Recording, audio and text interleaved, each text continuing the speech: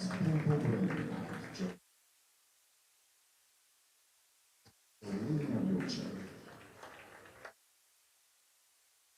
Prentice and Nathan McAndrew continuing the batting for Sussex.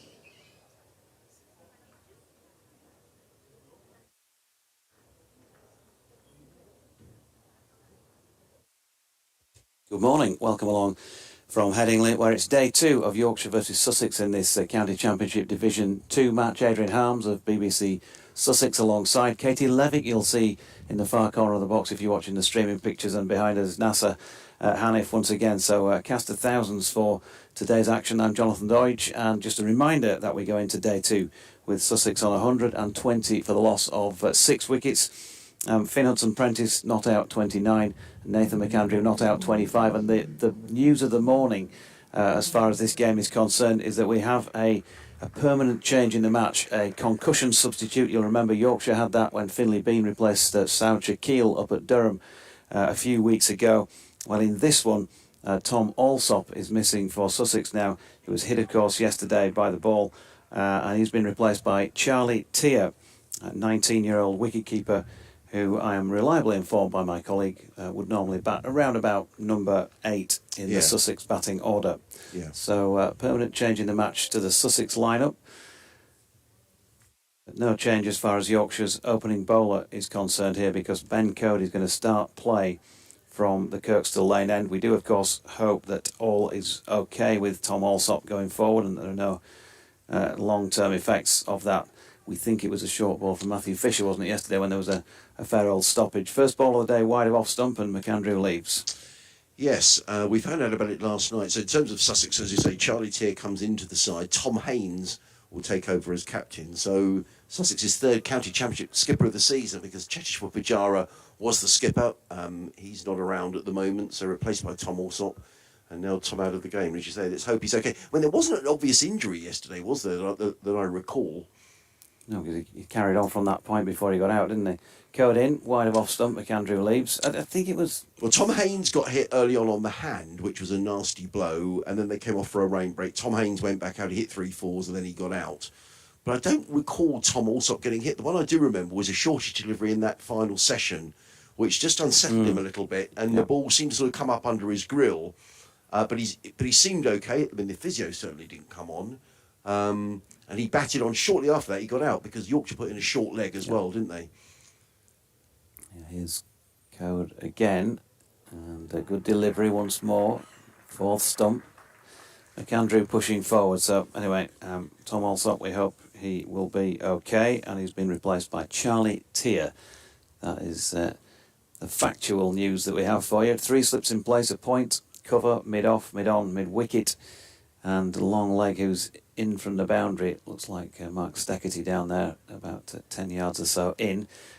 Those who are watching the pictures, you can see it is a sunny day at Headingley, and things will often change as far as how easy or otherwise it is out there in the middle. Ball short of length from Code, and that's cracked away nicely as well by McAndrew and rattles into the boundary boards out on the east side of the ground for 4 runs. So he's got off to a start here. Ben Code went for just 10 in the entire day yesterday, 12 overs of it. Took 2 wickets. He's gone for 40% of those in the one shot there. But yeah, conditions-wise, well, there is the threat apparently of showers. I think he said a sharp shower possibly this afternoon. But that's only a threat. Nobody's saying it's definitely going to rain, as they apparently still are with regard to Saturday's play. Code in again, and that's solidly blocked by McAndrew. And there's no run, so hopefully we'll get a good day in. It feels much more like a batting day as well. The sun's been shining since I got here around about 9 o'clock. And so things will be drying out nicely yesterday, because there was certainly moisture around, and we had those stoppages for the rain. Yorkshire will be looking to fire through these last 4 Sussex batters as quick as they can and try to make good use of the batting conditions. With the likes of David Milan back in the side, Code draws an edge here from McAndrew, which is not taken cleanly at slip and may have the legs to make the boundary. No, George Hill has chased it well, and they're going to end up coming back for 3. having flicked that back in to save the boundary. End of the over then, so one gone this morning. Ben Cohen, well, his figure's ruined by that over. 10 in 12 overs yesterday, 7 off the first over of the day today, 127 for 6. And the Sussex recovery continues, and that's the 50 partnership up between these two, coming together when the score was on 76 yesterday. Now 50 partnership on the board, 51 from 61 balls. And I spoke to Paul Farbrace last night, who the great thing about Paul is he tells it how it is, Doige. And he said he felt I think the top 4 Sussex bats will all be very disappointed with how they got out. He said the decision they made was to bat first. They thought it was the right decision to bat first. They felt they'd have best use of the wicket, and pretty much along the lines as you were saying yesterday. They felt that with it was a used wicket and get on it, get some runs. He just felt they didn't bat very well, and he said he felt that McAndrew and Hudson Prentice showed last night that he's not a bad track at all. So, it is going to be Nathan McAndrew on strike, and it is going to be Matthew Fisher coming in from the football stand, ending bright sunshine down the leg side. I don't think he got a bit of a glove on that. It's a terrific stop down the leg side by Johnny Tattersall, diving away to his left-hand side. And it prevents what would have been byes, I think. 3 slips in place. There's a third man, cover mid-off, mid-on, mid-wicket, and a fine leg just down below us. What a contrast to yesterday. We spent all day yesterday looking at horrible black clouds just sort of encircling Headingley.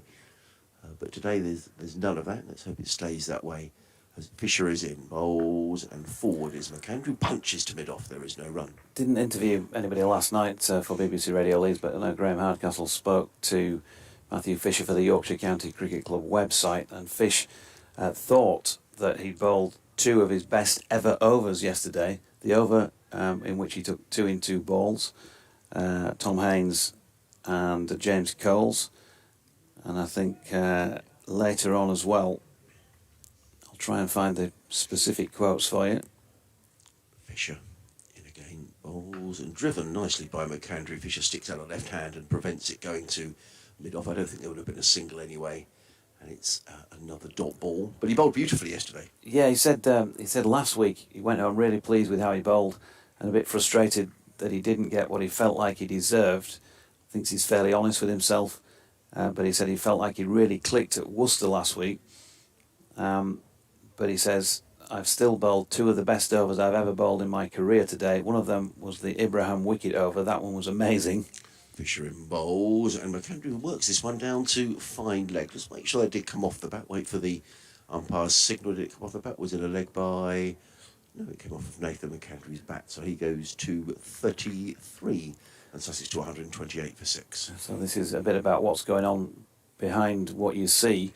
The other was the Allsop wicket. He says the reason for that was the plan we had to him. It was short, then in-swinger, short, in-swinger, then wobbled it across, hoping he'd play at it because of the in-swingers before. He did, and he nicked it, and it was exactly how we wanted to get him out. So it's a terrific catch as well by Ryan Rickleton. Here comes Fisher, bowls and clips. It was in the air from Hudson Prentice. It's racing away towards the mid-wicket boundary. They're going to take at least a couple and probably 3 as... a good bit of fielding out on that leg side boundary, but Hudson Prentice adds to his overnight score of 29. He goes to 32. And Sussex to 130 for 6. Interestingly, he said we'd had the change of ball at the end. I'm going to know it was 36.2 overs when the ball was changed. The score was 105 for 6 at that stage. And he said we changed the ball near the end. The one that was swinging got wet down the bottom end, Howard Stand end, and the new ball didn't do much. Interesting. Fisher waits. Just to say, a wicket has gone down already at Old Trafford. Jimmy Anderson accounting for the Australian captain, Pat Cummins. Australia 300 for 9. As in comes Fisher over the wicket, bowls, and forward comes McAndrew and just works that very comfortably down to third man. It's fielded there by Jordan Thompson. One more to the total end of the over, 132 for 6. Hudson Prentice on 32, Nathan McAndrew on 34, and you're listening to live cricket on the BBC. Adrian Harms, Jonathan Doige, BBC Radio Sussex, and BBC Radio Leeds, amongst others, around Yorkshire. And Australia are all out for 300. Wow, that didn't take long. Oh, hang on a minute. There were, but it's been changed back to 301 for 9. Woakes got the wicket, but he's just been pulled for a no ball, and it is there's a millimetre in it at best. Right. Catch straight into Crawley at slip, which he took comfortably.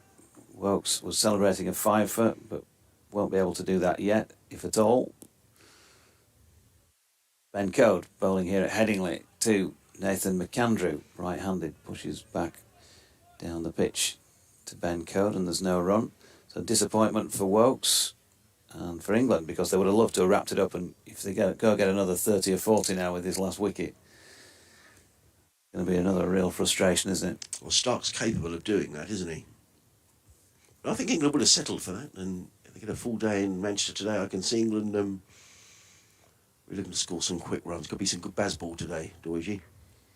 Code is in, good delivery by Ben Code.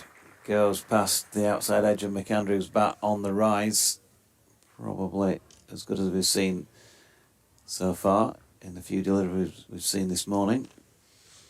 The emails are up and running, which is good news. The laptop doesn't always work, but it is today. sussexcricket@bbc.co.uk or Doige's BBC West Yorkshire sport@gmail.com, and a host of Twitter addresses as well if you'd like to get in touch with us as well.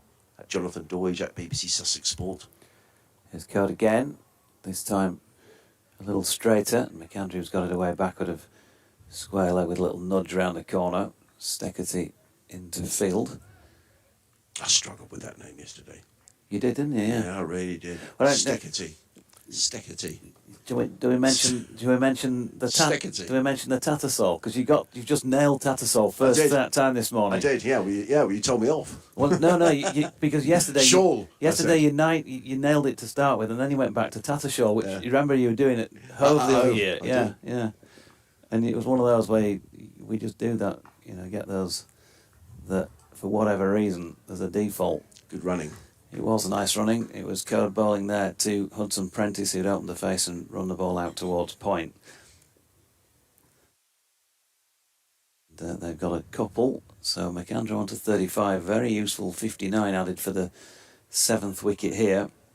And no early breakthrough for the Tykes, having, as you heard, changed that ball yesterday.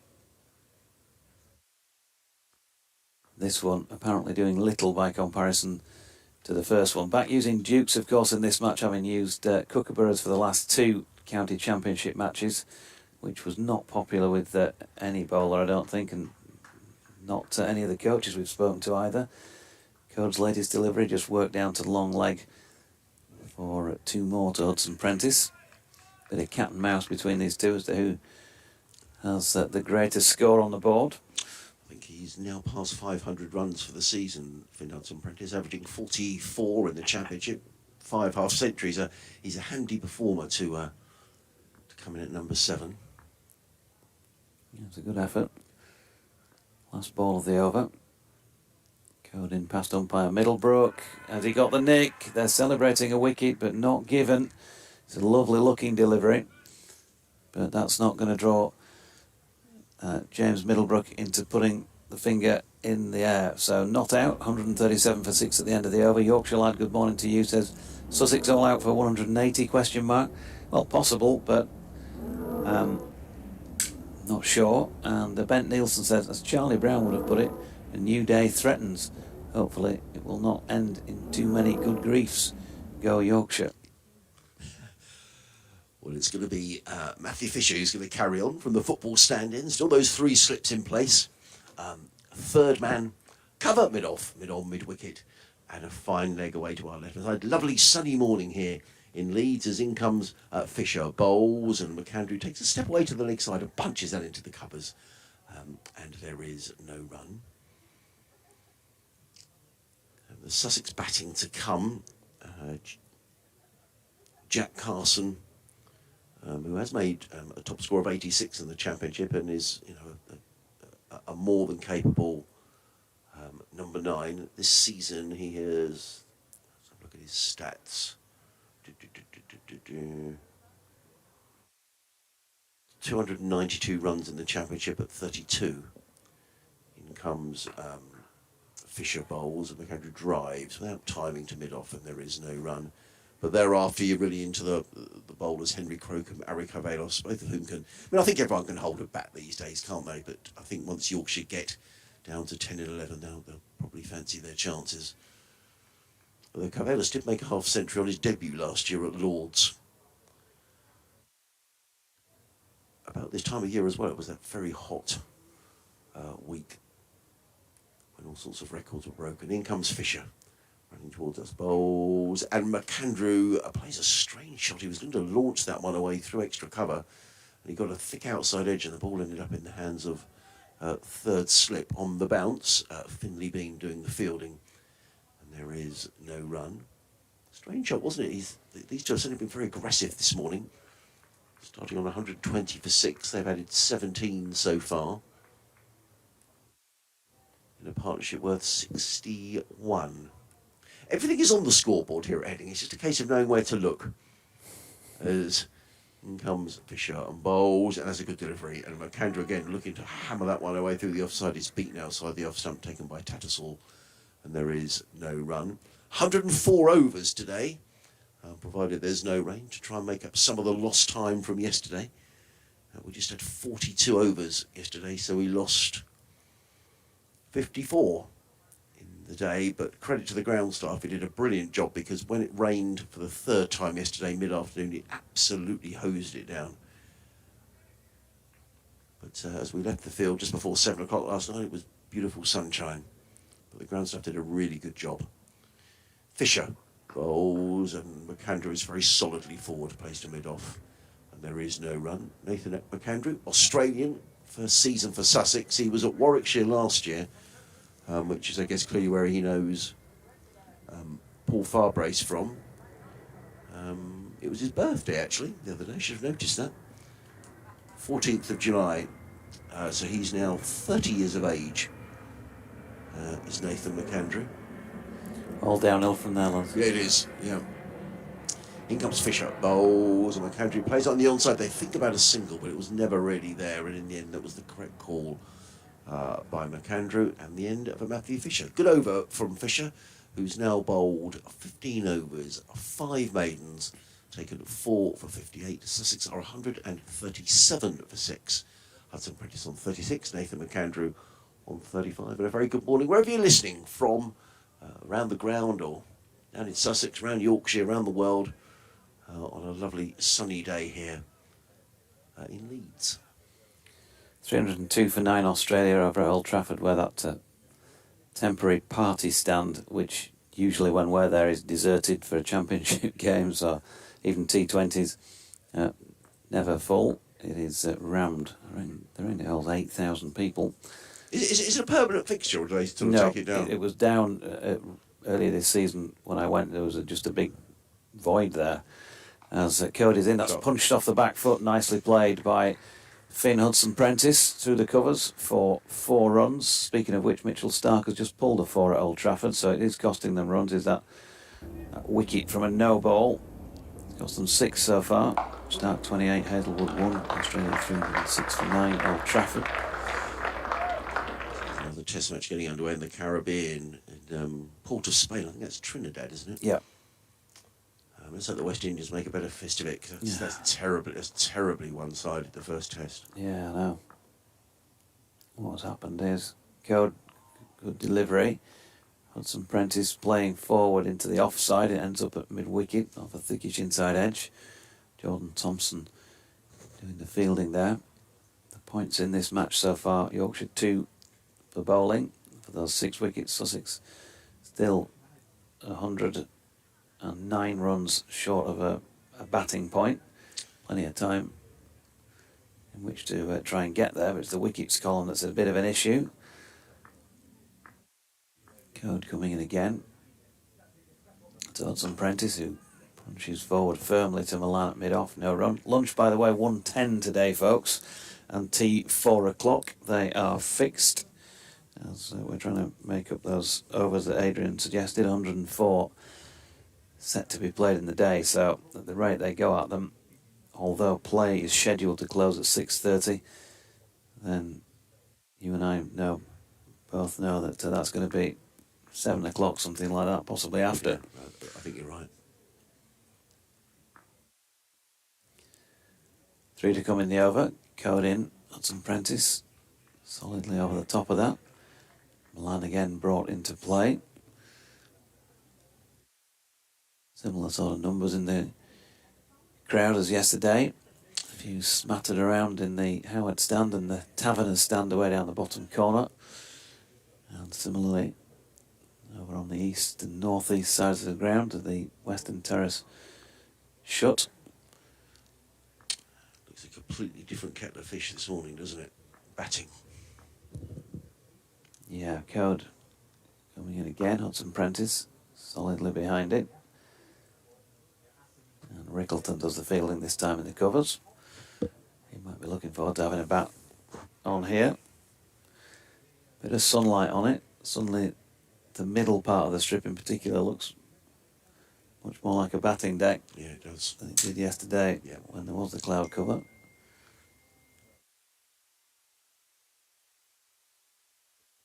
Yes, it was certainly nipping around, wasn't it, yesterday? In comes Ben Code once again, right arm over the wicket. Hudson Prentice just opening the face and running that out into the cover. He's going to take on the arm for the second, and Dan Moriarty can't prevent it. So 2 to Hudson Prentice, who's on to 42. McAndrew 35, partnership worth 67. And well, they've played 5 overs this morning and added a further 23 runs without loss Sussex, so it's been a pretty good start to the day. Just going to have a change in the comm box. Harmsy, who's going to go and do an update in about 10 minutes, but taking an early sabbatical. I'm going to bring in NASA.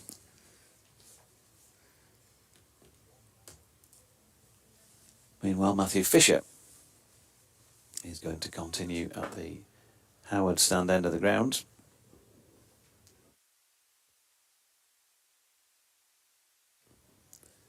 And in he comes then for what is his 16th over. First ball, wide of off stump. McAndrew inside that.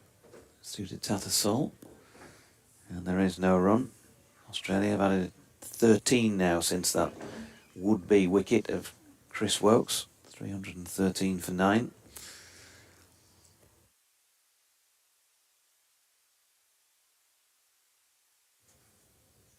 McAndrew on 35. Ball works its way back round to Matthew Fisher, who's clearly full of confidence after those 2 overs he talked about. Has been 2 of the best he's ever bowled yesterday. He's gone short here though.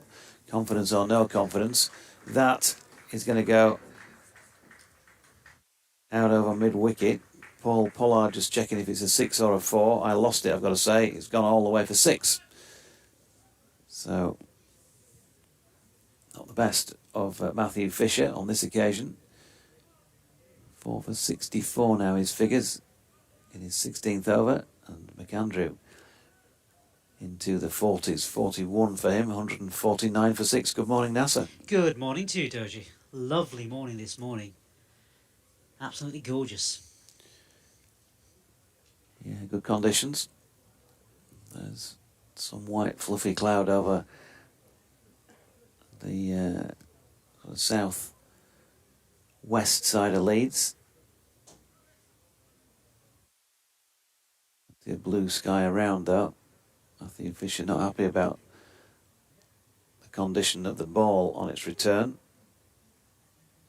And he's going to go and speak to Paul Pollard about this now, which draws Jonathan Tattersall out from behind the stumps as the Yorkshire captain, of course. Lovely to see this morning a group of youngsters. Call everybody youngsters these days because everybody's a lot younger than me. But a group of youngs, I guess they were from local schools, perhaps coming into Yorkshire. Because what's lovely on a day like this to see some of the sort of empty, vacant spaces amongst the crowd here all filled up, because it's a sort of day. I mean, it's a great day for watching cricket. Sun out, perfect conditions, especially for batting today. Especially, you'd want to go out and bat today, wouldn't you? Yeah. He's got that feel about it. So they've given the ball back to Fisher and said crack on, or Paul Pollard did, put it through the gauge. And his next delivery just shapes in towards McAndrew. Through to Tattersall. leaving.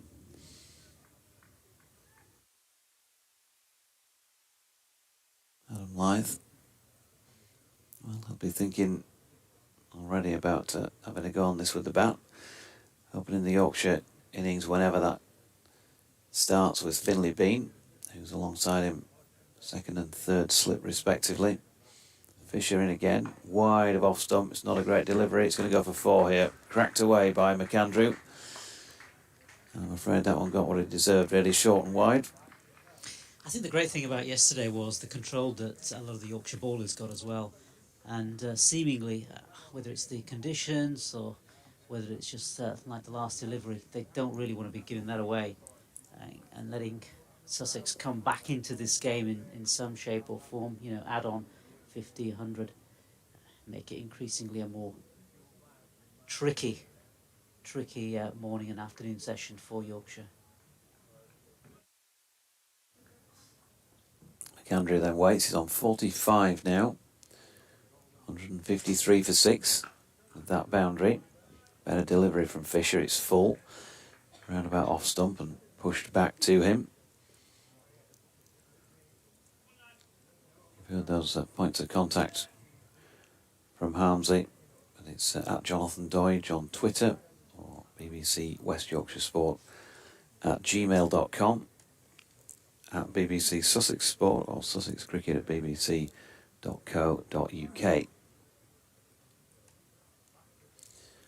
As Fisher comes in, short ball, and that is cut down to third man this time by Nathan McAndrew. Jordan Thompson does the fielding and then walking slightly gingerly as he returns the throw. End of the over, 48 now complete. Fisher 16 overs, 5 maidens, 4 for 69. Sussex 154 for 6 in their first innings, having won the toss yesterday and decided to bat. If you've joined us but haven't been able to do so for the start, Sussex now have a concussion substitute involved in this match. Tom Alsop has not made it into day 2 and has been replaced by Charlie Tier, 19-year-old wicketkeeper. Hopefully everything okay with Tom Alsop.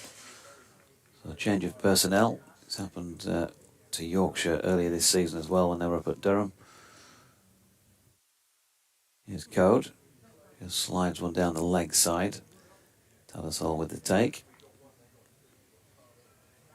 One of the things I was reading yesterday, Dodgy, was the fact that there have been very few occasions when both Matthew Fisher and Ben Code have played together. And one of the reasons for the successes yesterday was that they were in tandem and able to sort of get those wickets yesterday, which is quite an interesting, you know, facet of the game, that two bowlers bowling in tandem, Broad and Anderson at the top level, and now these two. Yeah, it certainly helps. Here is Ben Code coming in past umpire Middlebrook. And McAndrew solidly over the top of that, no run. I think it is now the 10th time that they've both played together. Right. Either the 10th or 11th. Which is not a lot, is it, when you consider how long the pair of them have been around. And they haven't been able to get on the park in Championship cricket more than that. But when they're both in and finding some rhythm, difficult attack for opposing teams to handle.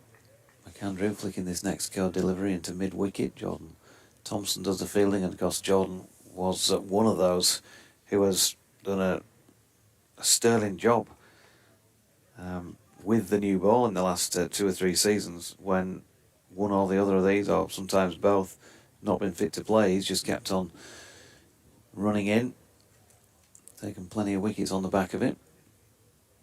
He's learnt a fair bit about bowling with the new ball at this level. But they're back in now and have the ball in their hands as Code just drags one down the leg side again. Unusual, 2 in and over from him, like that. And Dot ball.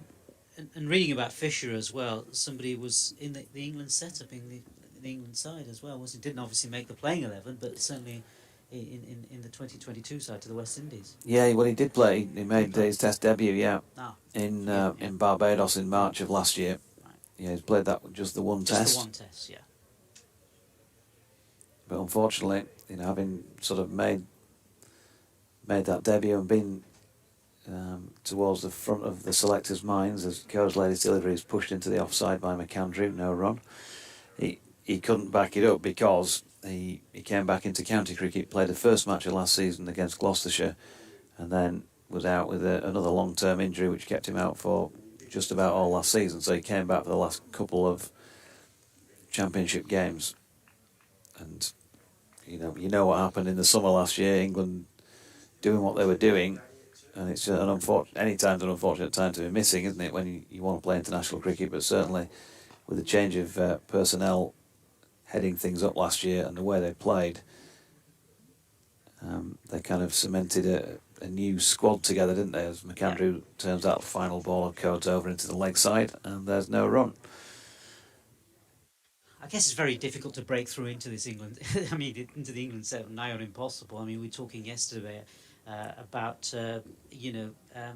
Jofra Archer, a name that's rarely sort of mentioned these days. From a Sussex point of view, who's had terrible injury problems. And I'm reading about Matthew Fisher as well.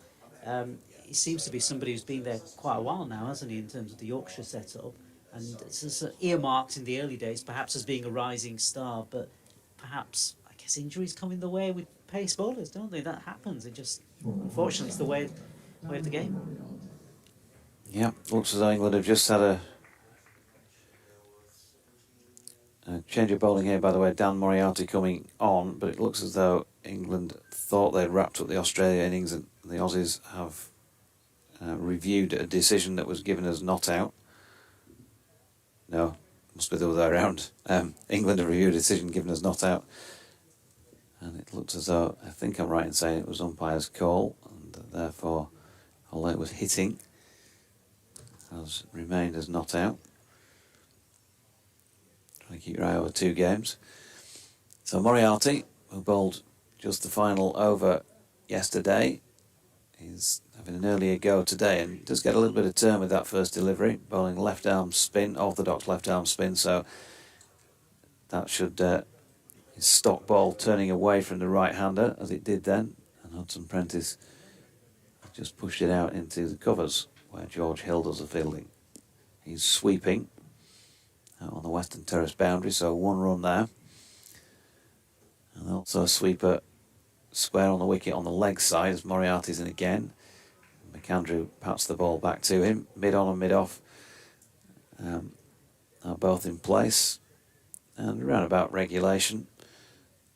There's a straight mid-wicket on the wicket ends, and short extra cover as well within the wicket ends, as Moriarty's latest delivery draws a hopeful appeal.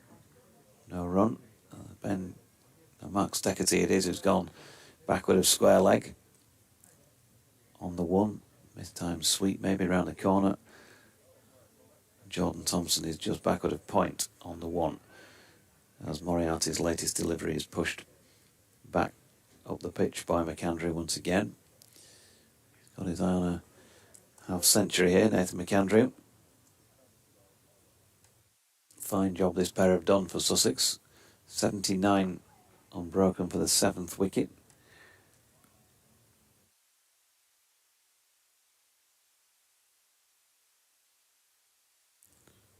Checking on that.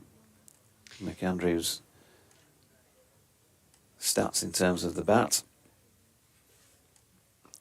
And he's flicked this latest ball into the leg side to complete that 50th over at 155 for 6. He's had 7 first-class half-centuries.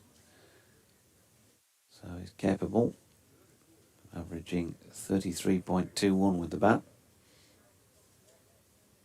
which is pretty good effort. Yeah, pretty good effort. Certainly a good effort. You'd like to think spin, I mean, that last over from spin, you'd like to think, I mean, we had a lot of rain yesterday, maybe later on today, tomorrow, maybe as the sort of pitch dries out a little bit, maybe a bit more turn than we're seeing at the moment. But yeah, fascinating stage of the game now as Sussex try to get themselves back in. These two batsmen now closing in on half centuries, of course. Nathan McAndrew and Finn Hudson-Prentice. Who's on strike, and Mark Steckerty into the attack for Yorkshire from the Kirkstall Lane end. Ball back of length first up.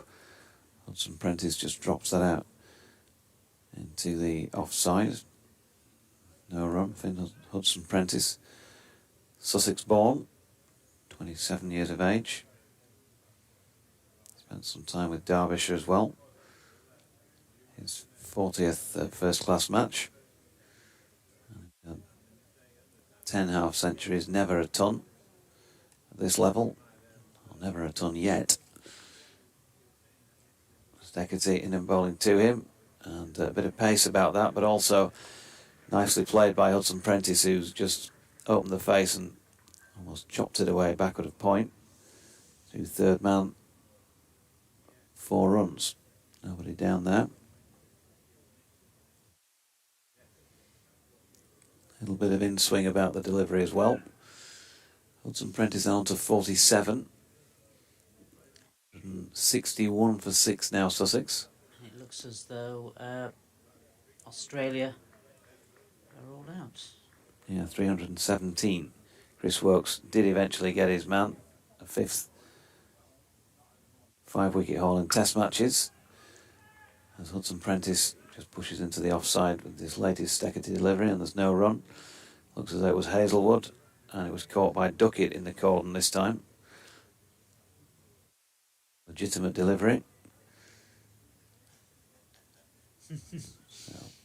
So 317 all out. Yes, good morning to you, Mark. Good Which news. you'd say The sun shines here well.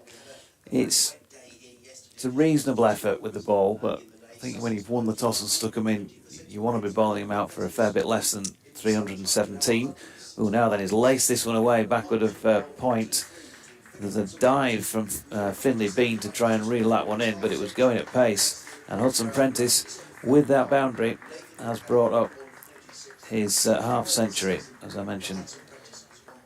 He's had 10 previous 50s to his name, so an 11th one for him.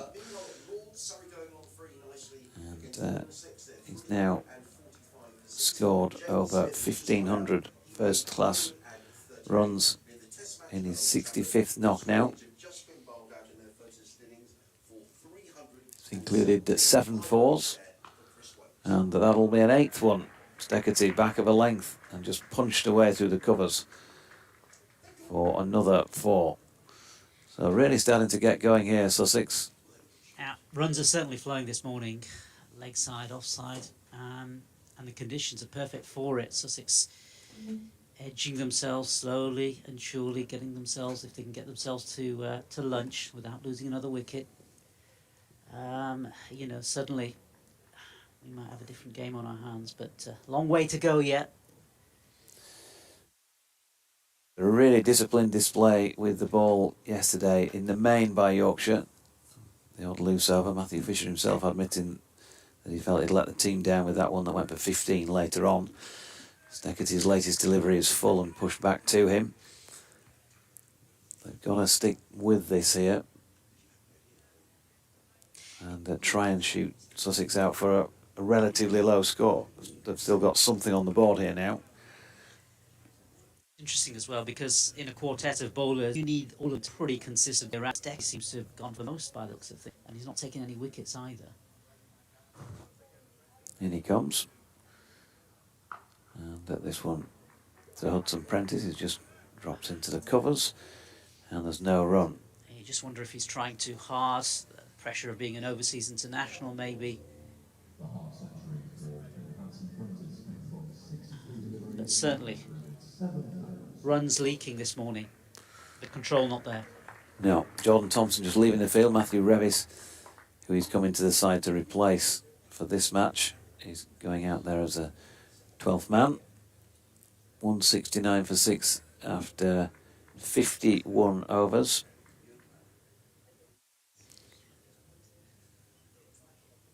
And it's going to be Moriarty to continue from the Howard stand there in Yorkshire now.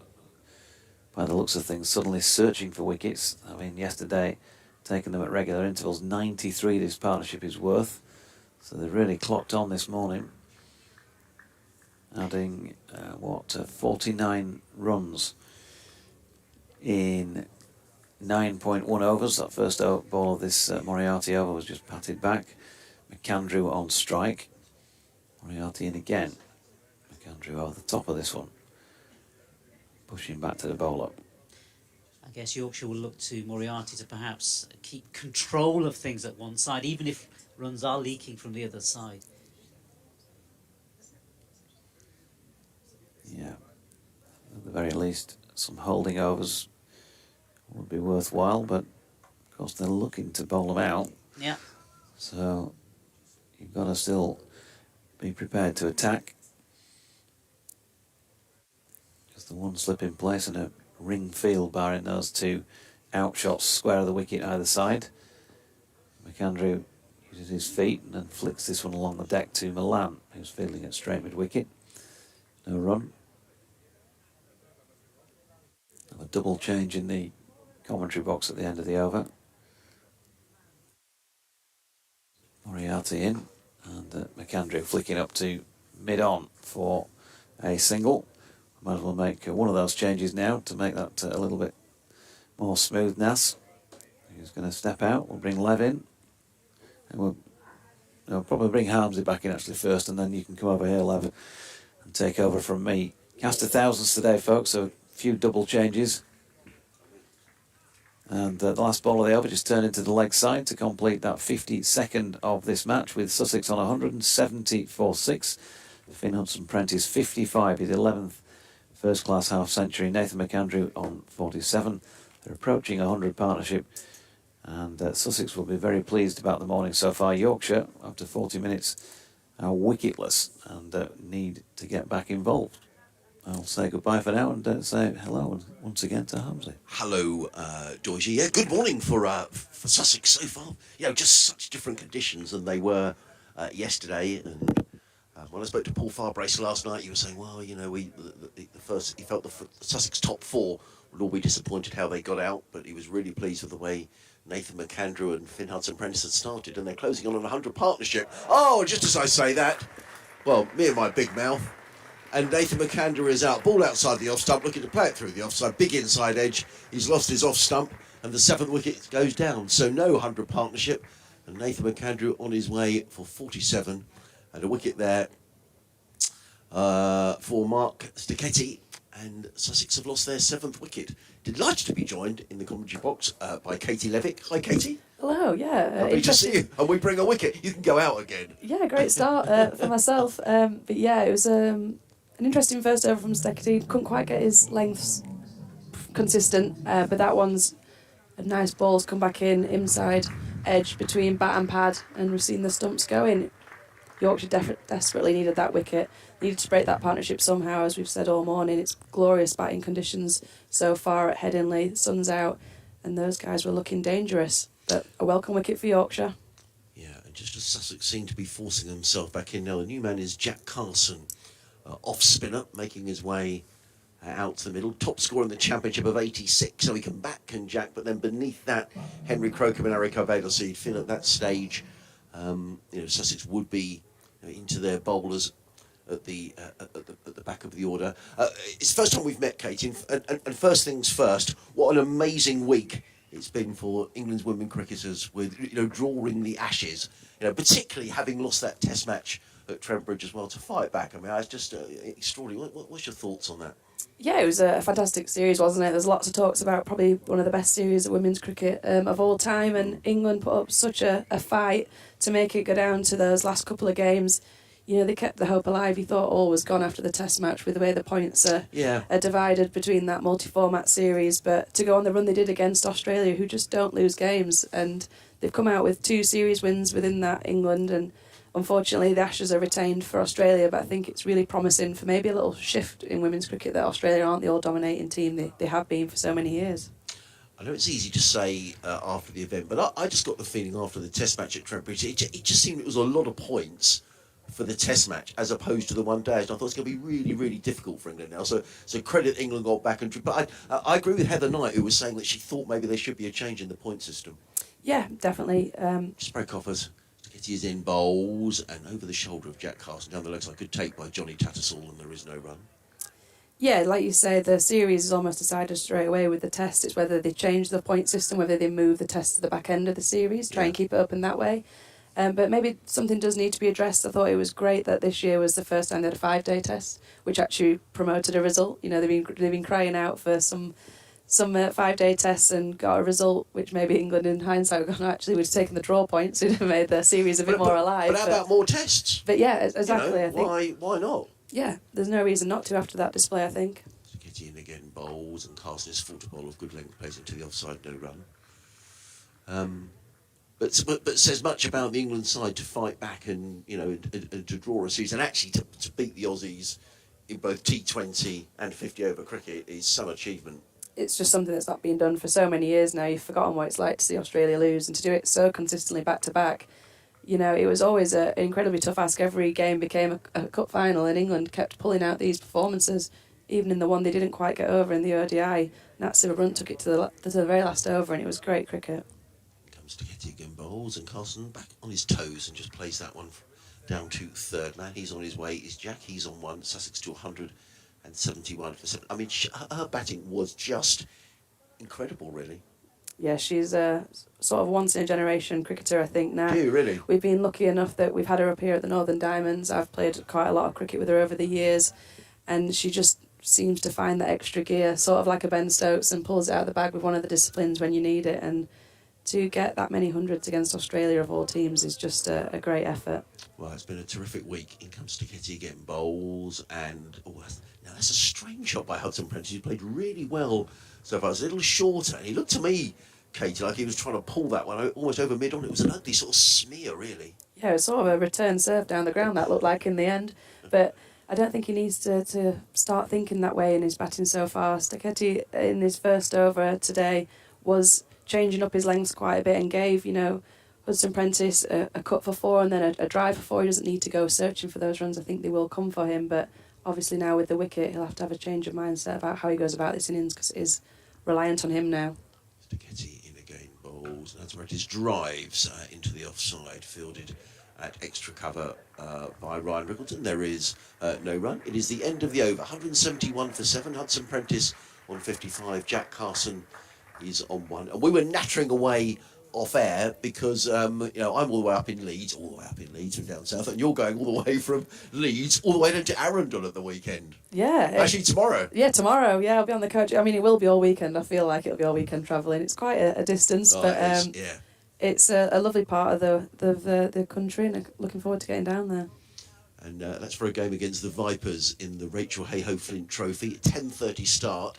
I think the weather forecast is a bit better down south on Saturday, Katie. I think there is rain forecast, but later in the day, not like in the north. So you just might get away with it down there. So I should hope so. They always talk about the weather's better down south, so I'm not travelling down there to watch rain. So what time do you leave tomorrow? At 10:30, and might just get there for the toss, I think, on Saturday. Yeah, Friday night. It's Dan Moriarty who comes in around the wicket, bowls to Carson, who's forward a bit uncertain. He played out into the offside. And there is no run. And looking at the table, it looks like a game that both sides really need to win. Yeah, we were the two teams in the Hayhoe Flint final last year, and we've not had the best of runs, either of us, so it'd be a big game for both sides. Moriarty is in and bowls. Carson forward, plays down the onside. And there is no run. It is the most beautiful cricket ground. I love going to Arundel. Sussex haven't been there since COVID. The club have decided, it's quite a palaver, I think, to move everything for a 4-day game to Arundel, but the hope is certainly the chair is very hopeful of getting it back on the agenda as Moriarty bowls. Carson looking to flick that one away on the leg side, doesn't make contact, and the ball just dribbles down on the onside, and Tattersall comes from behind the stumps to field, and there is no run. There's also been T20 matches down there in the past as well, but it is a lovely cricket ground. So if you're down in Sussex this weekend looking for some cricket to go and see, pop along to Arundel. In comes Moriarty bowls, and forward comes Carson, plays onto the onside. There is no run. Then after that, you're off to the 100. Tell us a bit about that. Yeah, all changed for me this year. I've been with the Northern Superchargers based here at Headingley for the last couple of competitions of the 100, but I'm at Birmingham Phoenix this year, so heading to Edgbaston for the month.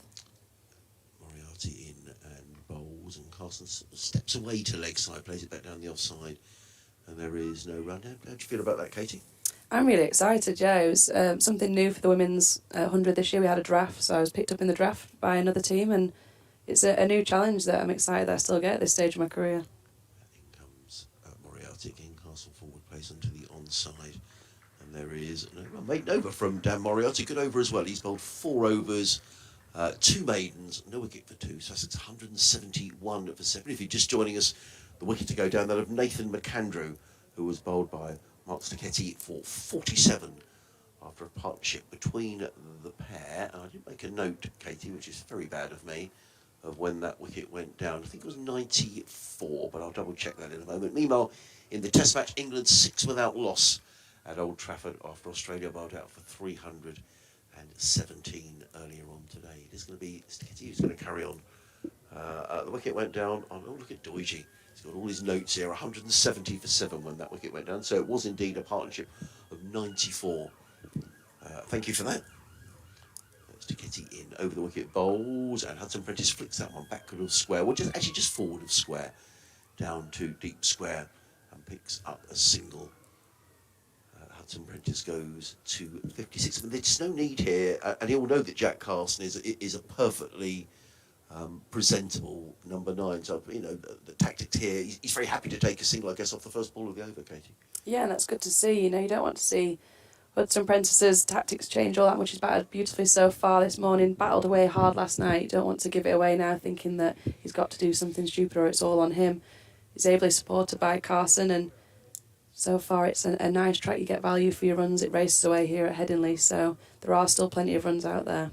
Slight change in the field. There are 2 slips and a gully. There's still a third man in place. Cover mid-off, mid-on, mid-wicket, and a fine leg as Sticchetti runs away from us. He's in and bowls, and Carson just works that one down to third man, picks up a comfortable single. He goes to 2. Sussex to 173 for 7. So much talk, Katie, about the 100.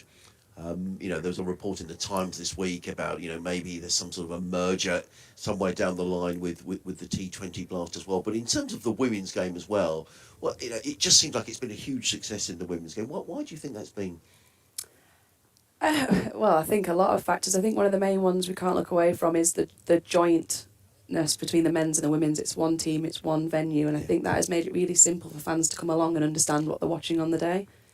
Sticchetti runs away from us in and bowl short, and well, Hudson Prentice took that on. It was short. He's going to pull that one away somewhere over backward square, but the ball really whistled through. Good carry actually through to Johnny Tattersall, who took that round about shoulder high, and there is no run.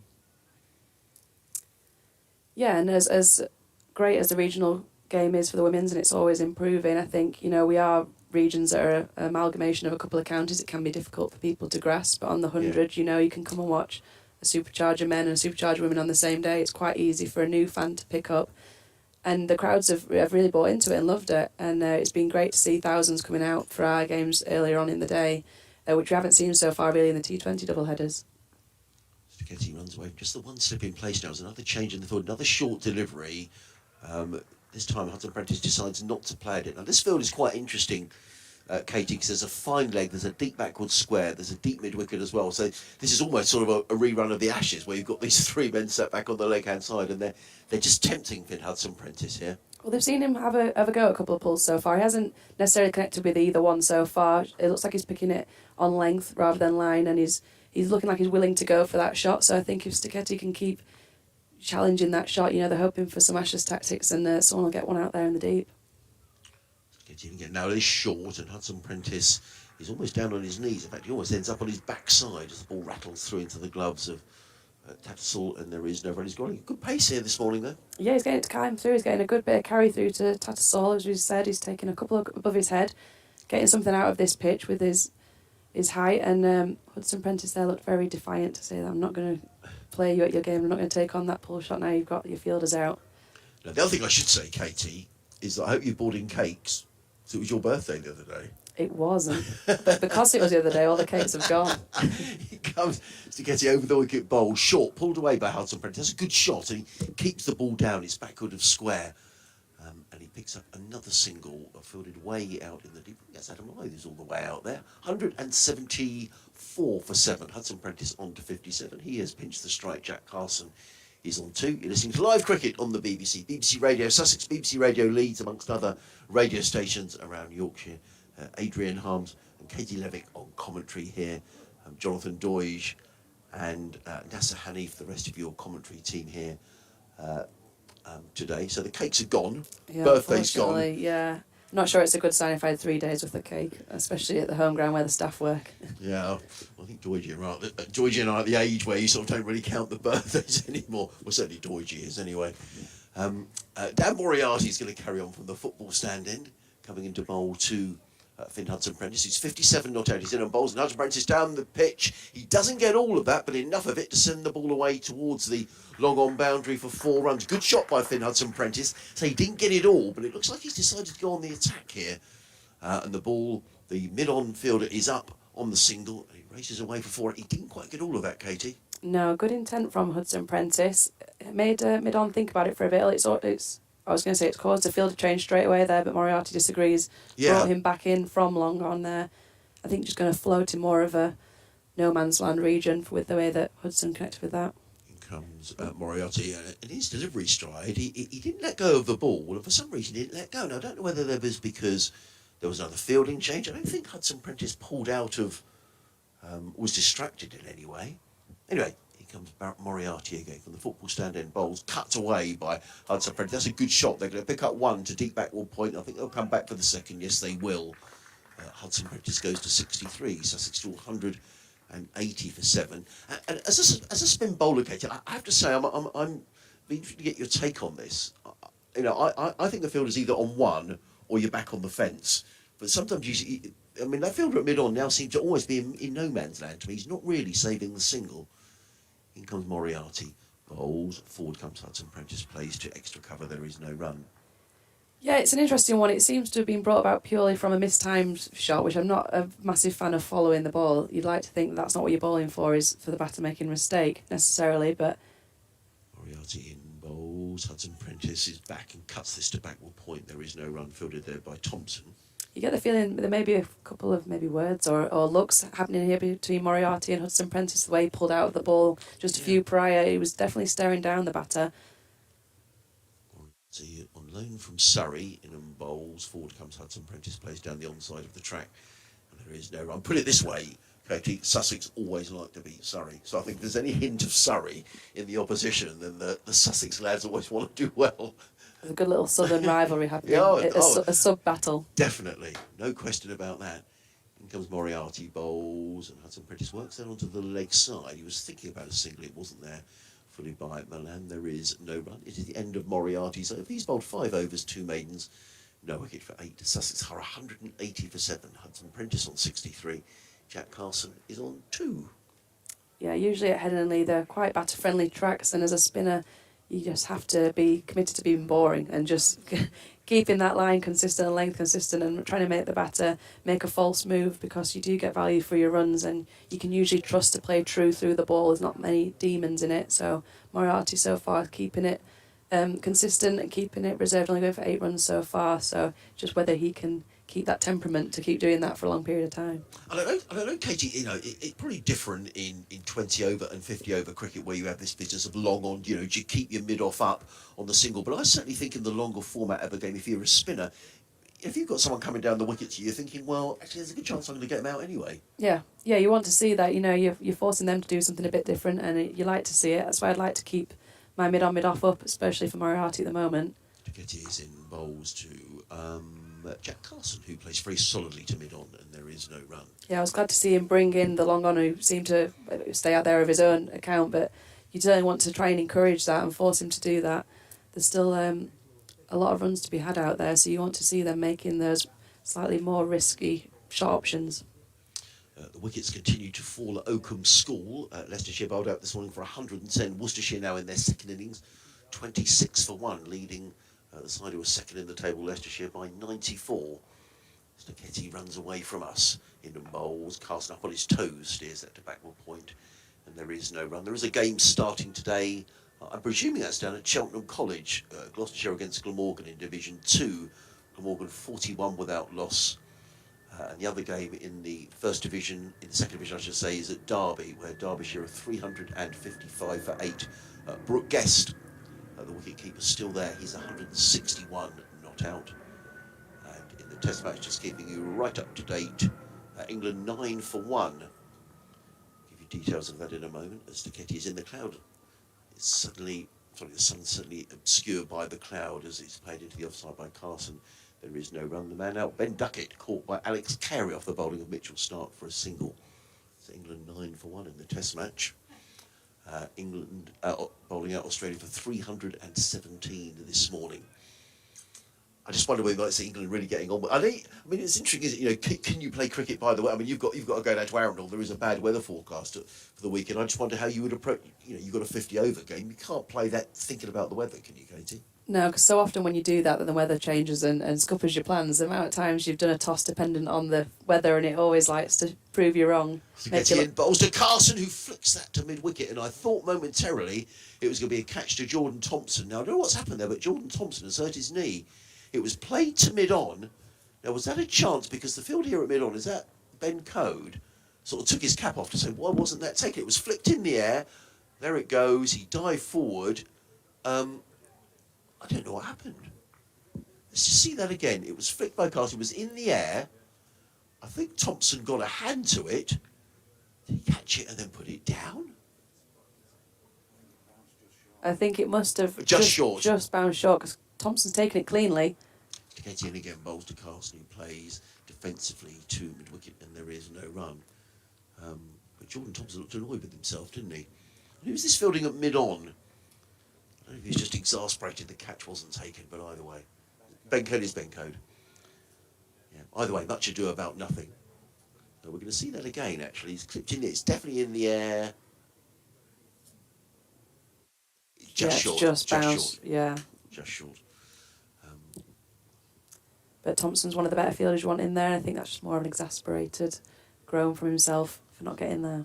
Getty in again, bowls to Carson, who's forward, plays to mid-wicket. There is no run. It is the end of it. I don't know if we've got a change in the commentary box. Indeed, it is a double change, a change from both ends. It is Doige and... is NASA coming in with me? Right, okay. Just a single change. So Katie is off for a moment. She'll be back with Doige, I think, in a few moments' time. But for the next 20 minutes or so, I'm going to be joined by Nasser Hanif. Sussex 180 for 7. The sun is back with us. It's a lovely, it's going into the afternoon now here at Headingley. The digital clock showing 12:01. Good morning to you, Nasser. Good morning to you, Adrian. Yes, I was just seeing Deutsche sort of waving hands in all sorts of directions as to who's going to come on next and who's going to go off. And It's in the commentator's handbook. It is. In comes Dan Moriarty, bowls to Finn Hudson-Prentice, who plays down the offside of the track, and there is no run. Good morning so far for Sussex, and from the perilous position yesterday of 76 for 6 when Tom Alsop was out. A good recovery by the Sussex lower order. Moriarty, left arm around the wicket in on bowls, and Hudson-Prentice is back on his stumps and plays this firmly to mid-off. There is no run. The only wicket to fall today, that of Nathan McAndrew, who was bowled by Mark Staketty for 47. Just a reminder that Tom Alsop, the Sussex skipper, is out of the match with concussion. He's been replaced by Charlie Tier, young 19-year-old, as Moriarty is in, and Hudson-Prentice plays that down the ground. They were thinking of a single, but it was never really there. At the mid-op, as we were just discussing it with Katie, on this occasion, is up on the 1. And there is no run fitted there by Finley Bean. Moriarty is in again. Bowls, and I think that hit the pad. Difficult to tell because we're behind the wicket-keeper here, but it looked like it struck the pad, bounced out on the onside, and there is no run. I think Hudson-Prentice rather ruefully back into it. I just wonder whether he might look to get down the track here again in a moment. Moriarty in and bowls, and Hudson-Prentice places firmly to mid-on. On this occasion, the mid-on is sufficiently far back to allow the single taken by Hudson Prentice. He goes to 64. The total to 181 for 7. Bit of a game of cat and mouse between these two. Absolutely, and it's interesting. Is yesterday when we were watching this game, Yorkshire's bowlers had a lot of control, didn't they, over certainly the Sussex batsmen, but not so much the case today. Moriarty in bowls, and Jack Carson plays that back to a square. They go through for a single. I'm not really sure there was a single there, and I think maybe Coe was slightly on his heels. Nonetheless, a single is taken. It's the end of the over. 182 for 7. Hudson Prentice 64. Jack Carson is on 3, and I guess while Sussex will be pleased to have made these runs this morning, NASA, they'll also be thinking there don't seem to be too many demons in this pitch. No, and that's the danger, isn't it, when Yorkshire come out to bat as another one of these aircraft sort of fly up. There's been a few of these aircraft flying over Headingley today, but yeah, coming back to the game, there's certainly. Yorkshire, from a Yorkshire point of view, they really won't want Sussex to sort of accumulate any more runs that they're doing at the moment. And crucial wicket earlier, that of Nathan McAndrew, certainly from a Yorkshire point of view. I'll bring you up to date with the other games in the first division in a few moments' time. But the sunshine is back with us, and Mark Sticchetti is running in bowl short to Jack Carson. It's that ball balloon over his head through to keeper Johnny Tattersall. And there is no run. The leg side trap has not been set for Jack Carson. There is a man down at fine leg. There are 2 slips and a gully. A third man, point, mid-off, mid-on, mid-wicket, and a fine leg. In the first division of the championship, the leader Surrey 363 for 6 at Lords against Middlesex. A century there for Jamie Smith. He's now out for 138. Northamptonshire 56 for 2 at Wantage Road in reply to the Somerset total of 351. In comes Sticchetti bowls. That's wide outside the off-stump, poor delivery, and Carson has absolutely nothing to do with it. Taken by Tattersall in front of first slip. There is no run. Wickets tumbling down at Trent Bridge. Hampshire bowled out for 166 yesterday. Nottinghamshire bowled out for exactly 100 in reply. Hampshire in their second innings won without loss. And Lancashire eventually bowled out for 327 at Edgbaston. That's where Katie's going to be heading next week for the 100. Lancashire were in all sorts of trouble in that game, but really dug out of trouble by George Balderston, who finished not out on 116. Sticchetti in bowl, down the leg side, and helped on his way down to the boundary by Jack Carson. That came off the pad, or off a bit of bat. No, it did come off a bit of pad, just straying down the leg side, flicking the pad, and the ball rolls away for 4 runs. So all these runs important for Sussex. 188 for 7. Hasn't quite got his line right there. No, yeah, I went out just out onto the balcony, just outside from our commentary box, just a few moments ago before I was about to come on air, just to watch Sticchetti ball, and it seems to be his line not quite right. It's either down the leg side, as we just saw just a few moments ago, or it's quite wide on the offside. He's not getting it right. Maybe just trying too hard. He's certainly putting a lot of effort in. You can certainly tell that from watching him just out on the balcony, as I did a few moments ago. The 2 slips and gully in place as Sticchetti runs away from us. Bowls, and Carson is forward and plays this through square leg. They've taken one. I think I'll go back for a comfortable second. Sticketti's got his hands on his head as if to say that very nearly breached the defences of Jack Carson, but Carson nonetheless picks up a couple of runs. He goes to 5 and Sussex to 190 for 7. Finn Hudson Prentice on 64. He's having a good season with the bat, is Finn. That was his 6th half century of the season. He's a very handy performer. NASA to come in at number 7. Yeah, and I guess the other aspect to Sticchetti as well is there must be a lot of pressure on him as well as being the overseas player to sort of, chip in with a few wickets. I mean, he's got the 1 at the moment, but no more than that. Sticchetti in bowls, and Carson punches into the covers, fielded there at mid-off by David Milan, and there is no run. Yeah, Coden Fisher, of course, taking the bulk of the wickets for Yorkshire. But certainly Sticchetti needs to get into the game and see if he can prize out certainly these latter wickets where you'd think it might be easier for him, perhaps, but not quite getting it right.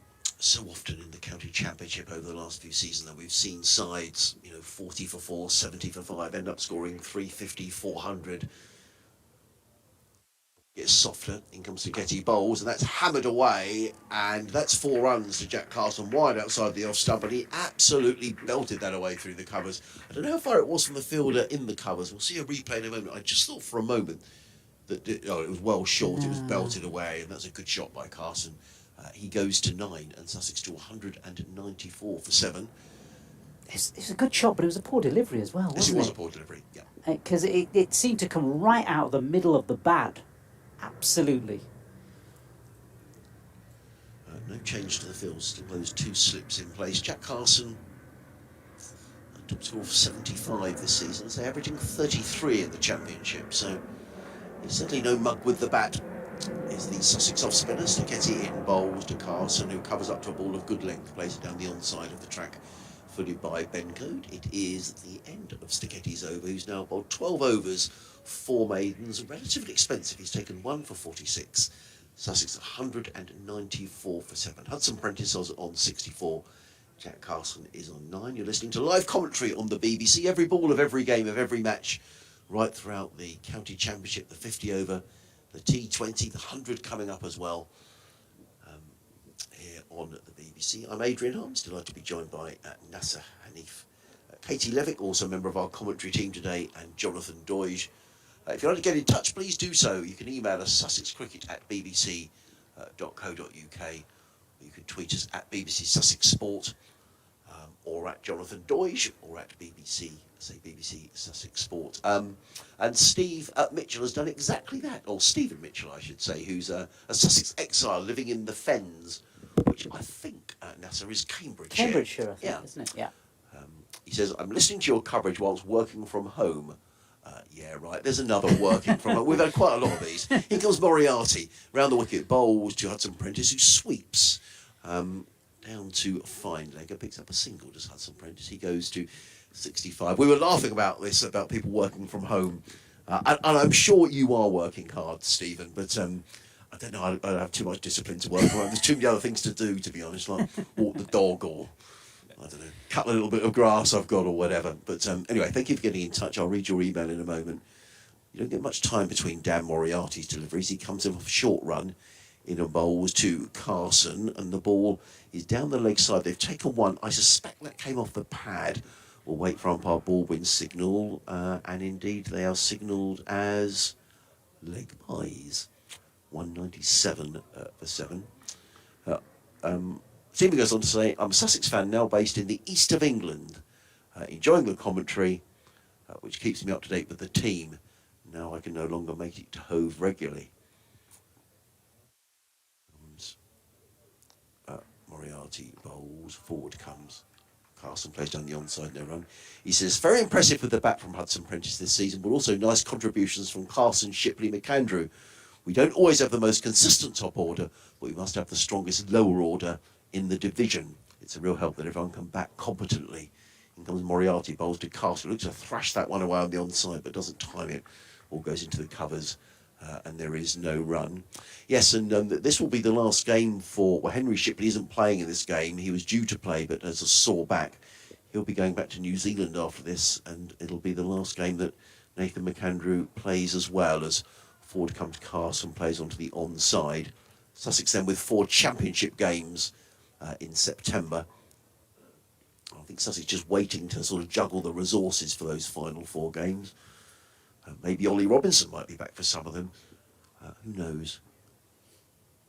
It's going to be an exciting September with so many sides in contention for promotion, as in comes Moriarty, bowls Carson down the other side of the track. And there is no run. So, Stephen, thanks very much for your email. Good to hear from you. Sussex Cricket at bbc.co.uk. Sussex 197 for 7. Hudson Prentice on 65. Carson is on 9. Actually, I don't know if it's Cambridge where you live, Stephen, but I went there when...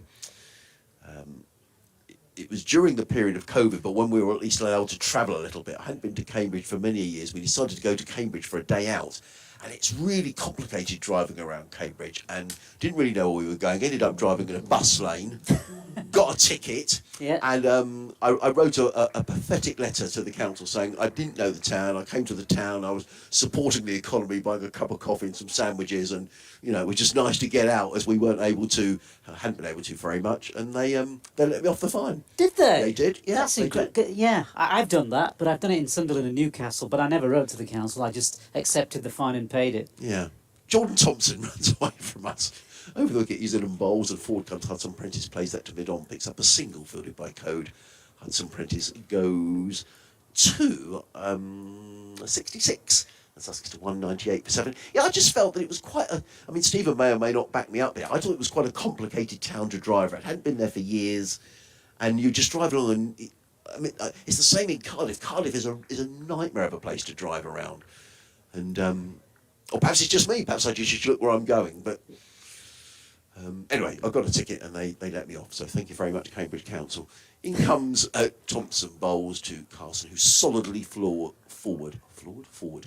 plays to mid-on, fielded by Code, and there is no run. Yeah, I think many cities are like that, particularly ones that you're not familiar with, especially with the one-way systems in a lot of places. And in London now, you have, not only do you have the congestion charge you have to look out for, you have the ULEZ zone, which is the ultra-low emission zones. You have to make sure your car is ULEZ compliant, or else you can get fined. And also, a lot of London now is 20 miles an hour. I mean, you struggle to get above 20 often anyway. In comes Thompson, bowls, a flick of the wrists from Carson, plays that to mid-wicket, and there is no run. But and lots of parts of Brighton as well, and Brighton and Hove are 20 miles an hour as well. And what's the sign? It says 20's plenty. I think isn't that the new thing? I think what you found in the north is there's a lot of attempts to sort of maybe introduce things like cycle paths and stuff like that, isn't there, to try to take people out of their cars, but it's difficult. Yeah, it is. Well, particularly there's no trains or anything, as there are today. In comes Thompson, bowls, and he's dropped! And that's a straightforward chance. That's a bad miss. Jack Carson is dropped at second slip when he was on 9, and that was really a straightforward chance. I think that's the skipper, Adam Live, who's put that down.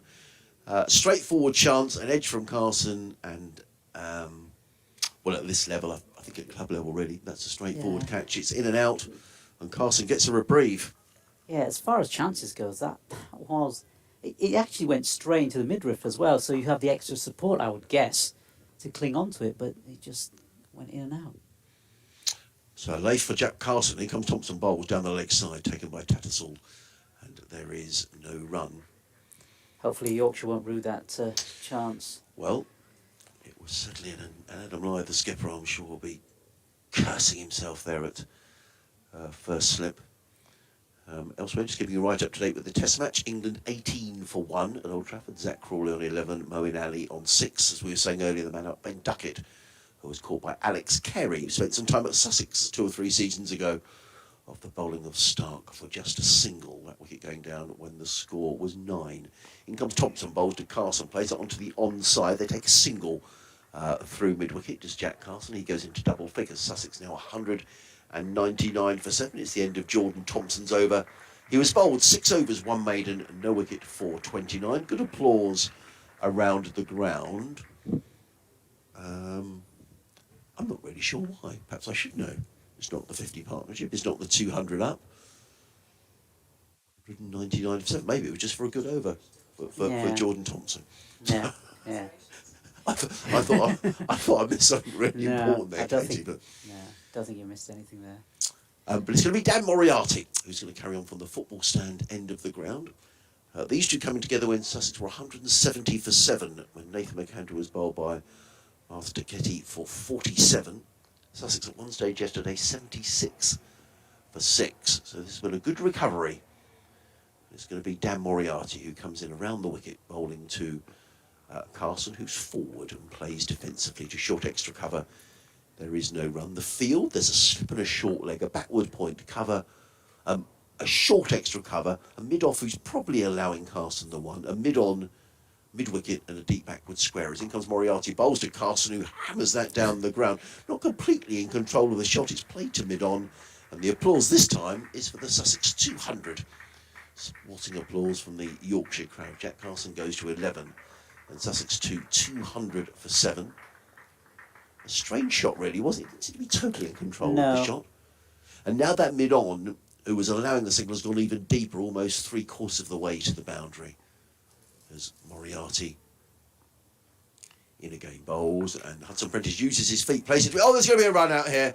Oh dear, oh dear, oh dear. Well, actually, I think they've got away with it. I think they threw the ball to the wrong end. Well, that was all around. That was poor cricket. It was played by Hudson Prentice to mid-off.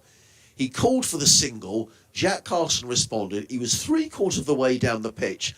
Hudson Prentice then sent him back. The throw came in from mid-off from Matthew Fisher. He threw to the wicket-keeper's end. He bowled to the striker's end. He should have thrown it to the non-striker's end, and Carson would have been run out by a country mile. Look, he's halfway down the track, but the throw was to the wrong end, and Hudson Prentice managed to scramble back.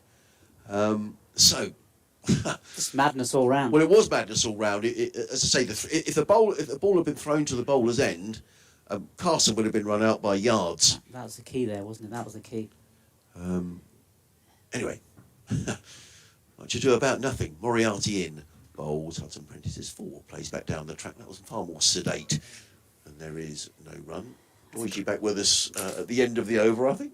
Was it the over? Yeah. I think all these little things are going to frustrate Yorkshire, you know, the missed drop catch in the last over and the slips.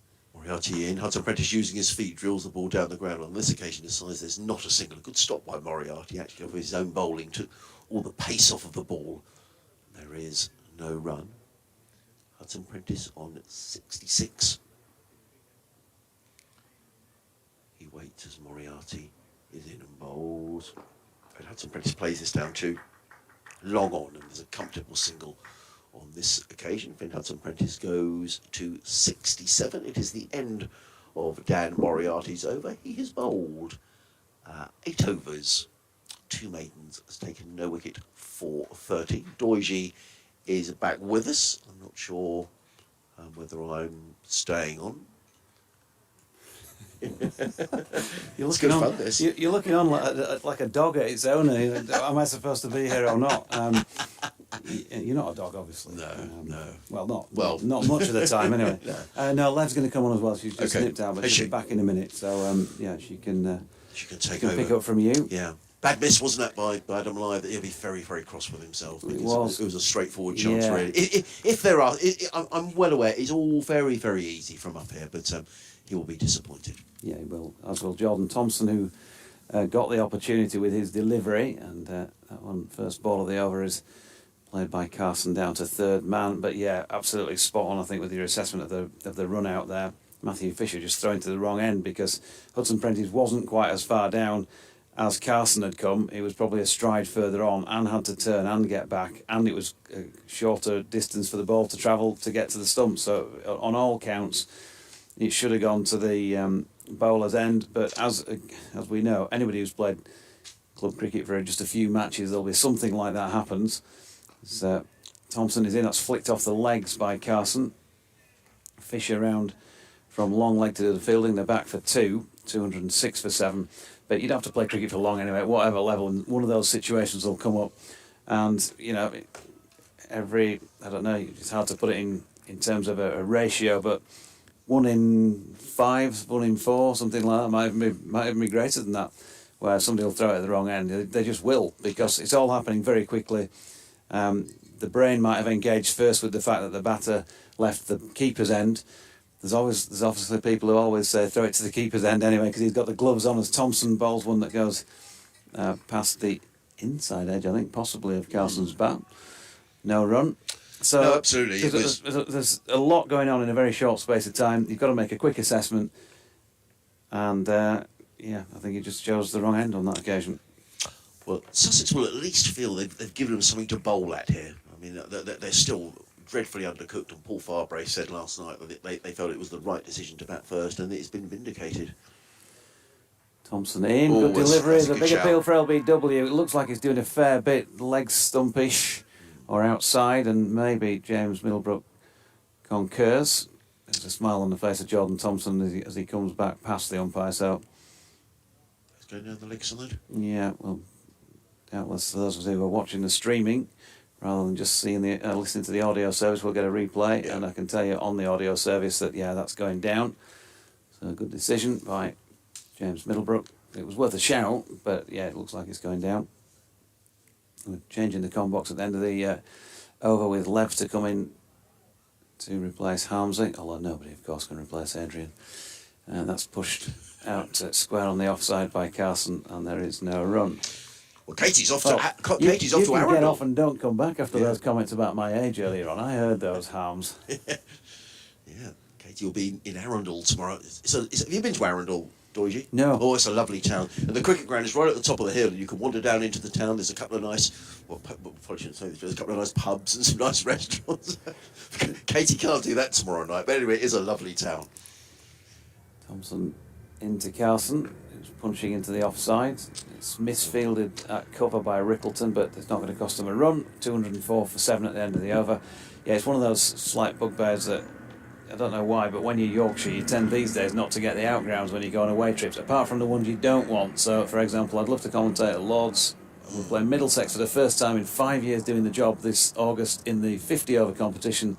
But we ain't playing at Lords, we're playing at an outground at Radler. There you go. The other thing they have at Arundel, they have a wonderful thing called the Festival of Flowers, and in the big cathedral there, they have all the flowers laid out. So it's a lovely town. Anyway, I'm going to go and leave you with Katie's going to be next. Moriarty is going to be next on. At the Howard Stand end. Continuing, 8 overs, 2 maidens, none for 13 so far, so he's been tidy, but not devastating as Hudson Prentice turns his first delivery out towards the incoming Ben Code from deep backward square. 1 run. Hello, Lev. Hello. Been a while, Doige. It has. Well, you've been knocking off. It's been your, you've been playing truant when it's been your previous commentary stint. So, surprised me this morning when you just turned up randomly with the bag and said, I fancy a bit of a go today. I'm a professional sportswoman now and I can just pick and choose. Second ball of the over was dropped into the leg side and there's no run. Yeah, just pulled the "Do you know who I am" card when I walked in this morning. You did, didn't you? It's a good job I do, isn't it? As Moriarty is in, and that's turned into the leg side by Carson, and they will pick up a single. Now, the truth is, folks, I completely forgot I'd received an email because I've received quite a few with Lev's name on it recently. And one of them obviously hadn't engaged with the Deutsche brain that said she was coming in today, as well as NASA. Overrun with commentators today. Yeah. What do we call it? A surfeit of commentators. Harmsy will probably be able to find the collective name for a bunch of commentators. As Hudson Prentice turns one into the onside and they get a single. Is it a waffle of commentators, maybe? There we are, we've got a waffle of commentators in the box.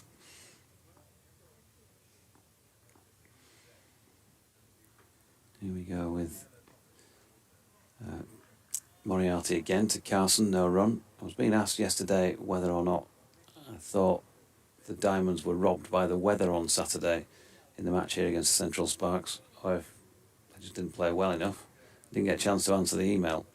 So probably pertinent with you beside me that we might go through this at the end of this over, which is coming now with another dot ball, 207 for 7. My thoughts just sitting up here watching it were you got ample runs to win the match. Yeah, okay, they'd won the toss and they knew that rain was coming at some point, and DLS is never quite on your side in that respect, but just felt a bit untidy in the field in those first few overs. You let him get off to a flyer, and then it was always they were just slightly ahead of the game, and turning that pressure back round on them looked like it was difficult to do. What were your thoughts? Yeah, I think you've summed it up pretty well there. I think it was, a combination of both. Like I said, whenever the chasing team in a rain-affected game usually gets a slightly nicer end of the draw, as soon as it became essentially a T20 and they were chasing 160 at Headingley, we wouldn't be happy if we'd have put that total on the board and we were trying to defend it. But equally, we are a good enough team to defend it, and I think it was ourselves that didn't defend it rather than them. Thompson is in. It's a good straight delivery, punched up to Ben Code coming round from mid-on. And a good piece of fielding stops a single yet. And also, the point at which your innings came to an end, I think there were 3 overs to go.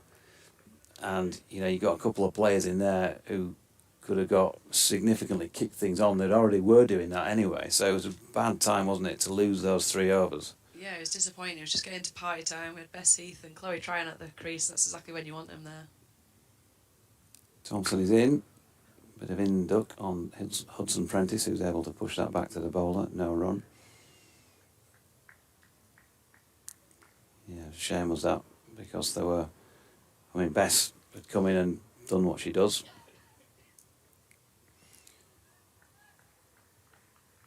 And 2 or 3 more overs of that.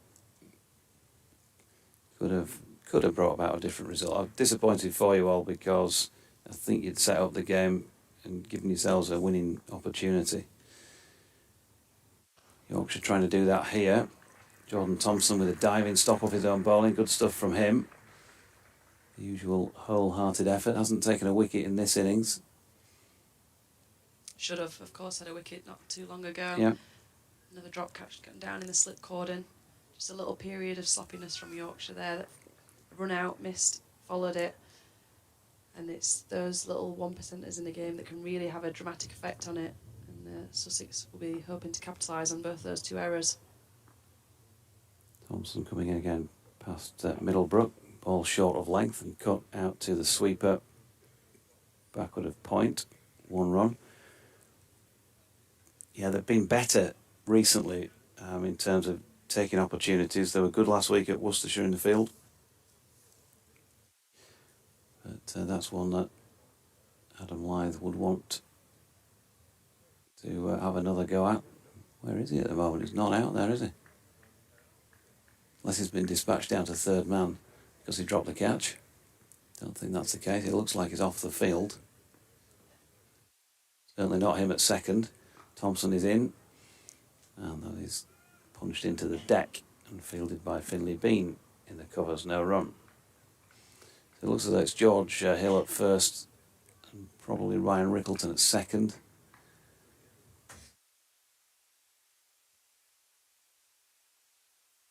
Matthew Revis is at point. Yeah, he is. He's just turned round to reveal the number. Yeah, so maybe that drop catch has maybe done a little bit of damage to the hand, you don't know. Thompson in again. Punched into the offside by Carson.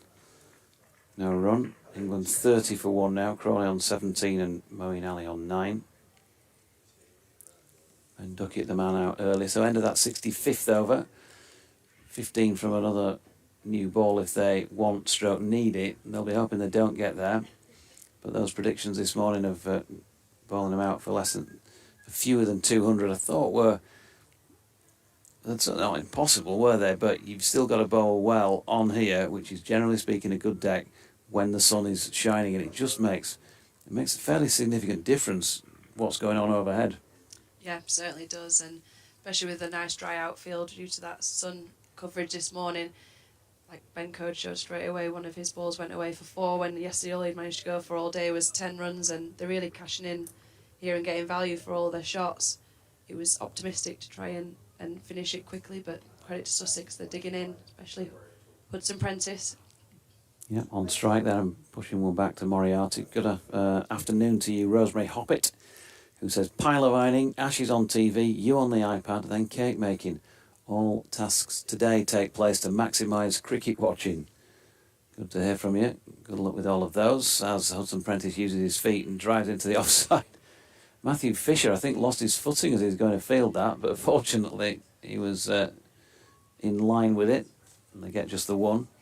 You'd be interested in that Naga Munchetti programme I was listening to last week, Rosemary, on 5 Live when I was driving around.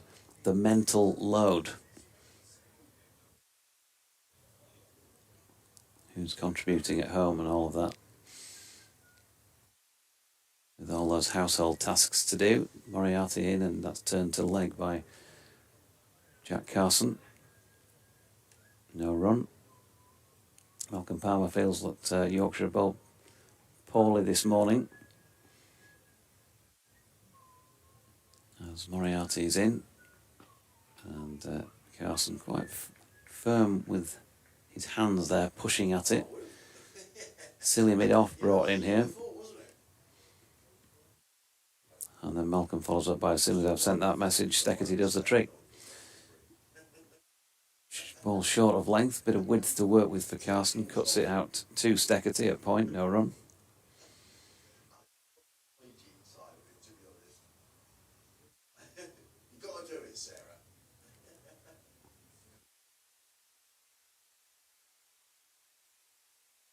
Sussex though, good morning for them. Lost just the 1 wicket so far. A couple of handy partnerships here in the lower half of the order as Carson just pushes forward. Bit of pad involved.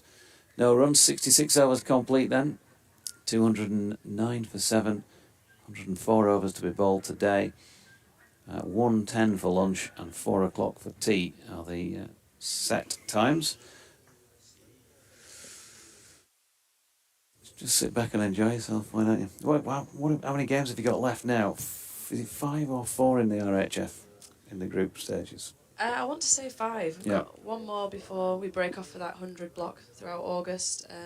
But of course, the Hey-Ho Flint this year has been doubled in the amount of fixtures played. So although we're sort of middle table at the moment, there's still a lot of games to go and still all to play for. Yeah, Thompson's short ball, well taken by Johnny Tallisel above his head. Hudson Prentice, the man on strike. Oh, so you're tripping out the old cliches, are you? There's still a lot of the season to go and So lots of still cricket got lots to of play. cricket to be played. Yeah, okay. Yeah, we know how important this game is coming up on Saturday. You want to obviously head into a little break on the back of a victory. We've had a run of a couple of defeats, which, you know, are disappointing for the girls, and we want to put that right, go off into the block on a winning way, and hopefully the girls heading off into the 100 have a successful month as well. Jordan Thompson, at this Kirkstall Lane end.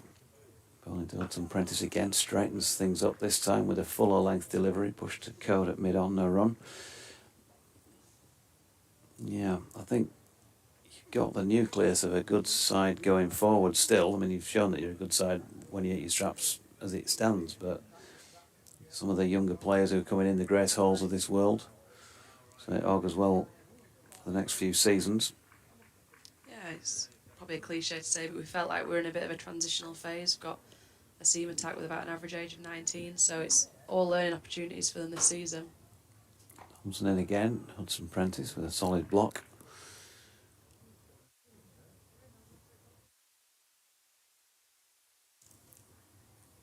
Yeah, did you get any happy birthday grandma cards off some of the girls then the other day? Plenty of that.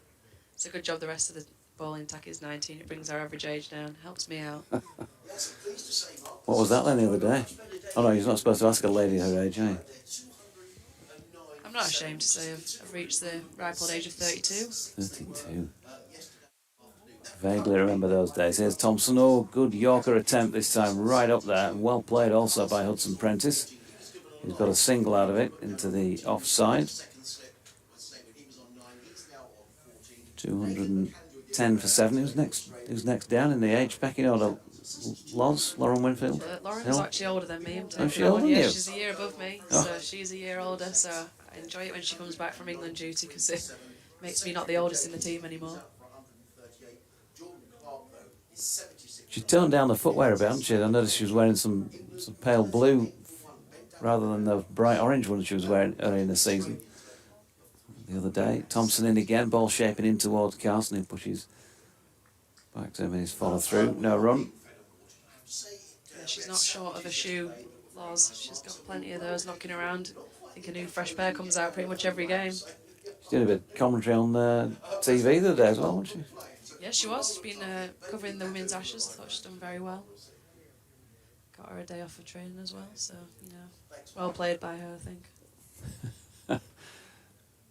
No competition to get out of training, you're professional. Katie Levick. Here's Thompson in, and Carson pushes back to him. Final ball of the over. It's a decent over that from Jordan Thompson. Hasn't made the breakthrough, but he's there or thereabouts. 9 overs, 1 maiden, none for 34 for him. They might just change it around again between now and lunch, half an hour or so to go. Maybe bring the openers back and let him have another blast. how successful Code and Fisher were yesterday. You won't be surprised to see them just have a little burst before lunch. Moriarty's done a job keeping it tight at one end. Thompson has looked threatening, to be fair to him, that last over in particular. Almost drew Hudson Prentice into a pull shot. We've got those two fielders out on the leg side for him for that shot, but then a nice Yorker to finish the over, drew the outside edge, so he is asking questions.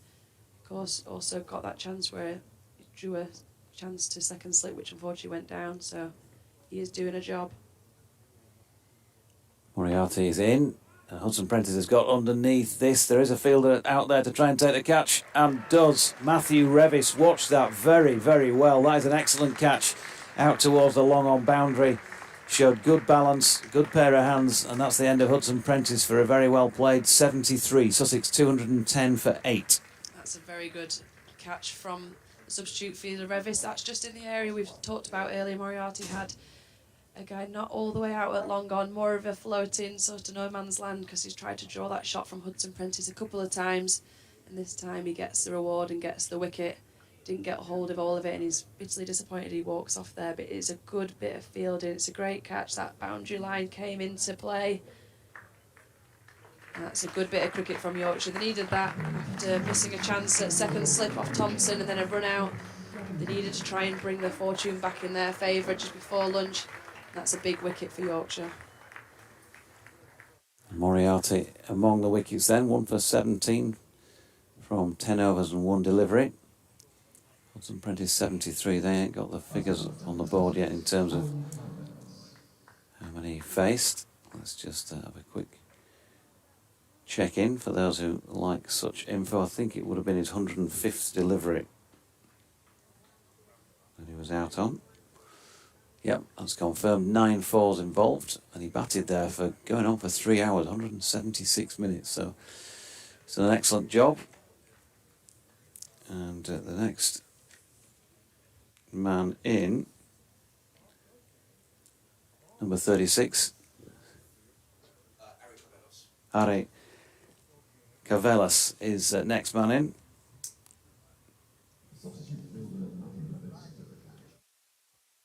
That Matthew Revis was the man who took the catch. So 210 for 8.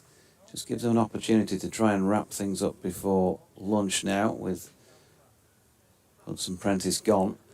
Jack Carson we know can bat.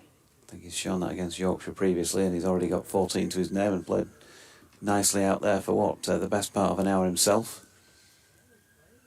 From what Adrian was telling us, Ari Carvelas may feel like a little bit more of a genuine tail ender in terms of his batting record. Johannesburg born. First ball is turned into the leg side, no run. There's a short leg in place, as well as Adam Lyth back out there as slip. Wonder if he did finger or hand injury when he dropped the catch, not sure.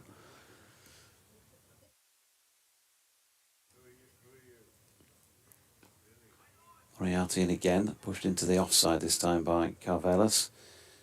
And there is no run. He scored 312 first-class runs in 28 knocks at 13.56. Has had a first-class 50 at Lords. I'll bring Helmsley back in a mo. As this one is turned into the leg side by Carvelas. James Wharton is also now out there. 12th, 13th, possibly even 14th manning. There's been a few changes in personnel. Revis is still on at mid-on. Wharton mid-wicket. And will come in and just hand the ball on there to Moriarty once again. So Dan Moriarty will be pleased to be in and among.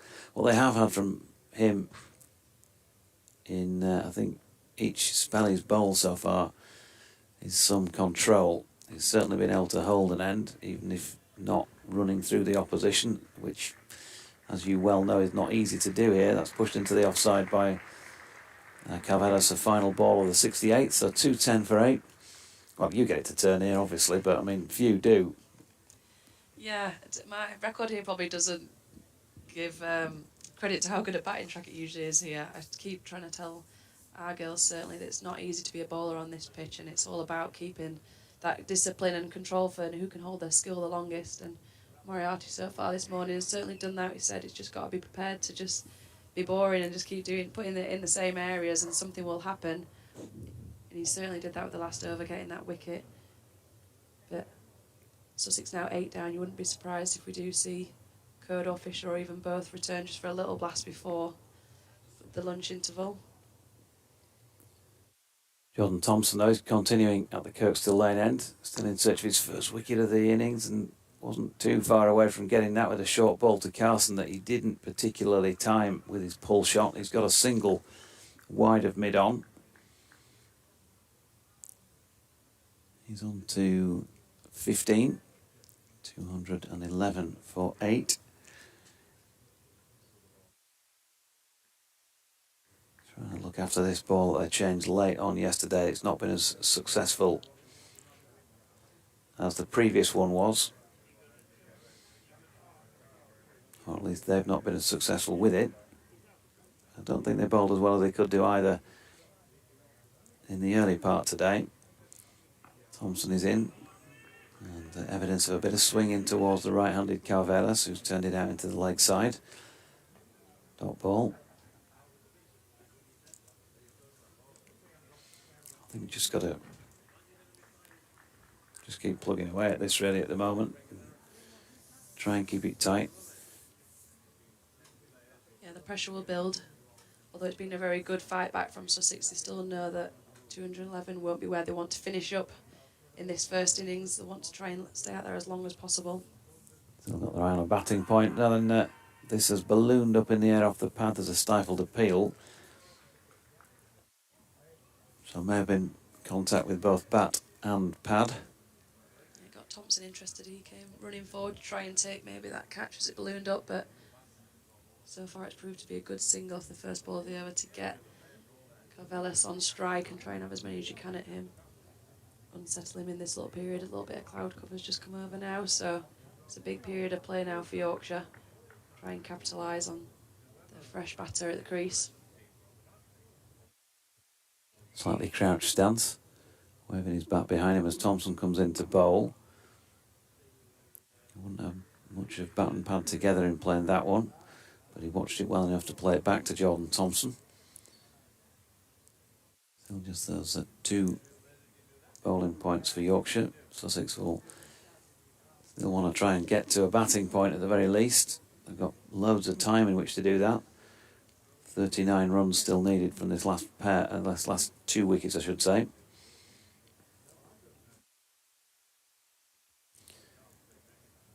In comes Thompson, short ball, pull, chance for a catch, and taken. So Carvelis didn't last very long and didn't score any, and they added just 1 run for the 9th wicket, which has gone at 12:45. And after 68 overs and 4 balls, with Matthew Fisher catching Carvelis off the bowling of Jordan Thompson. And I think that's just reward for the way that JT has bowled this morning session. Yeah, he certainly deserved that wicket, and Carvelis didn't look the most comfortable during that over from Thompson. Changed his lines and lengths up a little bit there. Tried to tempt him into the pull shot, which so far the other Sussex batters have restrained themselves from going for, but tail ender there just was tempted, pulled it straight to Fisher. Down at fine leg, and Yorkshire will be happy there to get 2 quick wickets in succession when they've not really been on top so far this morning. So Henry Crocombe will come out as last man for Sussex in this their first innings. Just seeing a replay for those of you who can. Latched onto the short ball. Fisher was down there, the trap was set. Took it well without really having to move too far, Matthew Fisher. So a couple of handy catches from the Yorkshire fielders. At the moment, they'll be happy enough. 120 for 6 last night. Matthew Fisher said on his post-day interview that they would have taken at the start of the day. I'm not sure they would have taken another addition of another 200 for 3 more wickets this morning.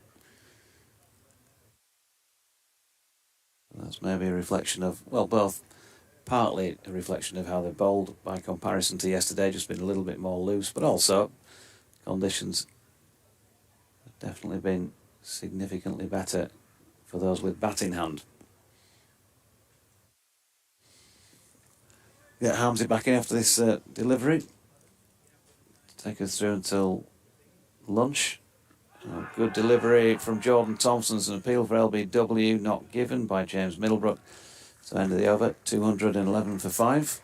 I think we might send Lev to be lunch monitor and bring us a few goodies back from the press room, seeing as you and I have not managed to do that. We've failed in our duties as commentators.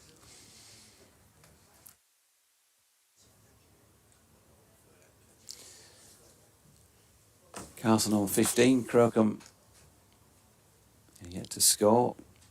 And it's going to be Moriarty to try and wind things to a conclusion in this Sussex first innings. But I think from the position that the visitors were in, Harmsy, this morning, they've got themselves out of a hole to some extent here. Yeah, I mean, they've given Pretty good morning. Yeah, they've given themselves something to defend, haven't they?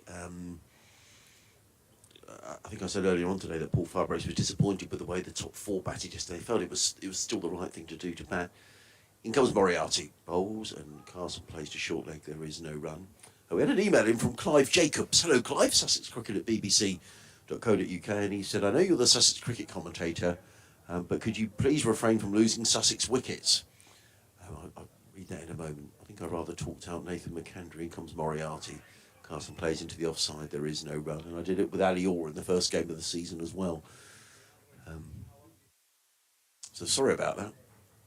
He referred to the missed run out a bit earlier on as well. He says it was poor cricket all round, but thanks us for our coverage. So thank you, Clive, for getting in touch. Good to hear from you. In comes Moriarty, bowls, and swept by Jack Carson. It's going to be 4 runs down to 5 leg. Nice looking shot by Jack Carson, who was put down when he was on 9. That was a chance drop by Adam Lythe. Carson goes to 15. Sussex 215 for 9. Yeah.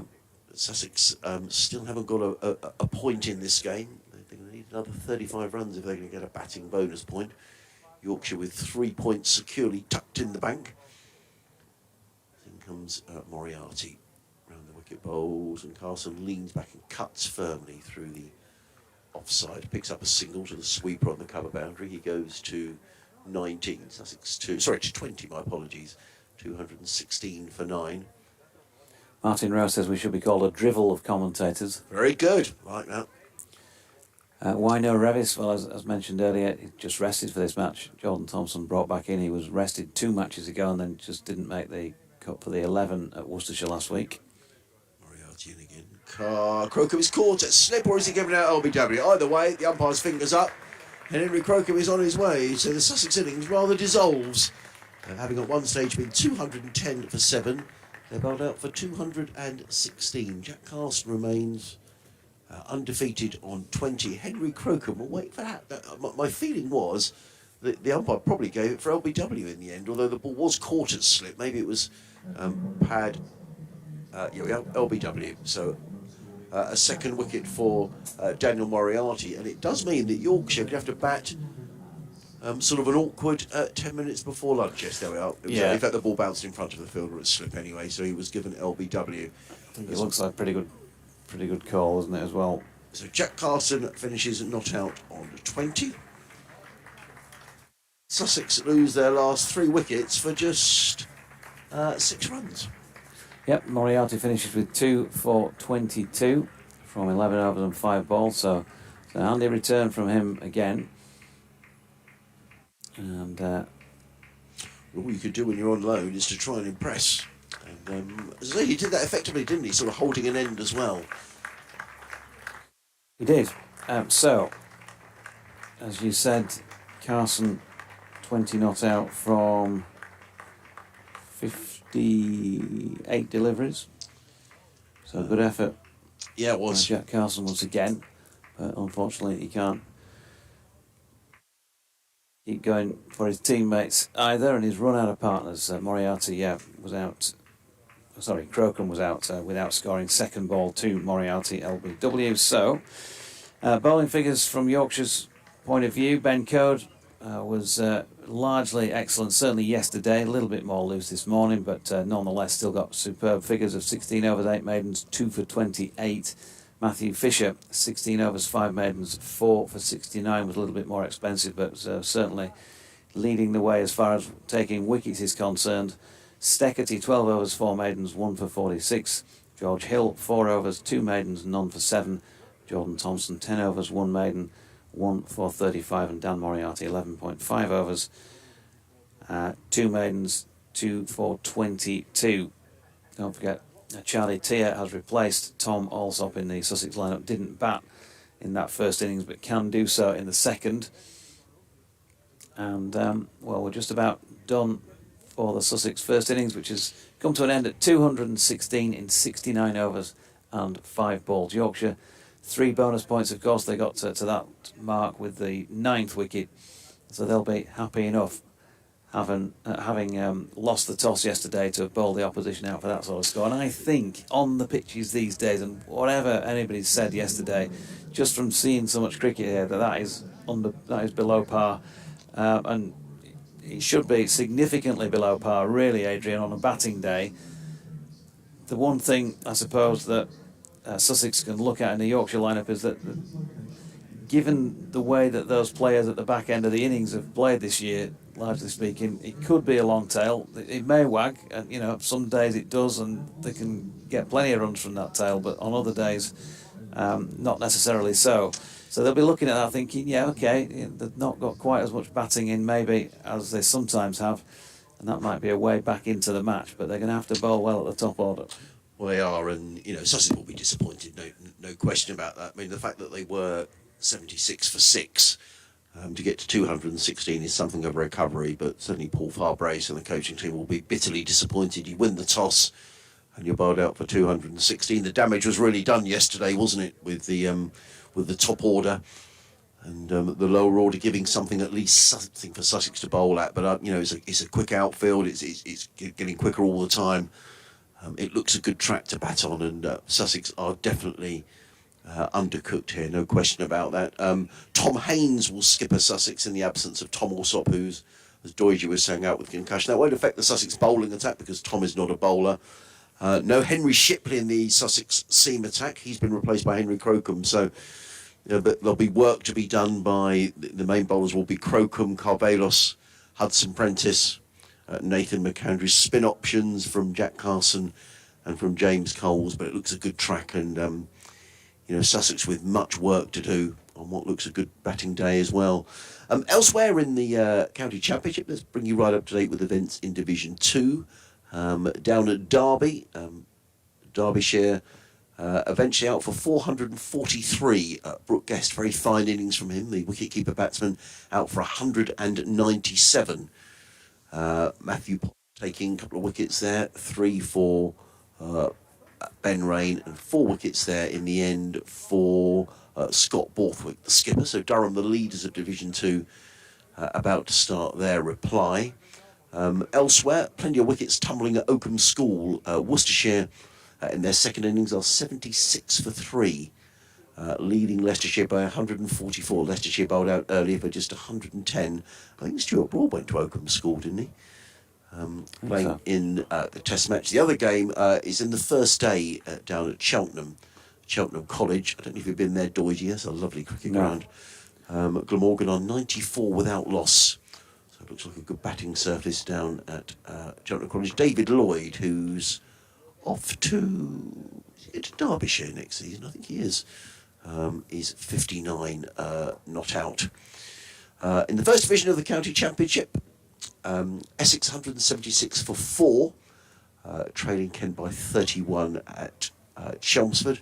Surrey 412 for 8, the leaders of the County Championship. A century there for Jamie Smith, he made 138, 78 from Jordan Clark.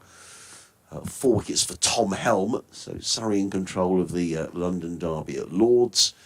Wantage Road, Northamptonshire 89 for 3 in reply to the Somerset total of 351.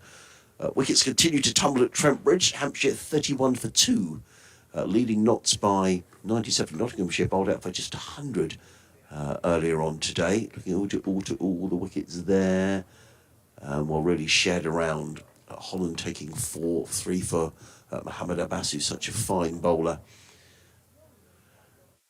In the final game in Division 1 of the Championship, Warwickshire 16 for 2 at Edgbaston after Lancashire made 327, an undefeated century there from George Alderstone. The Sussex lads are just down below us. Paul Farbrace, the head coach, Grant Flower, the batting coach, and James Kirtley, the bowling coach, going through some bowling routines down below us. But as you say, I think Yorkshire will be very well pleased with this situation. And we were talking yesterday, Doidge, about this Division 2 of the County Championship. Durham in pole position. It's going to take some sort of a miracle for them, or they're going to have to slip up big time if they're not going to get promoted. 5 wins already, and they deserve to get promoted. But everyone else is queuing up behind. All the speculation is that maybe there might be a points deduction here. We'll just have to wait and see. But I guess that from a Yorkshire point of view, all the players can do is do what they do on the pitch and go out and win games. Yeah, nothing else really, as far as the players are concerned, other than doing that. I think Otis Gibson was on the record with us last month as saying he felt it was unfair on the current crop of players to be penalised for things in the past.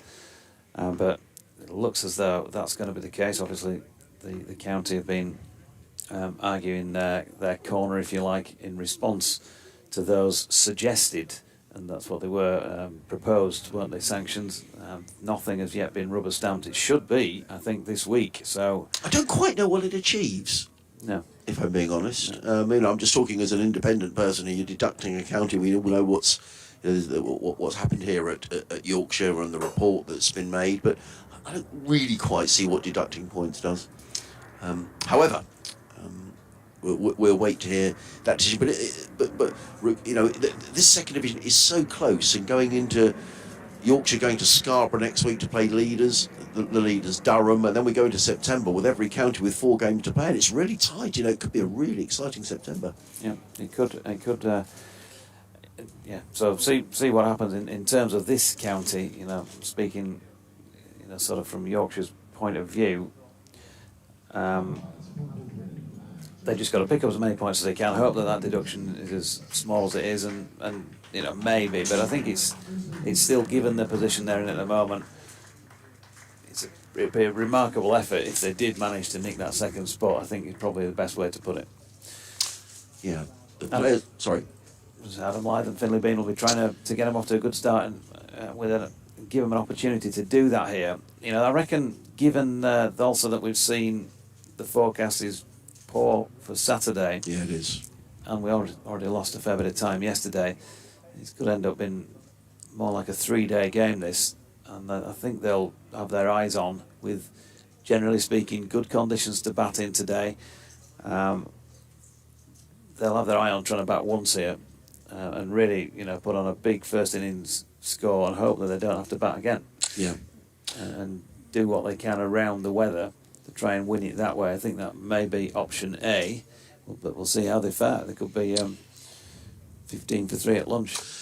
Yeah, just looking at the table, with the exception, Gloucestershire and Derbyshire, 7th and 8th in the table. Derbyshire have got a game in hand on everybody else as well. How have Yorkshire? So it really is tight in the second division. It's going to be Nathan McAndrew who's going to get things underway from the Kirkstall Lane end of the ground. There are 4 slips in place. Just to reiterate, no Tom Alsop for Sussex. He's picked up a concussion injury yesterday. Tom Haynes is skippering the side in his absence. Charlie Tier is the replacement, is the concussion replacement. Who, at the beginning of the season, it was a toss-up between Charlie Tier and Ollie Carter, who would keep wicket for Sussex. Eventually, Paul Farbrace decided on Ollie Carter. But Charlie Tier would normally bat around sort of the number 8. We'll see how he goes, but it's going to be Nathan McAndrew who's going to get us underway. 4 slips in place, a point, mid-off, mid-on, man in front of square on the leg side, and a long leg, and he's coming in right arm round the wicket, and there is an edge first ball of the innings by Adam Lyth, which drops short of 3rd slip, and he's going to get off the mark immediately there. Thickish outside edge, didn't go at it hard. I think that was the key in not seeing it carry to the cordon. I think it's Jack Castle in there who, at third slip, who just looks like he might be going to take a pace forward. They're all sort of. Let's just see this again. Wasn't that bar short, was it? No, but you wouldn't expect it to be anything, near McAndrew's normal pace, would you? First ball, a bit of a loosener. Don't think, anyway. So there's maybe that factor to take into account. But they have closed together the slip cordon, as well as maybe taking a half stride forward. And Bean is off the mark with his first delivery, turning it into the leg side. Just an early heads up that he said checking his messages before he says anything further. Yeah, it looks as though I think I'm doing a 105. I'm saying I think, or 106 for Humberside, because there is strike action around the BBC today, and so not everybody are taking their updates as they would do normally. York, for example, didn't take their 12:45 that they would do, and are not taking their 5:45. In comes McAndrew with a bit of in-swing towards Lythe, who clips it slightly uppishly to mid-wicket. You wouldn't want to give away a soft dismissal with that delivery, Adam, and he survives it. So 2 without loss. There was a cry of catch, wasn't there? Yeah, it was just lobbed up into the leg side. Didn't time it. I don't think it would have been McAndrew's best delivery either, but No. he'd have taken the wicket. Absolutely. So 1 apiece for this pair. Lunch not until 1:10 today, if you're wondering why we're still talking at 3 minutes past the hour. McAndrew strays down the leg side this time, and Lythe watches it go by. Dot ball. We've got a lot of cricket to be played, haven't we? There's 73 overs after this. So, Yorkshire might be feeling, if they scored at 4 and over, getting up around 300 mark by the close of play. It's a long way off. I think the weather forecasts are always good. I think it's like today. I think it's fine for tomorrow. McAndrew again. Past umpire Middlebrook, short of length. Nicely played. Lovely shot by Adam Lythe over the top of that. Nothing edgy about that one.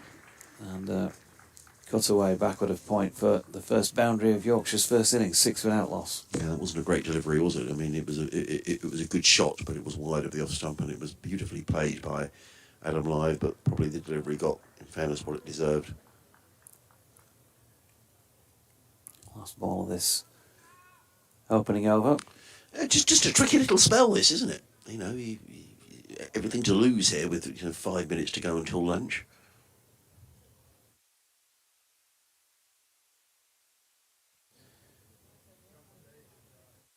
McAndrew then pushes off again from this Kirkstall Lane end, and he comes. It's tight this time round about 4th stump, and just dropped out backward of point by Lythe. No run. So 6 off the opening over. 5 of them to Adam Lythe. The other one to Finlay Bean. Mike Scott says, sitting in splendid isolation in the top tier opposite you.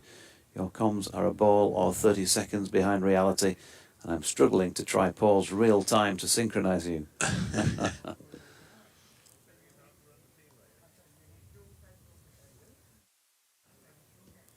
Yeah, we did at one stage, and I don't know what happened to it, but when I first came on that first season, there was some kit that we could use in here that was on the wavelength that the people who buy headset, the earpieces for test matches get. Right. So we could actually commentate, and people could hear in real time out there in spectator land, but I don't know where it went or what happened to it. And I did inquire at the start of the season about getting it back, and I was told that might be the case, but it's not happened yet. Well, Harry Cavalos is opening the bowling from the football stand end down the leg side, taken by Carter. No run. Interestingly, because our commentary at Hove goes around the ground, and people used to be able to buy the headsets in the club shop at Hove.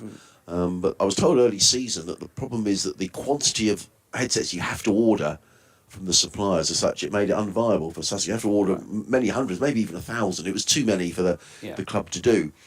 However, comes Carvelos over the wicket bowls. That's a good delivery, and he beats Bean outside the off stump, taken by Carter. There is no run. He just bowls this nagging line and length, does Harry Carvelos. However, I do know that the headsets that they provide at Lord's for commentary around the ground, if people were going there, they also worked at home. So I think they must all be on the same frequency. So I don't know whether the test match grounds in general sell them. About £10, I think. Yeah. And then that does give real-time commentary, but I don't know if they're on sale here at Headingley. Yes, bright sunshine in and bowls, and being thought about driving at the last minute, let the ball go through to Carter, no run. I didn't see them on sale when I was at the day one of the test match recently, but then again, I wasn't particularly looking for that, but I did see quite a lot of people had them on, so Yeah. I'm guessing they must have been available somewhere around the ground. England 61-1 lunch at Old Trafford. Crawley 26, Moeen Ali on 31. The man up Ben Duckett for a single, so England going on very nicely. About 4 and over. Carvelos in bowls, and forward comes Bean, placed firmly to mid-on. There is no run. Presumably we go by the digital clock, do we, or the umpires do. 13:08 it's showing, and I would imagine we might get another over in before lunch. I thought Sussex would be quite keen to do that. Yeah. It's a strange one, the Moeen Ali batting at 3, isn't it, just to accommodate the middle order. Yeah. It's a sort of Stokes and McCullum typical move. Carvelos in bowl, that's wide of the off stump, and that's 4 runs. That wasn't a great delivery by Carvelos, and over-pitched and greeted with enthusiastic applause by the Yorkshire crowd, driven away through the offside.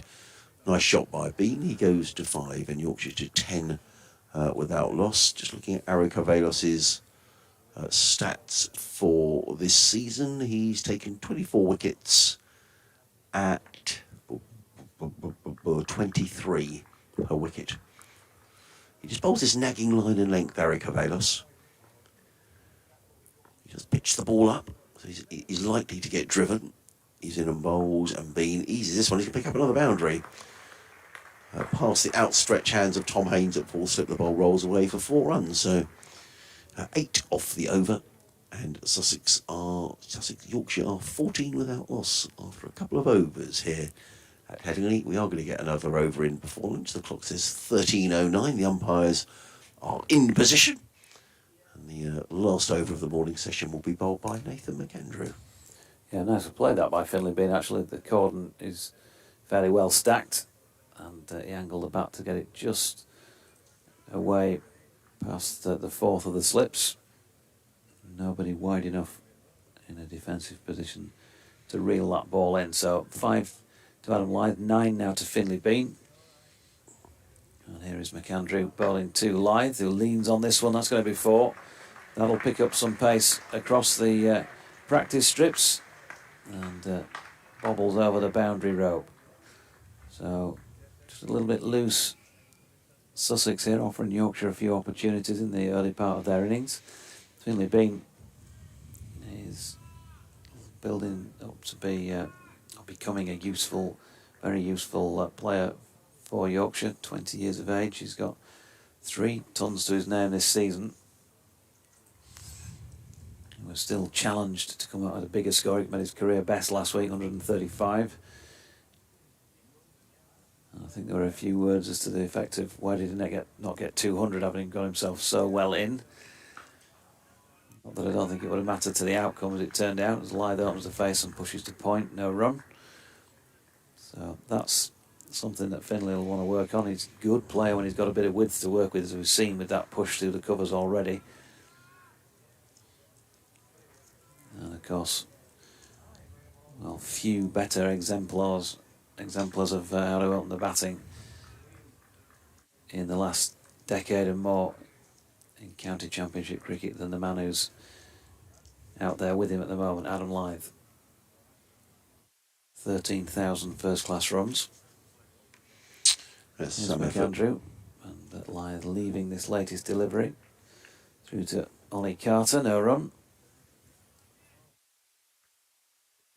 Just 3 balls to go in this morning session. It's been a mixed bag really for both sides. Yorkshire probably would have wanted to be tighter with the ball earlier on. A couple of good stands from Sussex's perspective. They went from 120 for 6 this morning to 170 for 7, so bang on 50, that 7th wicket partnership. 40 then for the 8th wicket, for Finn Hudson-Prentice was out, but then adding just a half dozen for the last 2 wickets. In comes McAndrew. Lyth had a flash at this one, outside off stump. They're celebrating the wicket. But unmoved James Middlebrook. Same with Adam Lyth, who I think was giving an explanation as to why he wasn't out there. I don't know if he caught the ground or what went on. Let's have a look at the replay for those who can. Well, look, he was some way away from it, actually. Yeah, the ball held its line, didn't it? Off the seam, angled in towards him. But he had a flash and missed.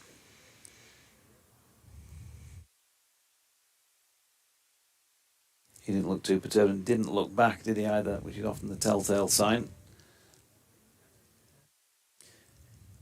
2 left in the over. This is also wide and possibly cuttable, but Adam Lyth decides he's going to leave that one well alone. Take another risk. So 1 ball left in the session. 4 wickets taken by Yorkshire this morning. 96 runs added by Sussex. 4 for 69, Matthew Fisher. And 2 wickets apiece for Code and Moriarty. 1 apiece for Steckerty and Thompson. McAndrew just makes Adam Lyth wait for this final ball of the morning, which is wide of off stump, and Lyth shoulders arms. So that is the completion of action for the moment, with Yorkshire on 18 without loss. Both Adam Lyth and Finlay Bean 9 runs apiece. 71 overs still remaining in a long day of cricket. 2 overs for 10 for Nathan McAndrew, Ari Carvelis. 1 over for 8.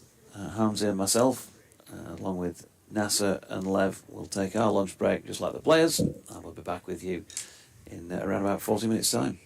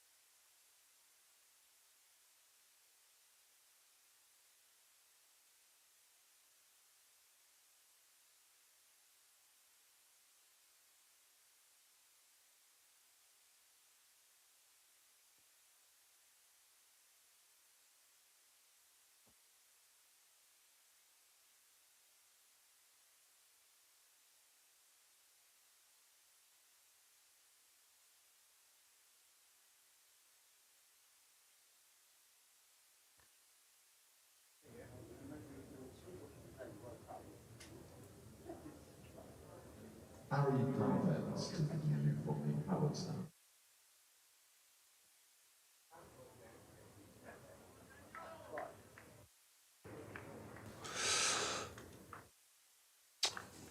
Well, a very good afternoon and welcome back to a very sunny Headingley. We're about to get underway on the afternoon session. Yorkshire 18 without loss in a very strong position, having bowled Sussex out for 216. It's going to be Ari Carvelis who's going to get us underway bowling from the football stand end. I'm Adrian Harms, delighted to be joined by Nasser Hanif. We'll hear from Katie Levick and Jonathan Doige throughout the afternoon. But Nasser, Yorkshire in a strong position here. I'll be looking to score and really put Sussex under pressure in this game. Yeah, good afternoon. Yes, they will. They'll look to bat on this afternoon. And in comes Carvelis, and a short delivery just helped around the corner by Finley Bean, and picks up a couple of very comfortable runs fielded by Nathan McAndrew running around from Finley. The total goes up to 20 without loss. yeah, and the key thing is to get these runs and get them quite quickly, because we were trying to calculate, weren't we, earlier on about how many runs, if they were to go maybe 4 and over by the end of the day, what that would bring us up to, 300 maybe, just over 300? Yeah, I mean, 4 and 0 from here. We've got 70 overs left in the day, 7 fours of 28. Yep. Yeah, I mean, Yorkshire will be over 300. That's a lead of 100 plus.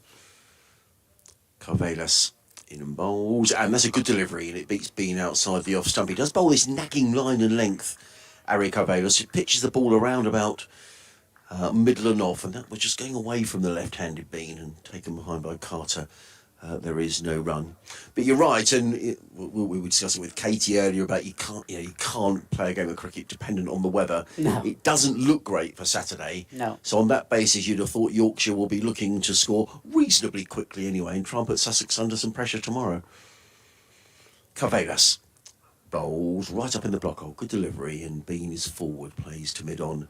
There is no run. There are 4 slips in place. James Coles at first, Tom Clark at second, Jack Carson at third, Tom Haynes, who's the stand-in skipper, at fourth. If you missed the news earlier today, Tom Alsop, the Sussex skipper, will take no further part in the game, having been ruled out with concussion that he sustained yesterday. So Tom Haynes takes over as skipper, and Charlie Tier, the young wicket-keeper, was the concussion replacement. In comes Carvelis, bowls, and Bean plays to mid-wicket, fielded there by...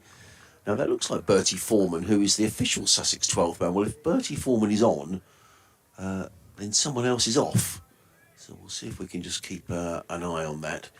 So there are 4 slips, a backward point, mid-off, mid-on, mid-wicket, and a fine leg. Nathan McAndrew is doing all sorts of Pilates exercises down below us that involve sort of rolling around on the ground and putting his legs in all sorts of contorted positions.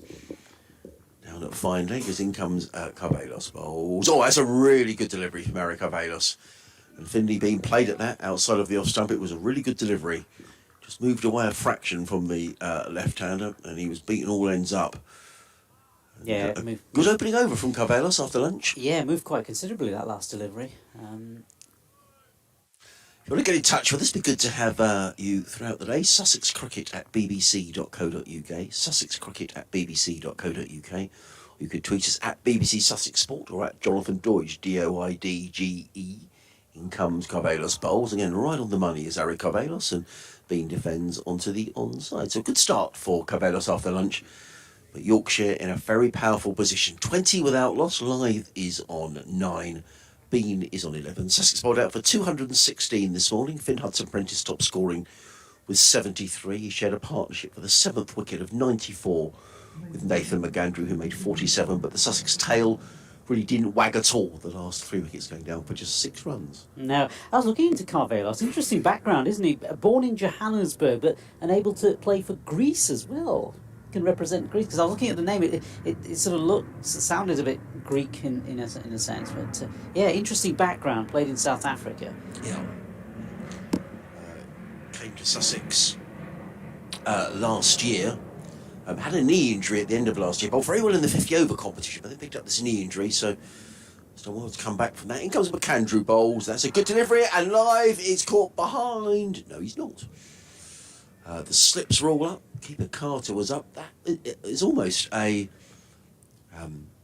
exactly the same delivery as happened before lunch, where McAndrew thought that he'd got Adam Lythe caught behind. But it's a good delivery. It just pitching and just moving away slightly from the left-hander.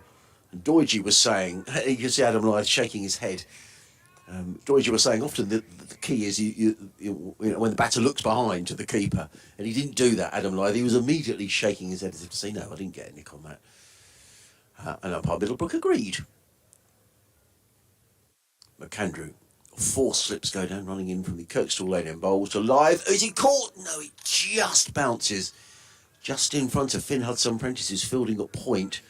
And that's the second time that's happened as well. It was only probably about a yard short. We'll probably see that replay again. It was a full shot from Adam Lyth. He's a good fielder, Finn Hudson-Prentice, just backward of square. I didn't even see it in real time, actually. I don't think it carried. No, it didn't carry. It didn't look as though it carried. Certainly. Or did it? It's difficult to tell. Showing the replay again, my feeling was it probably didn't carry. Well, they're showing it again. In comes McAndrew. Bowls. There's a wayward delivery down the leg side taken by Carter. And there is no run. It was just the way that having the Finn Hudson-Prentice just sort of looked at the... Anyway, they're showing it again. I still didn't see it. I can't tell from there. It's very, very difficult. Trying to pick the... Was it short, do you think, Katie? Yeah. Really get my eyesight tested, I think. 'Cause I couldn't see that. Me too. 20 without loss, though, are Yorkshire. And Nathan McAndrew in his 3rd over runs away from us in on bowls, and this time live. Leaves no doubt as to whether he played and missed or whether he got a nick behind or a nick to backward point. He lets that one sail through to the keeper, Ollie Carter, and there is no run. We'll keep you right up to date with events elsewhere. Oh. Who? What's that? Oh, where's that? I think it's Doigy's. Is that Doigy's laptop? I think it is. We might. So that just shows how far behind it is. Comes McAndrew round the wicket, bowls, and forward comes Lyth. Plays into the offside, bat and pad close together. And Sussex will be very well aware here that of the situation in this match. That with what we got 69 overs after this one, that they won't want Yorkshire getting off to a flyer here after lunch. McAndrew wanders back to his mark. In the Test match, England going on very nicely at Old Trafford, 84 for 1. Just trailing Australia by 233. In comes McAndrew, bowls. Oh, that's a wayward delivery. Very nearly a wide. It would have certainly been a one-day wide. Taken by Ollie Carter. There is no run. So at the end of the over, the 5th over of the Yorkshire reply. Yorkshire 20 without loss, Lyth on 9, Bean on 11. Do you think there's just enough encouragement there? Just still a little bit of movement there for the seamers? I think there is, and a few scares. Adam Lyth certainly living dangerously, isn't he? A couple of scares, certainly for him. A couple of balls, almost repeat as you said earlier. You sort of indicated earlier that Adam Lyth twice now, sort of that ball beating him outside his off stump, and then a couple of deliveries that appear to have fallen short as well. So living dangerously, but hopefully if they can get over these difficult periods, then Yorkshire can come through and start getting some runs. Ari Cabelos in his 3rd over, bowls to Bean, who plays out into the offside in a well-judged single to point. The throw came in from Hudson-Prentice, actually hit Adam Lyth accidentally, and Finn Hudson-Prentice apologises, raises his hand, and everyone quite happy as another aircraft makes its way, presumably, into Leeds Bradford Airport, I presume, flying right over the top of the ground. Durham in trouble, the leaders of Division 2 of the County Championship. They're playing down at Derby this week.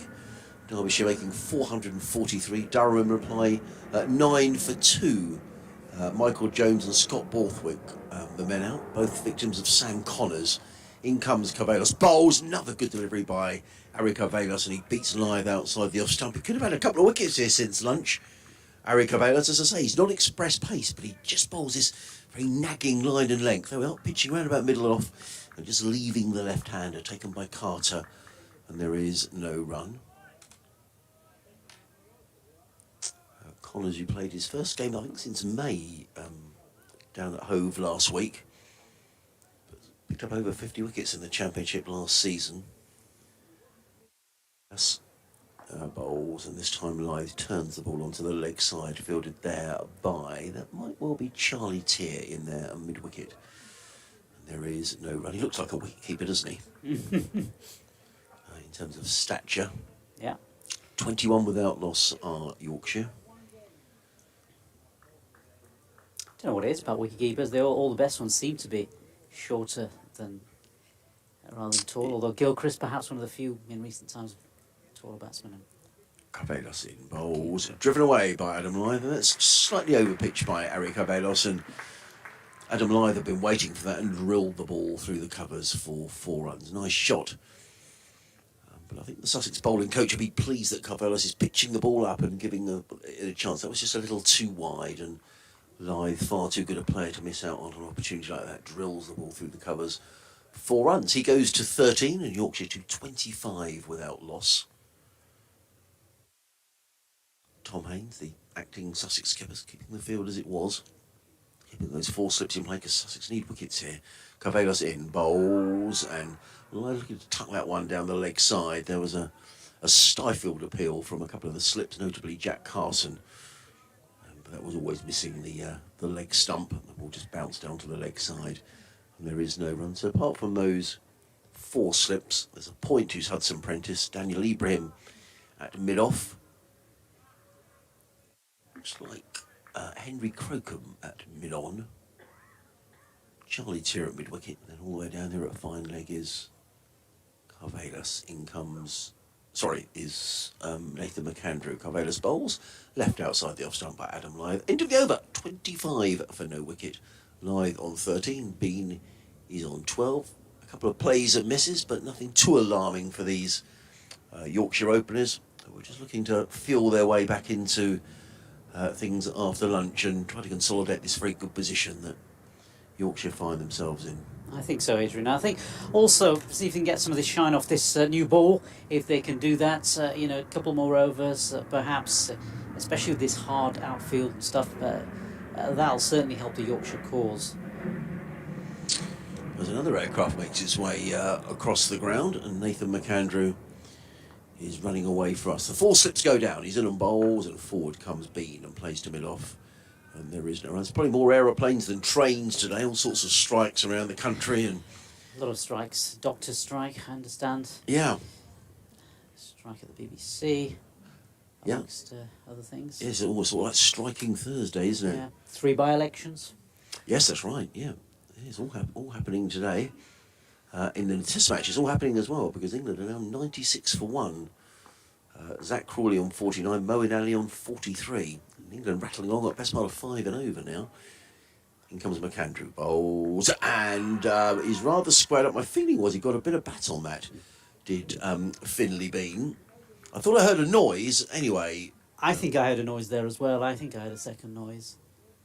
let's just see if we can get this on the replay. Difficult to say. Maybe it was a little inside edge onto pad. And Bean was sort of rubbing fairly high up his thigh. I think batters do that anyway, don't they? Just say, it's going over the top anyway. But sort of pitch, it looks as though it would probably go over the top. Well, there's just maybe enough here just to keep the seamers interested. Tom Haynes persisting with those 4 slips. McAndrew in again, bowls, and this time let go outside the off stump by Bean. And there is no run. He's on 12. Adam Lythe on 13. Yorkshire 25 without loss. Not a huge crowd in, as you would expect, but those that are in are enjoying the sunshine. The Western Terrace is shut, so the majority of spectators at this end of the ground, at the Kirkstall Lane end, a few at the football stand end of the ground. As McAndrew just wheels around, he's coming around the wicket, Nathan McAndrew, in his final game for Sussex before his stint with the club finishes and he heads back to Australia. So he'd like to finish with a bang, I'm sure. Comes in and bowls, hits on the pad. There's another loud appeal. My feeling was that was definitely going down the leg side. McAndrew looks disappointed. He's got his hands on his head. I just think when you're coming around the wicket to the left hand, you've just got to do something. My feeling was it was always just slipping past the leg stump. We'll probably see a replay. Just see. He's. Yeah. Do you think he moved across his stumps a bit there, Katie? Yeah. Yeah, looking at it again, he's moving across his stumps, is Finley Bean. He's So stood maybe, out, yeah. so maybe a little closer than perhaps I originally thought. Andrew again. In bowls and forward comes Bean, this time solidly forward, plays that into the offside and there is no run. This has been good for Sussex since lunch. Yorkshire going to lunch on 18 without loss off 3 overs, so only 7 runs have been added since lunch in the nearly 4 overs that we've had. A couple of times Ari Carvelos has gone past the outside edge. A couple of LBW appeals as well, but Sussex desperate for a couple of wickets here to force themselves back into the game. Candrew with a towel hanging out of the back of his trousers, number 43 on the back of his shirt. As it runs away from us, bowls and driven down the ground. That's a nice looking shot by Finley Bean. I don't think it's going to make it all the way to the boundary. Henry Croker is in hot pursuit down below as he just pulls the ball up inside the boundary, but not before Bean has come back for 3 runs. He goes to 15 at the end of Nathan McAndrew's 4th over. Yorkshire are 28 without loss. Finley Bean is on 15. Adam Lythe is on 13. Nathan McAndrew 4 overs. 1 maiden, no wicket for 30. We'll have a change around in the commentary box at the end of the next over when Katie Levick will join us. Yeah, it's interesting. Katie was pointing out where he was standing there, Finley Bean, and he's covering up his most of his off stump, which sometimes you see batsmen, you can see most of their off stump, but in the case of Finley Bean, you can't really. It's strange where he's standing. Zach Crawley is past 50 in the Test match. England now 108 for 1. Zach Crawley's 60 not out. Moeen Ali on 43.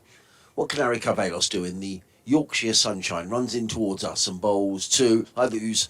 Gets a little outside edge on that, does Finley Bean. It's stopped by a combination of Coles and Clark. I don't think that was anything like a shot.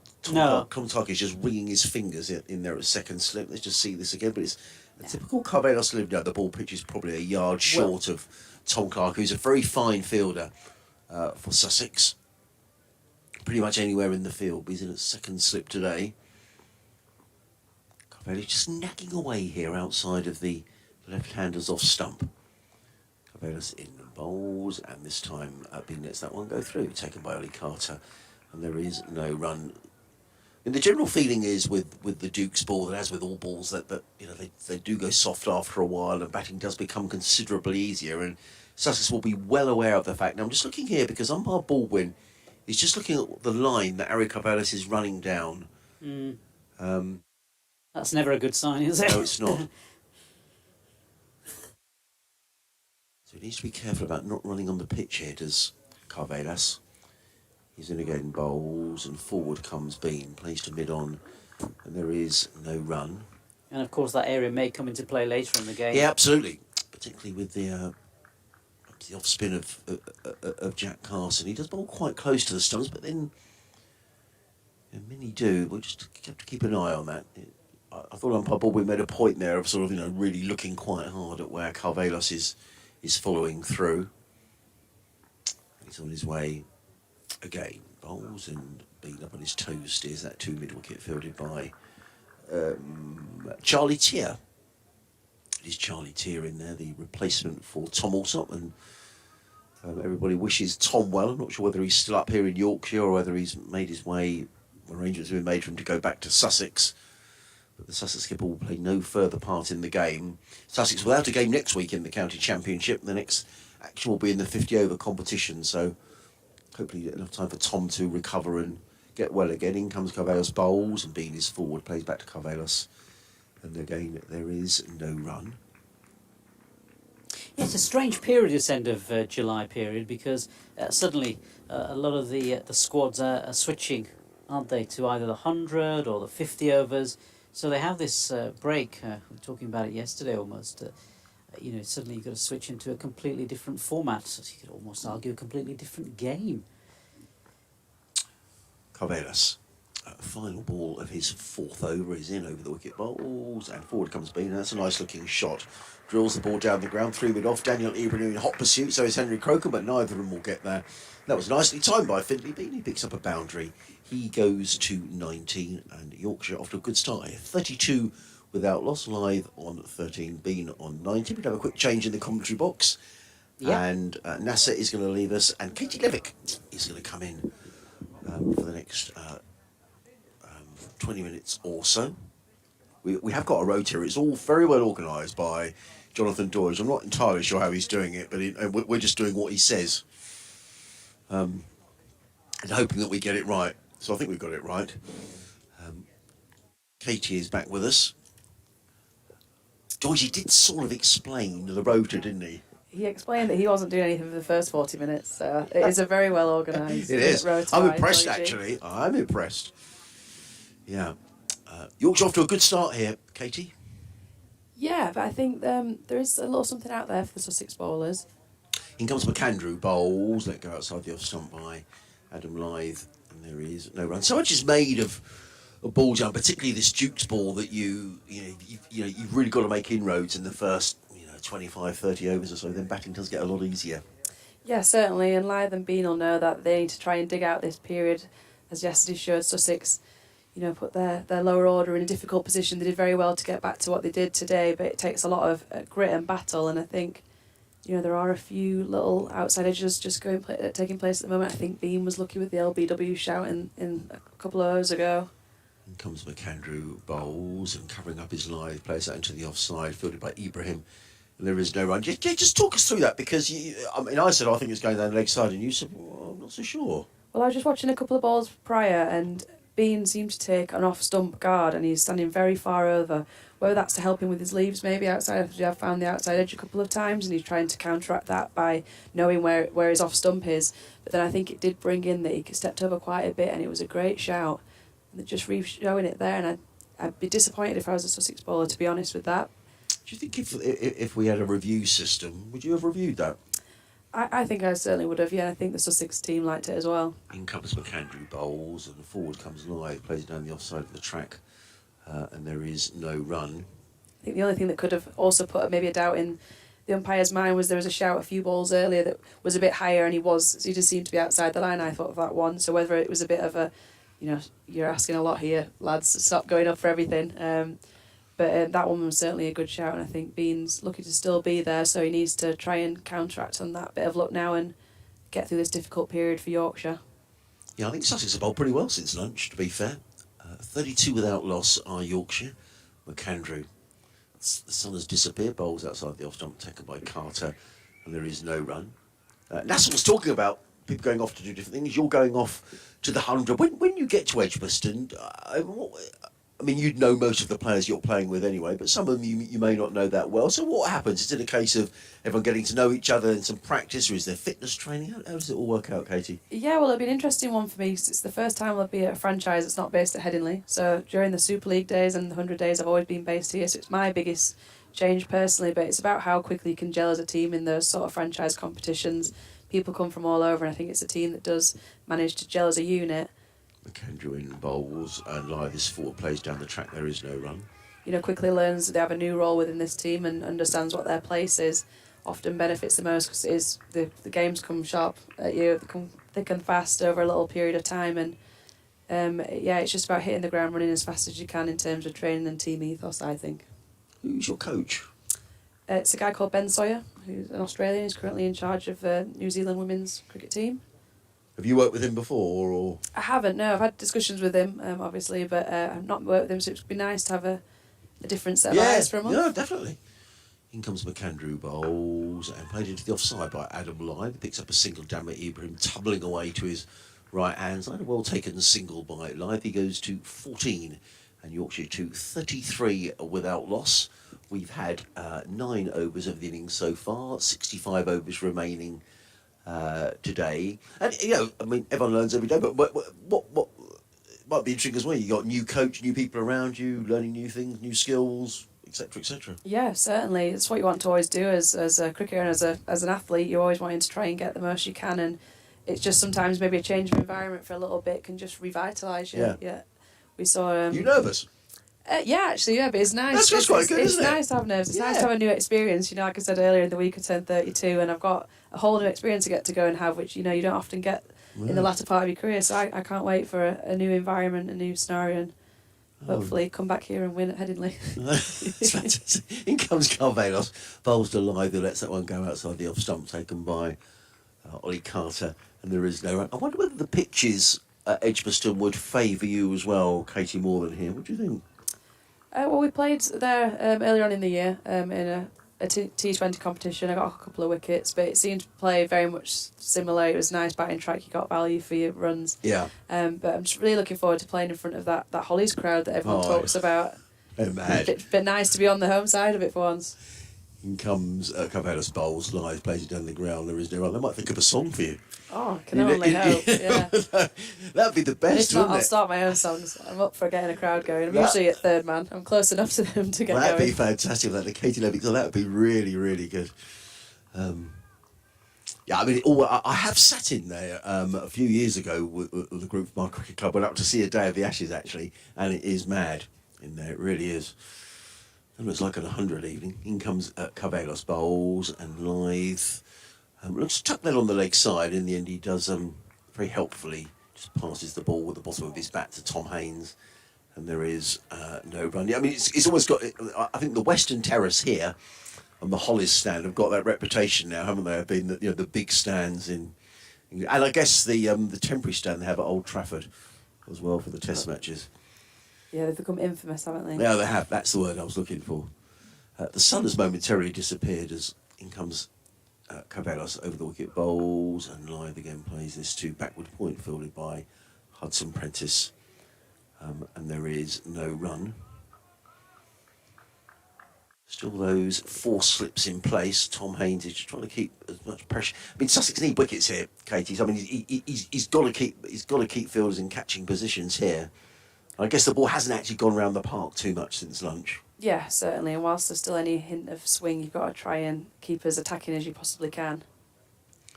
In comes Carvelos, bowls, and Lithe is carefully forward, plays out into the offside, and there is no run. This is probably the first time you've seen Eric Carvelos bowl. I mean, I quite like him, Katie. He's kind of there or thereabouts all the time. Yeah, he's been consistent so far. And especially in this format of game, like who can keep the discipline for the longest and keep asking questions. Runs are so free flowing on here if you have any sort of width or anything that's just sort of the wrong length, and he's not really given them anything of that sort so far. Being hit nice forward back down the ground the previous over, but he's always been asking questions, not too much off the middle of the bat so far, so that's all you can ask for as a captain of your bowlers. No way to change, which I'll come on to in a moment. In comes Carvelos, bowls to Lithe, who drives beautifully through the offside. That's a lovely shot. I mean, he's pitching the ball up, is Eric Carvelos, but he was driven away, maybe just a little bit too much width there, driven away through extra cover for 4 runs. The change Sussex have made was they'd taken out the 4th slip and moved into almost a forward point position. But that was a bit too wide from Carvelos. It's the second time that that shot was played beautifully, punched away through the covers for 4 runs. Adam Lithe to 18. Finley Bean to 19, Yorkshire going along very nicely, 37 without loss in reply to the Sussex total of 216. Yeah, just a little bit too much in the slot, that one. Wasn't really challenging Lithe at all. He could put his hands through that one and get a just reward for and just release that little bit of pressure. It's not what you don't want to see as a bowler, as the last ball of your over going away. It doesn't help your mate at the other end trying to build a little partnership and build a little pressure, and any sort of pressure you built with dot balls just being eased there temporarily. The 4 slips are back in pace for Nathan McAndrew, who comes in and bowls to Finley Bean. Bean is forward, plays down the offside of the track, and there is no run. The last time we were up here for a Sussex game, David Milan actually made 199, but Jack Carson, the Sussex off-spinner, bowled really well here. Kate, I think I have to look it up, took 5 wickets in the first innings. What sort of help could he expect in this pitch? Well, I'm trying to be as diplomatic as possible. There's not usually too much assistance for the spinners here, but it's if you can keep consistency in the spinning with the most control, you will probably wear them down, and that's what you've got to try and work on more. Comes McAndrew bowls and played firmly into the covers filled by Hudson Prentice, and there is no run. I was looking for some crumbs of comfort for Sussex here because they are up against it. 37 without loss. Sussex having made 216. Well, I think often with pitches like this, it's complacency from the batters more than anything. If you can get a bit greedy and ahead of yourself, thinking Yeah. it is so easy and you can trust everything, and you start to make more risky shot selections than you usually would have done. So that's where you've got to just remain disciplined and just be prepared to play the long game. So I think this pitch was used for a Diamonds game, Georgie was saying. Yeah, on the weekend on Right. Saturday, but unfortunately we were rain affected, so I don't think there was quite 50 overs between the two innings played on it, so it's not all that much use. And it was playing beautifully then. You could trust your shots. Yeah. In comes McAndrew. Round the wicket, bowls. Forward comes Bean, plays to mid-on, and there is no run. There is a trap now set on the leg side. There's a fine leg. There's a deep backward square who is about, 10 yards or so inside the boundary. So if you want to see whether that's a bluff from Nathan McAndrew or whether he really is going to bowl a short delivery. He's nattering away to Tom Haines, the skipper, at mid-off. Just the 3 slips in place now. A backward point, mid-off, mid-on, mid-wicket, and those 2 men set back on the leg side. Just need to get on with things a little bit. They lost 4 points in the championship match against Yorkshire for a slow over 8. They don't want that to happen again. As in comes McAndrew, that is short, and I think to a certain extent B knew that was coming and ducked underneath it through to keeper Carter, and there is no run. Yeah, he hasn't really deployed a short tactic so far, so as soon as that field got set, you had the sense it was coming. Yeah. Being not falling for that trap so early on, he knows how important it is that he and Lyth see through this period where they've been challenged more on the outside edge than they have with the short stuff. That's a bigger risk at the moment for them both, you'd say. 3 slips go down, and Nathan McAndrew runs away from us around the wicket, in on bowls, and driven away, and that's going to be 4 runs. A little bit too much width. I don't think he got that quite where you expected it to go, did Finley Bean. It's gone very square on the offside. I think he was more trying to drive that through extra cover. The ball rather squirted through point. Nonetheless, he picks up a boundary and goes to 23. Yorkshire 41 without loss. Did I do him a disservice there? No, well, we said the outside edge is what's been more challenged there. I don't think he has got the full face of it like he'd want. It's gone very, very square through point. So I think it is the outer of the bat, but it's convincing enough shot that he's still managed to go away with not much risk. Moeen Ali also through to a half century now for England, who are 124 for 1. And only 26 overs gone, so they're rattling on the best part of 5 and over. I'm going to make way for Katie. Is that Katie coming on my microphone? Right, so I'll just finish doing this over. In comes Nathan McAndrew around the wicket, bowls, and clipped away. That's gone, I don't think he quite intended it to go there. It's gone in the air. It's come towards the mid-wicket boundary. Good save by Henry Crocombe. Chasing back. It was a lofted drive. I'm not sure he intended that, did Finley Bean. We might see a replay of that in a moment's time. It is the end of the over, is it? Yes, it is. And Yorkshire are 43 without loss. Lyth is on 18. Bean is on 25. I'm going to make way for Katie, who's going to come back in, and he's going to join Doige with his wonderful rotor, which is working like clockwork. And I'm not taking the mickey either. Without even having a piece of paper and a pen these days. We're just actually doing it using our loaves. It's good. Henry Crocombe coming on for the first time here for Sussex. And he'll be hoping to try and achieve this breakthrough. 43 without loss is a good start by Yorkshire, especially.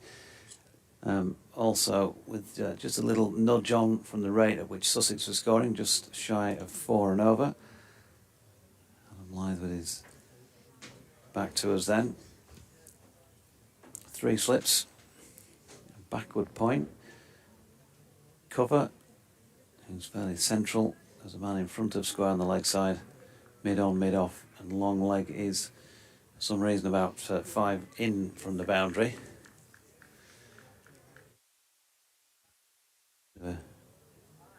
Marker down under his left knee from a bit of fielding.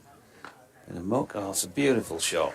Absolutely superb shot by Adam Lyth. Just a juicy half volley first up from Henry Crocombe. And it's just the way he strokes the ball when he's playing well. Superb. 47 out losses on 22. Yeah, it's really textbook Adam Lyth, that. Very much a loosener from Crocombe. Far too full. And just a gimme for Lyth. He'll take those all day. Even reckon you and I might have had a chance with that delivery. Well, I might have got some bat on it. I've got something on it. I reckon it's gone through that slip cord, and I might still be 4 at Headingley, but different wagon wheel. So Crocombe, right arm round the wicket, wide on the crease. Lyth gets the ball short of length and cuts it quite firmly, but straight to the fielding Bertie Foreman. At point, 12th man, inconveniently wearing 13 on his back, with a white floppy on.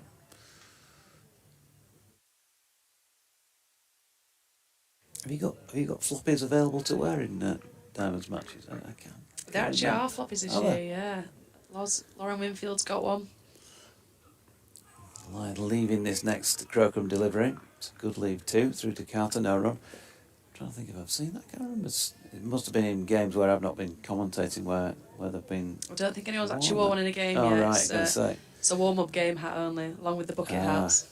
I think you need to bring that in as an extra fashion item. Well, it's getting Nice bright navy in blue. this. Yeah. Navy blue floppy. I can It'll pull it suit off. you that, lad. I Suit you can definitely. pull You anything off. Anything really, can't you? Yeah. Crocombe in, beautiful again from Lyth. Overpitched Henry Crocombe. A little bit more power about this one from Adam Lyth. But it's another lovely fluent stroke through the covers. And 4 more. So far, it's a welcome bowling change for Yorkshire. The slip cordon's just gone a little bit quiet. The pressure's just been released there so far from this over. Lyth really connected with all 3 balls. He's unlucky not to get 3 fours from it. One of them went straight to the fielder, but it's not challenging an experienced player like Lyth at all so far. And a nice round of applause from the crowd as that brings the 50 up for Yorkshire. 0.4 overs. Right up to 4.37 now. Crocombe in again. Lyth solidly behind it. Drops into the offside, no run. And I think at the moment it's looking very much as we suspected, really, that it is still a good pitch. If you've got the right overhead conditions and a bit of sun on it to take out that moisture, dry things out. There's a bit more breeze around today as well, and I know you weren't here yesterday, but it took a while for those clouds when they were dropping rain on here to move on.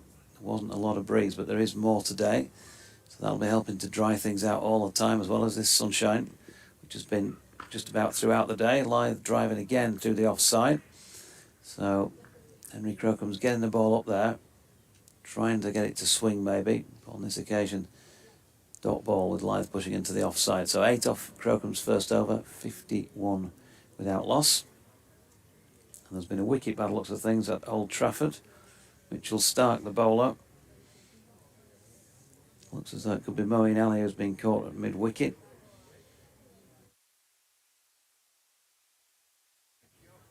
They were pressing on pretty quickly as well. Yeah, 130 for 2, and it is Moeen who's gone for 54 off 82, caught by Usman Khawaja. So they're still 187 behind and 2 have gone. Of course, brings in Joe Root. Finn Hudson-Prentice, meanwhile, is going to bowl from this Kirkstall lane end. First time we've seen him in the match, with ball in hand. Played well earlier today on the back end of yesterday for his 73 from 105 deliveries. Took a really good catch by Matthew Revis out in the deep. Substitute fielding for Yorkshire to see the back of him. So what do we think from here, Lev, in terms of what Sussex can do to get themselves back into the game? Yeah, I think that probably double bowling change is probably about right. They'll be disappointed with how Crocombe started off. It's all about building pressure on these Headingley pitches. You've got to get a period of play, bowling with your mate at the other end, trying to build up some dot ball pressure because the runs do fly away so easily. Hudson-Prentice then, right arm round the wicket, bowling to Finlay Bean, who pushes into the offside, and there's no run. Just been having a chat with Martin Finlay's dad down on the balcony a bit further down, and Ben Code's dad Ken. And Martin just saying he still has to pinch himself. He's coming to Headingley to watch his own son playing cricket, and sometimes you don't think about things from those sort of angles, but very proud dad. And his son, who's on strike here on 25, has so far this season been doing a fine job, 300s to his name, including a personal best last week, but that ball just got past the inside edge of his bat, through to Carter, no run. Yeah, we did just talk earlier that Bean did seem to be taking an off-stump guard. You made it wonder if it was whether he was just not trusting his leaves all that well, and then that channel there outside off-stump and causing the fall shot is probably just another little thought in his mind, and that's, I think, the tactic that Sussex have to go down and try and keep challenging that little channel. Some Prentice in again, a bit of the inside edge about this. That probably twisted round in Finley's hand as he diverted it to mid-on. And he just replayed the shot he wanted to play, which was Sue, extra cover, wide mid-off sort of area.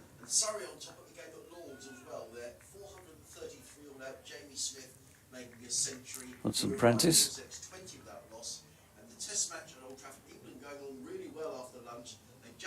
Turns.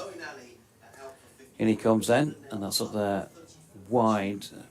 Maybe an attempt or thought of driving that by Finley Bean, but he's decided to take the leave option.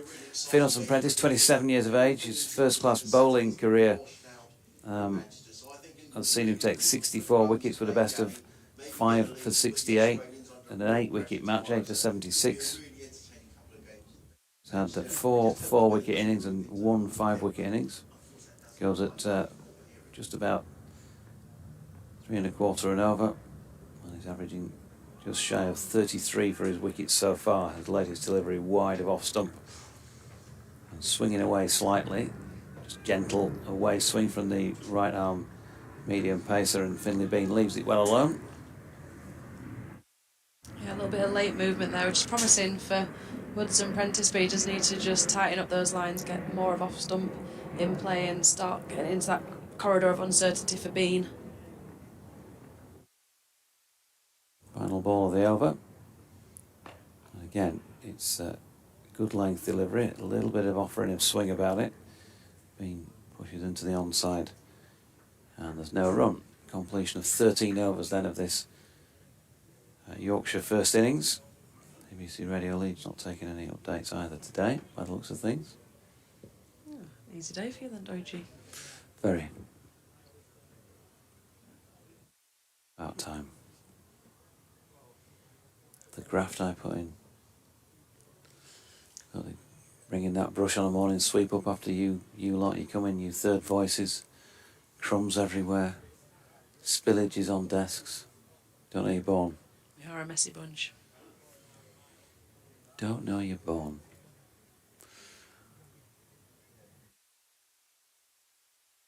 Just a bit of something going on down here with... I think they're tightening Hudson Prentice's spikes. Saw him having a word with umpire Middlebrook at the beginning of his over, and then do a little signal. I think he's lost some spikes, or he needs some spikes replacing. Yeah, not good when you're bowling seam and you lose a stud, or there's a couple loose. Here's Crocombe then, resuming at the Howard stand end. First ball angled in towards Lyth, but wide of off stump, and he chooses to leave. BBC West Yorkshire Sport at gmail.com, or at Jonathan Doidge if you want to get in touch. You can remind us of your Twitter handle, Lev, at Katie_Lev. Oh, you don't need reminding. Burnt in the brain. Obviously. Lyth punching this latest delivery square on the offside. He's certainly bowling of good and full length there, isn't he, Henry Crocombe? From his 8 deliveries so far. Plenty of encouragement out there from the slip cordon. Warm as well outside now. Glorious day. Here's Crocombe again. A bit more width for Lyth to work with, but once again he's diverted that to point. Straight to the hand, so no run. Yeah, a little look of frustration from Lyth there up to the sky as he's got, full blade on that. But again, it's a dot ball. Crocombe so far is the sort of ball he could find himself easily frustrated by. He's been a bit mismatched with his lengths and lines so far. You just need to stay patient if you're Lyth. Here he is again, Crocombe. Once more wide of off stump, and Lyth There's the leave.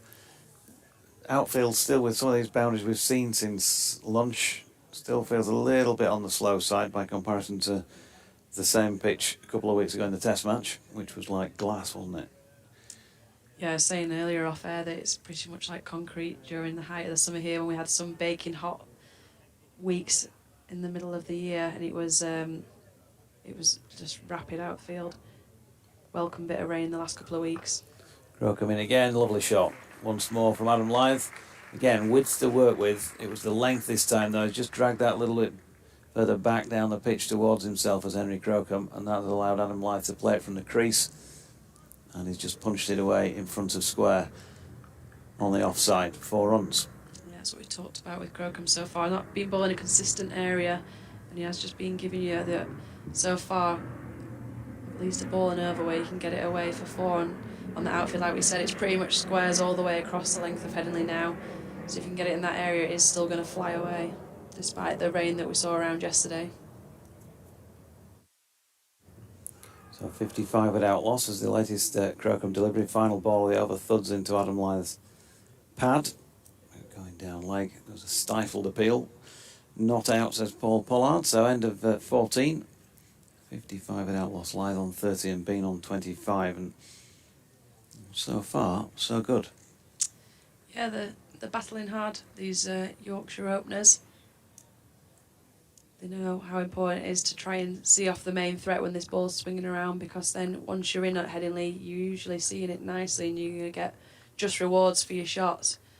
So if you can get past that early tricky period, a difficult 10 minutes, usually either side of lunch as well, they can hopefully cash in with the rest of the day's set, to be fair.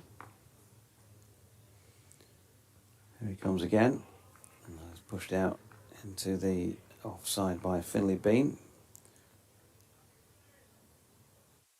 Finlay, well, legendary powers of concentration in that second team knock of 4-4-1 that he played last year, which really kicked him on into this career that he's now beginning to enjoy. Certainly it sounded like he was enjoying it after his 135 when we had a chat with him last week at Worcester. Hudson Prentice is in. That ball just a little bit shorter. Finlay can't get fully forward to it. Balloons up off the pad. No run. Yeah, he's certainly looked at home so far this season at the top of the order. Like you were saying earlier, speaking to his dad, and this is his home, and he certainly looks at home now. You wouldn't think he was so fresh into his career. It can be difficult at the top of the order as a new player into the team, but he's done a cracking job so far for Yorkshire this season in particular. Hudson Prentice then. Bowling to Finlay Bean, who's got that away through the covers. He's probably going to get 4 runs for this. It is slowing up on its way to the boundary and probably didn't time it 100% out of the middle. I don't think it felt like that, but it probably got about 90% of it, and that was good enough. Yeah, we've talked a couple of times about him not quite getting the full face of the bat on it, and yet they both raced away for 4, and he does move ahead on to, I think the scoreboard's not changed yet, so take him to 33. But promising signs that you're still getting your money's worth from your shots, even when you're not getting the full middle of the bat like you'd hope. Some Prentice then, what has he got as a response to that? Throwing it up there and wide, and Bean having hit the boundary, he's happy to watch it go by. 151 for 2 England after nearly 29 overs. Crawley 83 and Root 8. Sun shining brightly, unusually of course, west of the Pennines. Although it might be short-lived with the forecast for the rest of the weekend, and Yeah. much talk about at the Test match. Will declarations and style of play come into account due to the Met Office forecast? Hudson Prentice in again, nicely played. That's a better time shot this time from Finlay Bean, who's punched it away backward of point. That felt much better. And he's got 4 more runs for it. 33 to him, 63 without loss. Scoreboard operators are well on it today, aren't they? It's not even crossed the boundary before it's on. They can just know what to expect. They know at Headingley if it gets through that first ring fielder, 4 all the way. Disappointed there if you Hudson Prentice, it's gone through your point fielder, but he has timed it well, Bean. Comes Hudson Prentice again, straight to delivery this time. Beautiful shot by Finlay Bean, off his legs. Just leant on that. 4 more right out of the middle of the bat to the northeast stand. So really productive over as far as Yorkshire go. 2 overs for 12 now for each of these bowlers. Hudson Prentice and Crocombe, 67 without loss. Lyth on 30 and Bean on 37. Having a change in the box with Lev taking a well-earned breather, and NASA going to come back in alongside.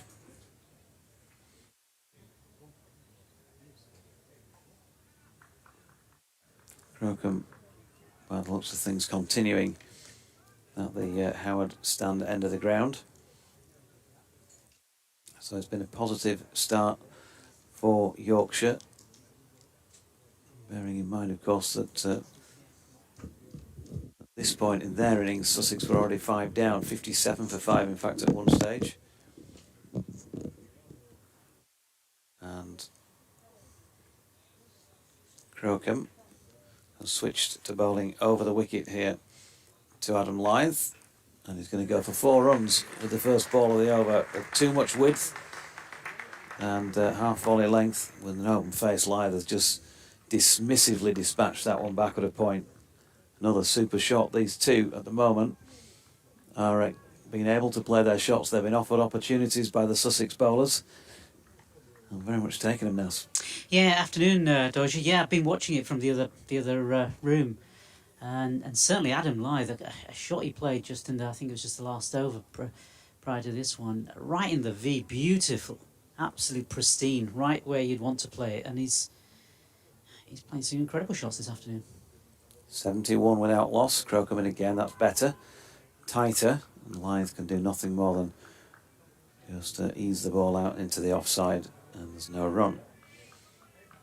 What's his run rate now? 4.63, I think. Yeah, and they've not been forcing it, have they? They've No. just been given chances to score and taking them. Just about every single opportunity they've been offered has been dispatched. It's been the odd one that's hit the field.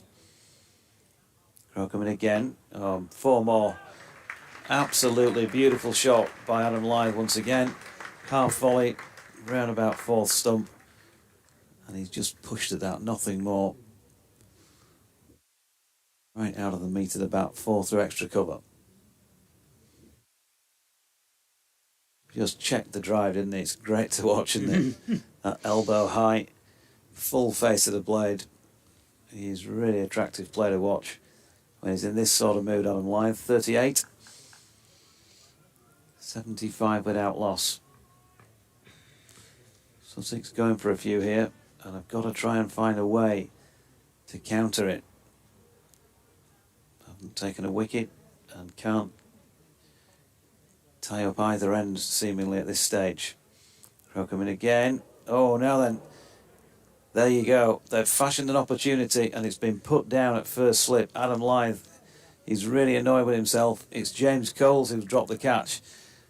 We'll get an opportunity to see it again, but to all intents and purposes, we are behind him, but it looked pretty straightforward, Nasser. Yep. And no wonder he's looking disconsolate on bended knee. He should be annoyed with himself because he's been playing beautifully. It was a straightforward catch, wasn't it? It was straightforward in and out. You can't get a more straightforward catch than that at first slip, I'm afraid. 75 without loss. And the short ball this time, maybe a bit of frustration from Crocombe from that opportunity put down the ball before.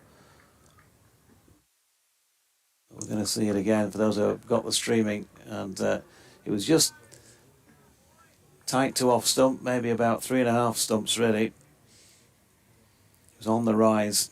Adam Lyth, you've got to say as well, it was a poor shot from him.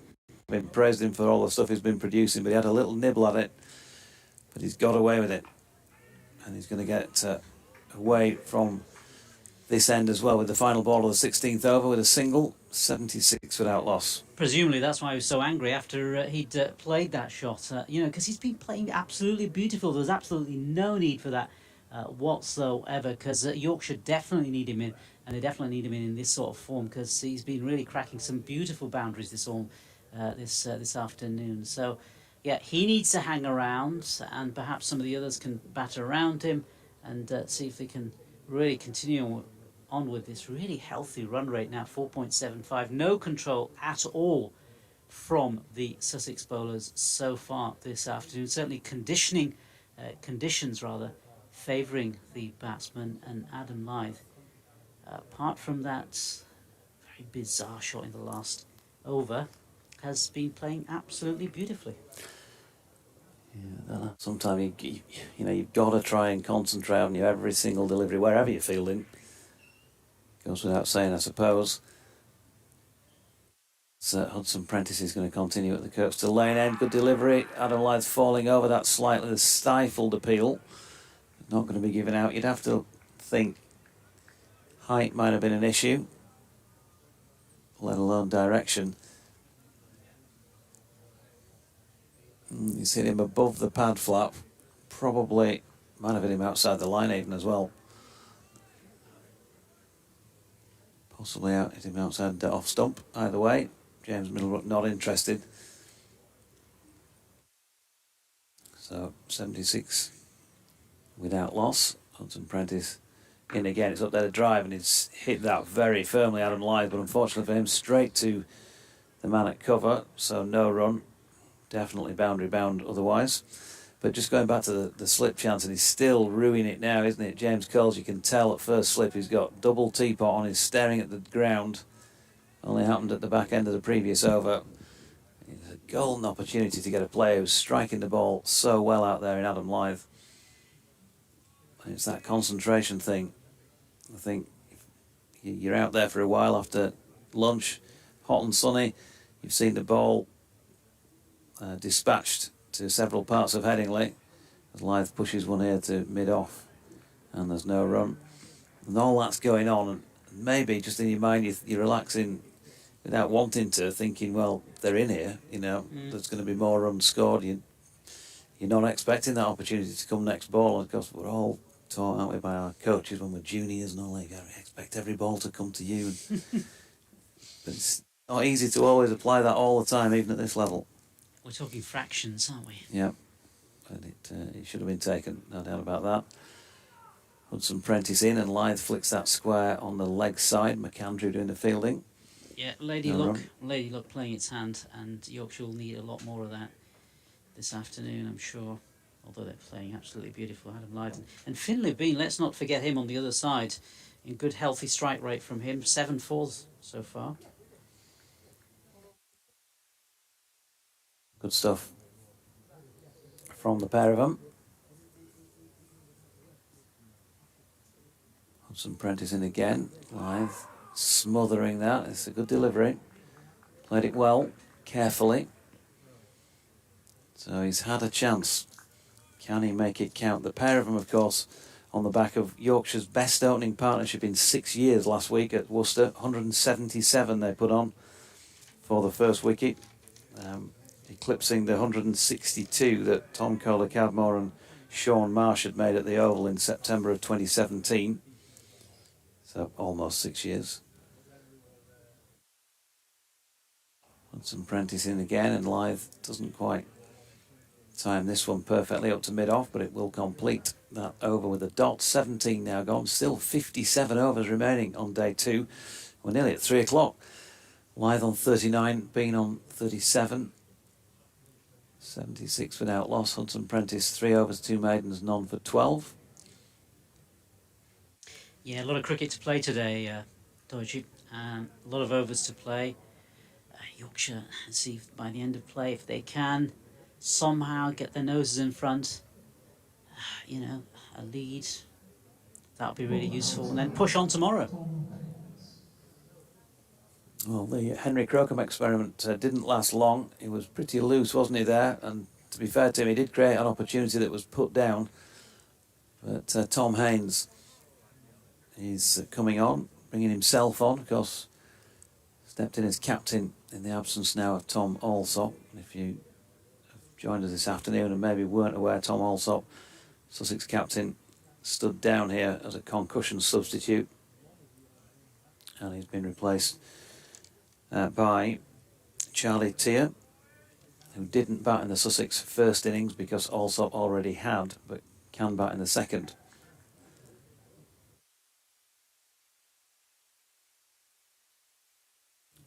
Haynes, medium pace, right arm round the wicket at Finley Bean.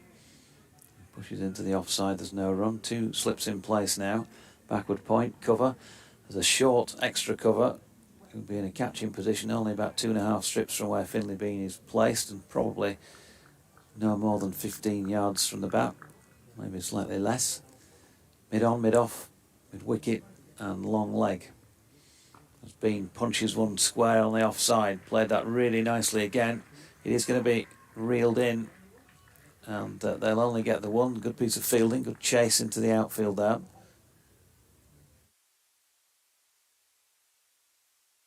.77 without loss now, Bean on 38.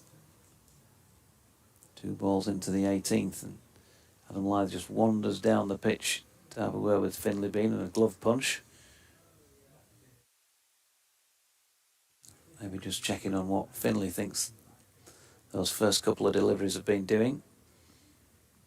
And this one straightens things up, and Lyth flicks it nicely off his legs, and it's going to go all the way for 4 down through fine leg.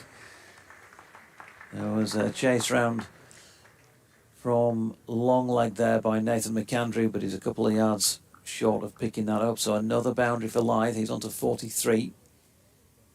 Yorkshire 81 without loss. The runs continuing to flow here. No control whatsoever, really, from the Sussex bowlers, despite the changes. Haynes in again, wide of Lyth's off stump, and he's leaving well alone.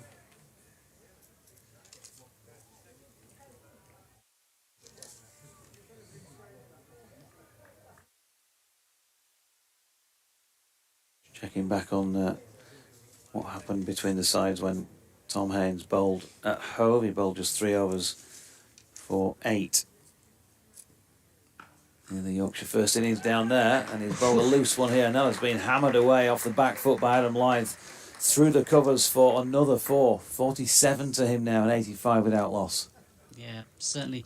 That last delivery certainly cracked. You could hear the sound well up here in the commentary box. Right out of the centre of the bat, that one. Beautifully played.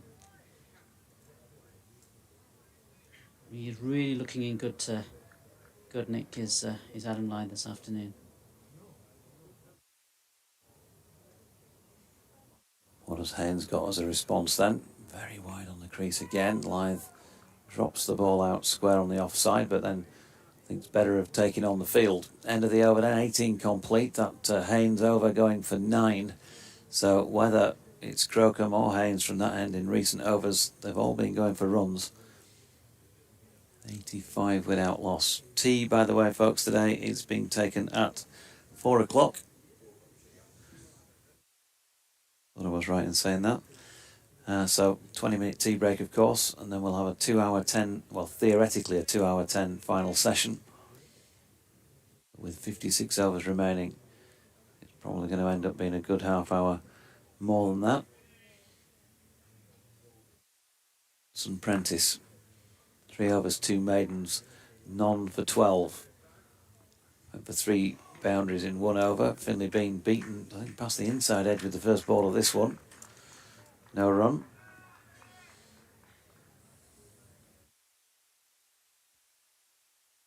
Already 18 boundaries. 11 to Adam Lyth and 7 to Finley Bean. So I'll make that, what, 72 runs out of the 85 scored have come in boundaries so far. Wow. Hudson Prentice in again, driven down the ground by Bean. Fielding at mid-off, no run. Well, both batsmen seem to be middling the bat beautifully when they're seeing it in their eye line, or just under their eye line, actually.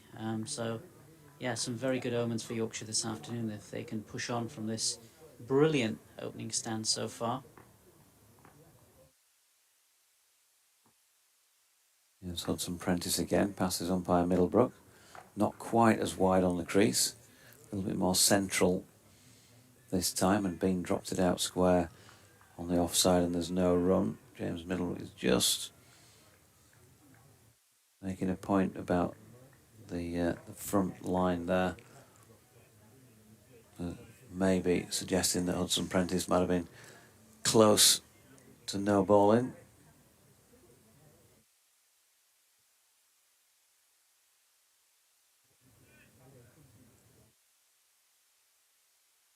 Bean then just waits, gives his bat a few taps.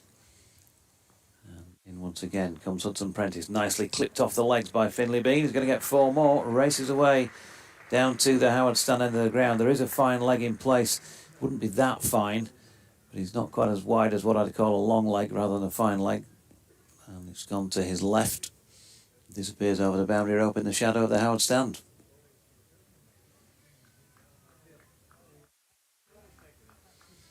Yeah, it looks like Finlay Bean's trying to catch up with Adam Lyth.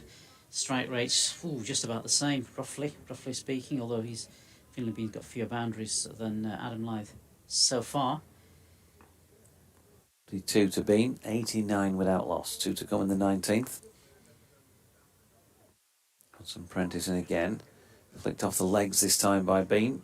They're going to get 2 for it, taking on the arm to bring him back through onto 46, 93 without loss.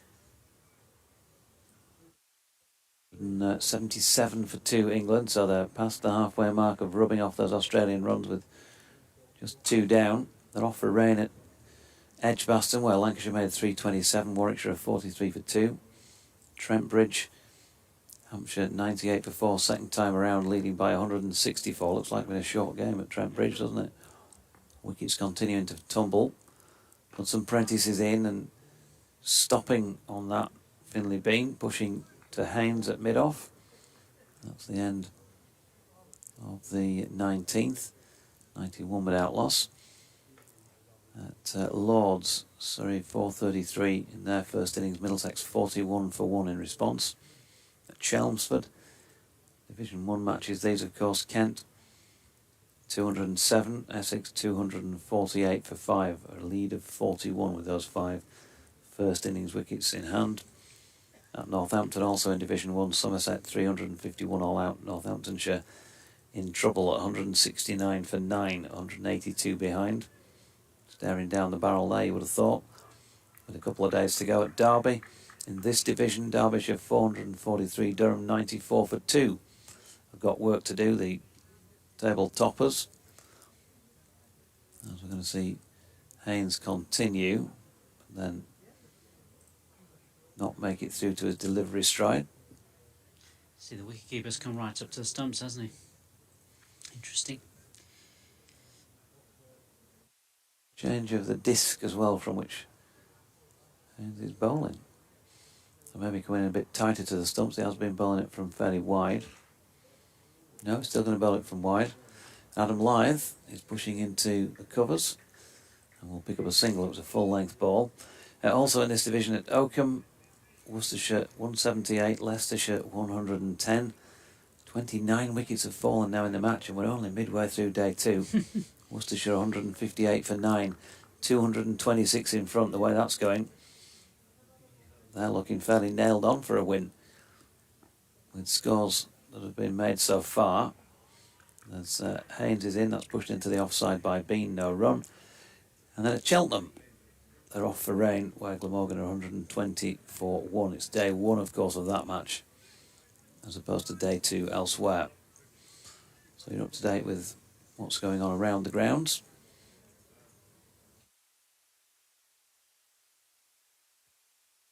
Haynes to Bean, working off his legs this time. They'll pick up 1 as a slight fumble, but they're going to stick on that. So Lyth on 48 and Bean on 45.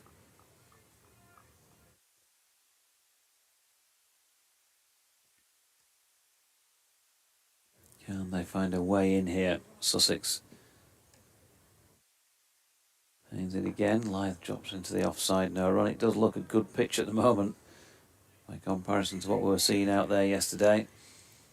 But that was much more about the moisture, I think, and the overhead conditions than any serious issues with the playing surface.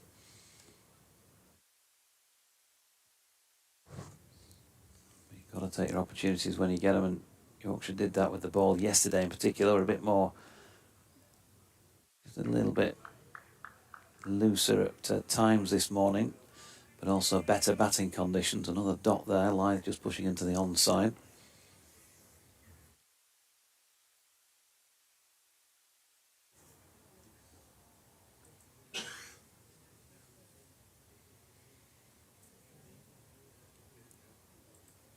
And once again comes Haynes, and that's pushed out into the offside, and there's no run. So end of that over. 20 now complete in this Yorkshire first innings. They're trailed by just 123 at 93 without loss. Lyth 48 and Bean 45. Are we bringing you back in, Harmsy, now? I can't remember how long you've been off for now. I think, yeah. Yeah, I'll do one more, yeah. One more over. You'll have to be off again for your 3:30, won't you? Yeah.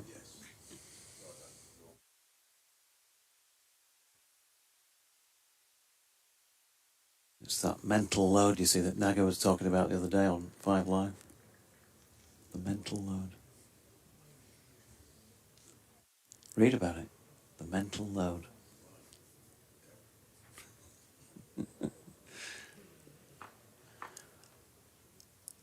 Finn Hudson-Prentice, meanwhile, he's bowling right arm round the wicket from the Kirkstall lane end and has been flicked off the hip by Finlay Bean. He got him away for a 4 through fine leg in the previous over. This time it's a little bit wider that he plays it, a little bit squarer, and it actually wasn't played by the bat. It was signalled by James Middlebrook as a leg by.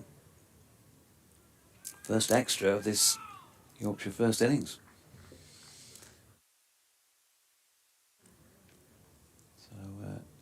Credit Sussex at least with no balls and wides, but I guess they'd swap 1 or 2 of those for a couple of wickets. Definitely. Momentum certainly all with Yorkshire at this stage of the game.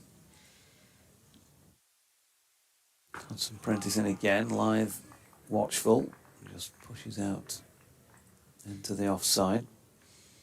You know, as far as you can plan ahead, it's difficult sometimes, but you know, Yorkshire might see themselves ahead of the game by this evening. They'd certainly like to. You know, if they'd planned for 300, maybe they could get to 350 perhaps. Who knows?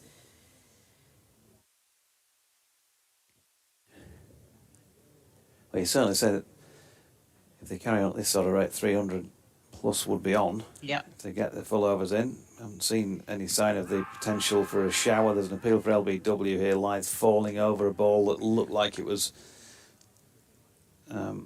no better than leg stump. Probably going down high. Interesting to see on the replay how much it did bounce. It's quite on the top of the pad flap and it's angled in. It's hit him in front of leg, but I think from the angle, every reason for James Middlebrook to think there was plenty of doubt about that being LBW. Hudson-Prentice in again, just a little bit straighter this time, middle and off probably, pushed into the offside where Haynes fields. Yeah, there's just been the odd occasion, hasn't there, when Adam Lyth has perhaps missed that delivery and it's hit the top of his, just above his pad and onto his, just around his thigh pad area. But apart from that, you know, he's seen the ball out there amazingly well, and certainly some of the shots he's been playing, textbook, dare I say it. Hudson-Prentice, and again Lyth this time driving straight, but back to the bowler in his follow-through. If you were going to coach somebody to play certain shots, I mean, some of the shots that he's been playing in the afternoon, you'd sort of say, well, this is it, you know, high elbow, and so on.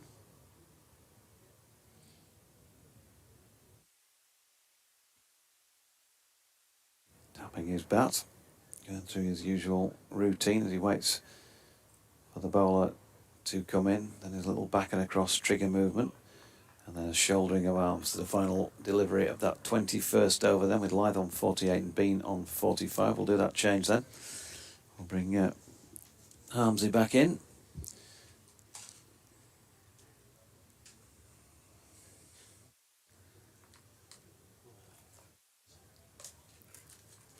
see a change again at the Howard stand end. The Tom Haynes experiment I don't think worked. It looks as though, or is he going to continue with himself?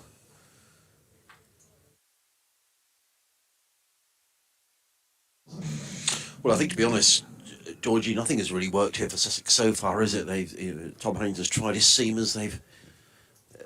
Paul Farbrae said last night that he felt that Sussex had made the right decision to bat first, and it was a decent pitch, although it was always going to be a challenge under those conditions yesterday, but it does look a good pitch, and Sussex are really struggling. What Tom Haynes desperately needs here is some control. I just wonder whether he might turn to Jack Carson. Daniel Moriarty bowled a very miserly spell from the football stand end a little earlier. I went out the box for sort of 10 minutes. I think you said there was a chance, but which obviously I didn't see. Yeah, it's straight in and out. Adam White, who was that? It was James Coles at first slip off Crocombe. So Crocombe went for some runs, several boundaries, but he created the opportunity, and Adam Lyth pretty much just hit it straight to him. You couldn't get a more straightforward chance at slip. You couldn't really ask for a more straightforward chance, and he put it down. In goes McAndrew, who's back into the attack bowls to Bean, who plays down the ground. There is no run. And how many did Adam Lyth have then, Dorji? He was dropped on 38. Thank So you. he's added 10 more. The score was 75 without loss at the time. It was on 15 overs and 4 balls in, and at 2:47 p.m. Any other information you require? No, that'll do for now. Impressed. I think he breathed twice. Not only do we have a rotor, which has worked well, you're doing that as well. I think he breathed twice during the bowler's run-up, but he held his breath after he'd hit it to the slip. So two slip catches go down. We saw Adam Lyth drop one a bit earlier on, but it wasn't that costly. When he dropped Jack Carson, in comes McAndrew, and this time James Coles does take the catch. Finley Bean is on his way. So just as we were talking about James Coles putting a catch down, he takes one at first slip, and he's very pleased to have done so. He gets congratulated with pats on the back by his colleagues. That was a good catch, actually. That was low down, just off the floor. And you could tell by Coles' reaction, there was no sort of massive celebration. It was more sort of, yes, I've taken this catch. So McAndrew does the trick. Good bowling change by Tom Haynes. Finley Bean is on his way. Caught by James Coles for 45. But good opening partnership between these two. Sussex were absolutely desperate for a wicket. And it's come... and Bean is on his way. Caught by James Coles of the bowling of Nathan McAndrew. Yeah, good change then by Haynes. I think Finley Bean will be disappointed with the shot. Yeah. Just a bit of a fish, really. And particularly, with it being on the return of McAndrew. Yeah. Not had another look, has he? But credit the bowler. He's hung the ball out there. He's drawn the batter into playing the shot. And this time Coles good enough. And so Ryan Rickleton making his way out to the middle for Yorkshire. Didn't see a whole lot of him at Sussex last week because he was caught behind off Matthew Waite, former Yorkshire player, of course, for just the 6 runs. I don't think he played at Hove, did he? Ryan No, Rickleton? he's just on a short-term loan. In fact, that was his first match last Right, week. Okay. Don't know an awful lot about him, to be honest. He's been brought in as the experienced cover, if you will, for Shan Masood, who's away on Pakistan duty. So he's only doing last week, this week, and next week's matches. I always think that's quite tricky when you just come in for short periods of time. I'm never quite sure about some players have an impact, some don't, and sometimes can have an impact on the dressing room as well, can't it? But Sussex desperate for that wicket because Yorkshire off to an absolute flyer here. Beautiful day, great day for batting. Pitch looks to have flattened out. I'm sure Nathan McAndrew is in the best state of fitness. Actually, he's continually sort of stretching out his legs, isn't he, and feeling the back of his left thigh. He's running in hard. He has done all season, Nathan McAndrew. This will be his last game before he goes back to Australia, and he's certainly given it his all during this spell. But Sussex need a few more wickets for him to try and get their way back into this match. 3 slips still in place. And Sussex at long last with a breakthrough. In comes McAndrew around the wicket, bowls to Rickleton is up on his toes, plays to short extra cover fielded by Ibrahim, and there is no run. I think Yorkshire have found century opening partnerships very difficult to come by in recent years, and there you go. They're in great nick, the pair of 177 last week, and even when they're in great nick on a good pitch, just shows you how difficult it is, doesn't it, to get to that mark. At 94, they played really well, but just one false stroke there. There's only been a couple of those, one from Adam Lyth and then the one from Finlay that cost him his wicket. Here comes McAndrew, 36 wickets to his name this season, comes in and bowls, paid into the offside by Middleton, and there is no run. Yeah, so just to confirm, averaging 27 with the bat, which I think is half decent, and he's picked up 30 wickets. I'm sorry, Nathan McAndrew. I think Sussex will be pleased when you've brought an overseas in. That's a decent contribution from Nathan McAndrew, who was injured in the first game of the T20 Blast against Somerset at home when Tom Kohler-Campbell skied one out into the outfield, and Nathan McAndrew and Shadab Khan collided. A really sort of sickening collision. Comes McAndrew bowls and Rickleton plays it onto the onside, fielded by the eager Charlie Tier, whose concussion replacement for Tom Alsop. Yeah, it was a really nasty collision. As a result of that, McAndrew actually carried on in the game, but then missed, from memory, the next 4 games. Shadab missed a couple of games after that, but it was one of those, when both players went down, he's a big fella, Nathan McAndrew, as well. And he stayed down for a long time. It was one of those really nasty incidents. However, he's fully restored now and running in the sunshine from the football stand end here at Headingley. In and bowls and Rickleton. Now they get a bit low, taken low down by Ollie Carter.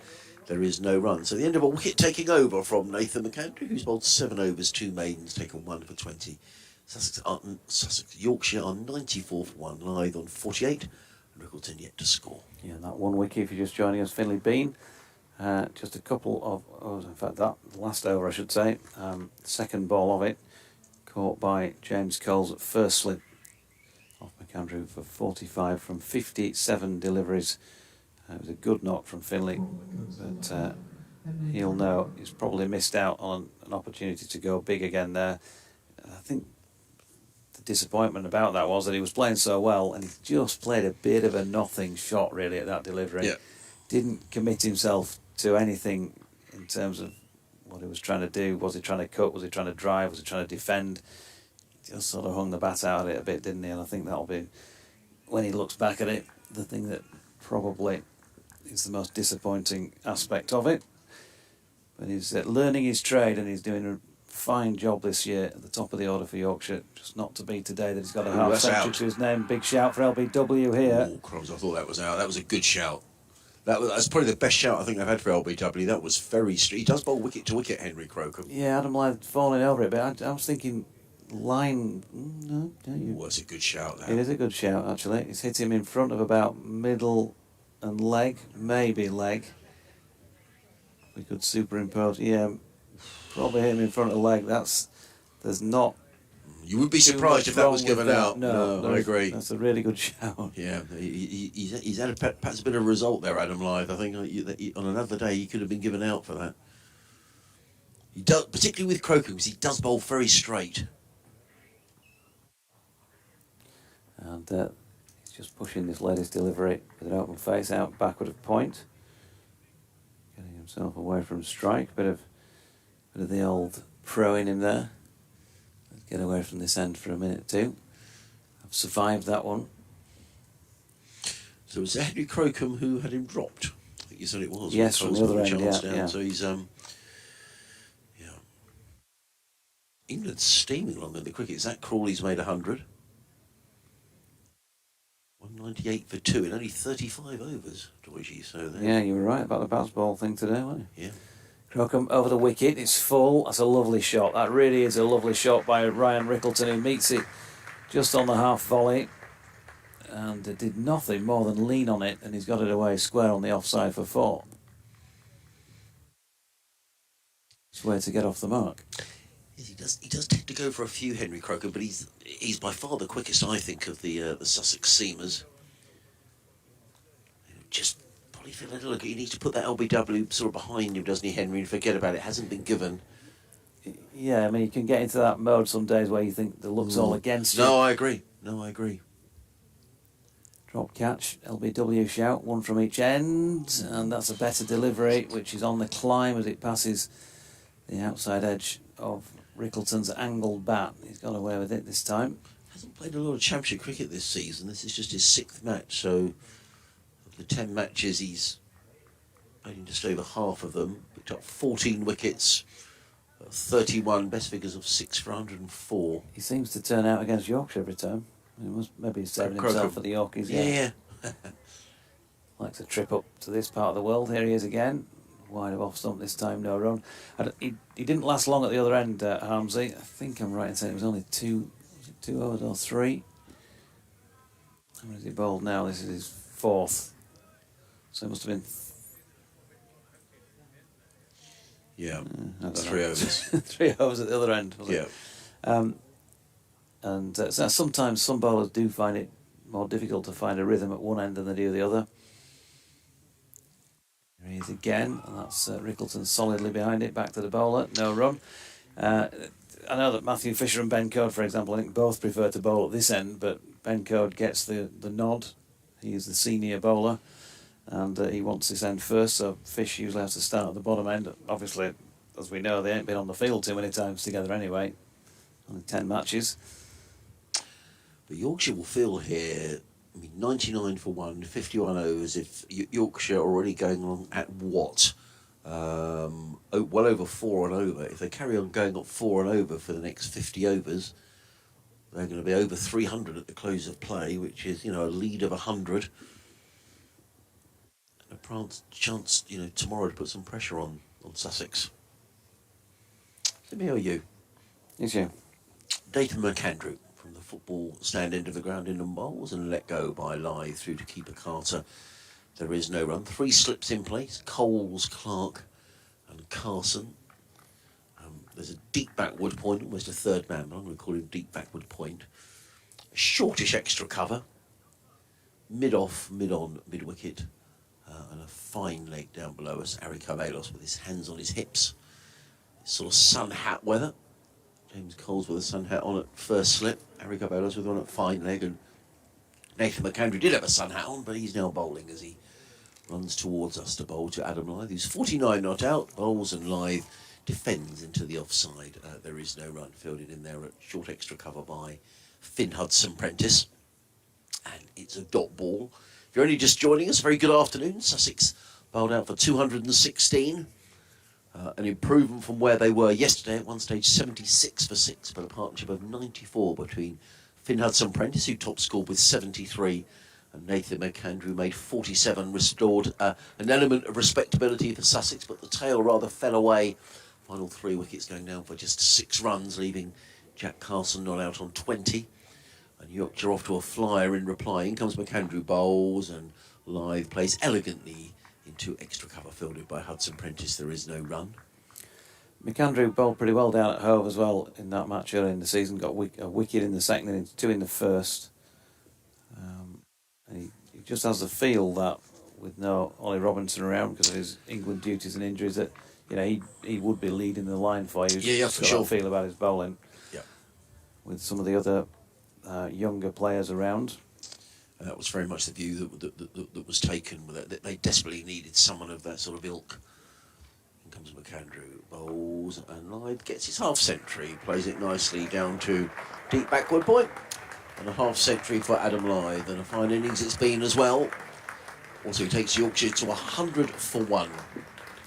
That's 68 half centuries now to go with 30 hundreds he's scored in first class cricket, and he's getting close to 13,100 runs now. Fine cricketer. 77 balls, 11 boundaries for Adam Lythe. And Yorkshire with a real platform set here. On what looks a good track. Yeah, that game down at Hove. Jack Carson got 5 for a course. Yeah.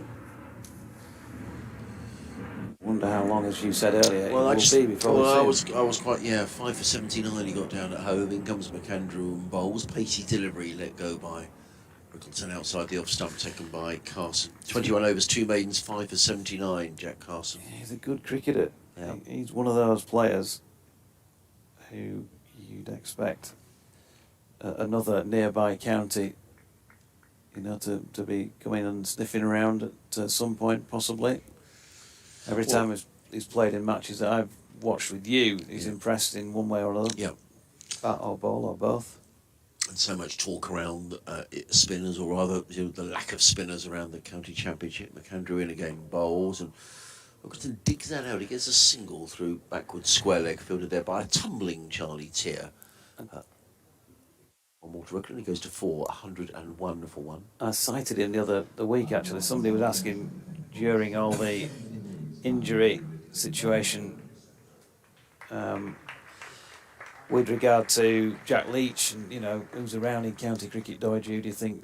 Well, I said, well, I'm not sure he's ready just yet. But if you're saying Moeen Ali is not your frontline spinner, but you want him in because the short term because he's got experience and he can bat. When you're looking longer term, somebody like Jack Carson, obviously I know he's Irish, but we've seen other Irish players play for England. Oh, yeah, absolutely, and he's played for the Lions. He went to Sri Lanka in the winter. So for me, I think he's got to be very much on the radar. A little bit of talent, as we see Crocombe continuing at this Kirkstall lane end, and Rickleton drops that first ball short of length into the leg side, no run. He needs to take a few more wickets. I mean, this season he took that 5 for 79 against Yorkshire at Hove. That was the second game of the season. He's only taken 16 wickets in the championship this season. So you take those 5 out, that's just 11 he's taken in the remaining. Well, this is his 8th game. Okay. Crocombe in, wide of off stump. Rickleton leaves. But I agree with you. I mean, he's a fine cricket. What I really like about Jack, he's desperately keen to learn and do well. Yeah, we'll go back to that game, not this year, but the other match that Yorkshire won at Hove on a Sunday morning when in the sunshine when Don Best got a few wickets. Yeah. And in that match, he bowled well. I seem to remember, I think Joe Root played, and I think it might have been Root and Balanced. Didn't he get him 2 big wickets? Yeah, and he properly got them out as well. As Crocombe is in, and that's turned into the leg side by Rickleton, no run. And he bowled very well here in that game at Headingley 2 years ago when David Milan got 199. He picked up a 5 in that game from memory as well. I bowled really, and when Milan was really looking to get on with it, Carlson was able to hold an end. So he is a fun. The wickets just haven't really favoured the spinners, have they? This is the problem, that they don't get enough chance to really bowl on. Playing half your season in April and May, as we know. Short ball crashed away off the back foot by Rickleton. It's gone backward a point and it's raced out to the western terrace for 4 runs. Just a bit too much width from Crocombe, who's gone for 30 now off fewer than 5 overs, and Yorkshire 105 for 1. Yeah, he can be expensive, Henry. Again, looking at his figures, 14 wickets, but his wickets come at 31. Economy rate of 3.88. I think Bent Nielsen's asking here on a tweet, big assumption, but assuming Yorkshire get a choice, should they go for a total Sussex can't pass on day 3 and declare tomorrow around lunch or so, and go on for as big a lead as possible, hoping for some play Saturday? Short ball there from Crocombe through to Carter. I reckon they might go for the option of a declaration around about lunchtime tomorrow, if they bat that long. Because they've got a second innings if they need it. Yes, if it doesn't rain. Yeah. I think you might be right. I mean, lunchtime tomorrow, if they're good enough to be still batting by then, they'd have plenty on the ball, wouldn't they? That would be a big lead. At the rate they're going out, as Rickleton just drops one out into the offside. No run to complete that over. Harmsley's going to go off and do a 2:30, and we'll bring back in who's next cab off the rank. Lev.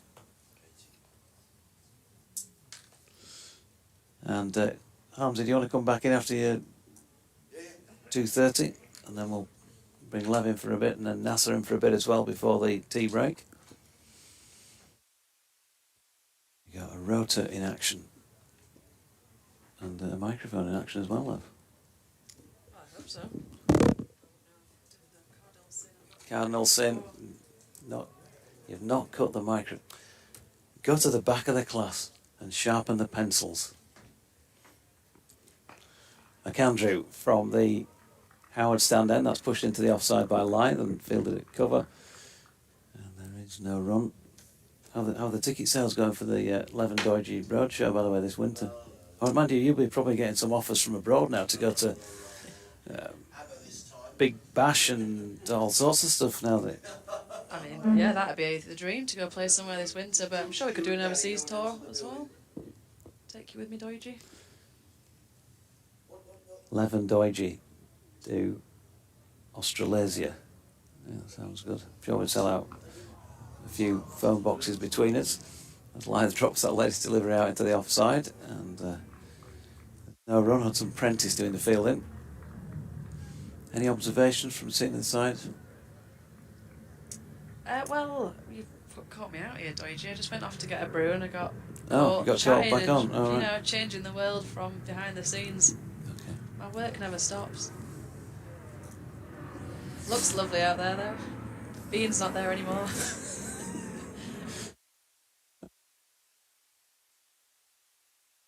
Andrew in and bowling to Lyth, who leaves. Your commentary team, one half of whom has no idea what's going on because she's not been in the room, and the other half who's got just no idea what's going on. Looking at the scorecard, can confirm it's still a nice batting track. It is. Is it July still? It's You were still out of the box a July. while. Yeah, just had another birthday. Of course, you would have been one of the youngest in the school year, wouldn't you? Yeah. Last year. That's why I keep coming to commentary box every so often to feel young again. That's totally below the belt. Here's McAndrew bowling to Lyth, who flicks off his legs to mid-wicket. And it takes on the arm. I tell you what, had that been a direct hit, that would have been interesting. The throw came in from Charlie Tier. Yeah, I think he's lucky there, Lyth. I think he's gone, and he held his hand up after he got past to say that's my mistake. It was tight. I'm not 100% sure it would have been definitely gone, but it would have been a decision for Paul Pollard to have to make. Yeah, I think he knows it wasn't required though, that quick single. Run rate's nice and healthy, and a lot of time still to bat. Unfortunately, the streaming camera angle was not square on. McAndrew is in again. He's angling these deliveries in towards the left-hander from round the wicket, so they might feel like they've got to play at it. They've got to concentrate well, haven't they? Know where their off stump is. And they just then seem to be gripping and holding their line on their way through to Ollie Carter. Yeah, it seems to be a tactic they've taken to left-handers. Quite a few of the bowlers so far this morning. We saw earlier Finn Bean was having to take a wider guard than he usually would have done because of that outside off-stump areas where there seems to be the danger.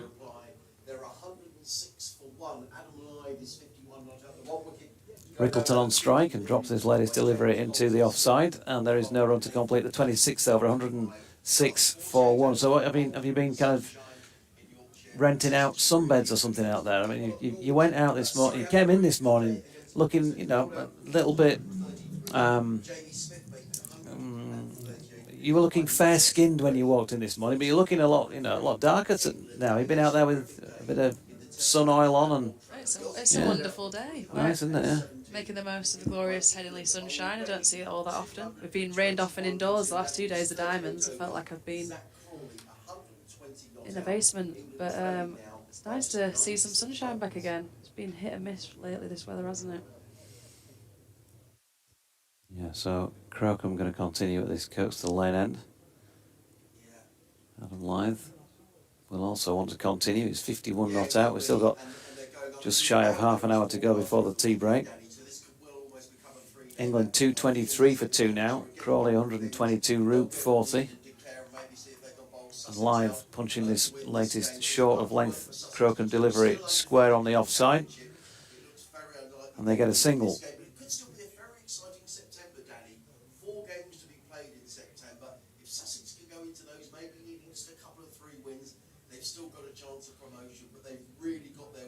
England going at what? 5.5 and over. Yeah, I just saw that Crawley'd got his ton. He's got that in quick time. 122 and 121, and Root 40 off 30. Which is not really Root-like, is it?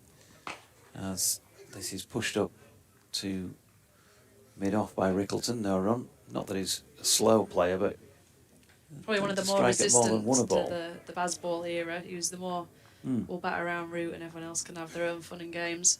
Yeah. But it certainly looks like they're trying to get on with it with the weather forecast for that test.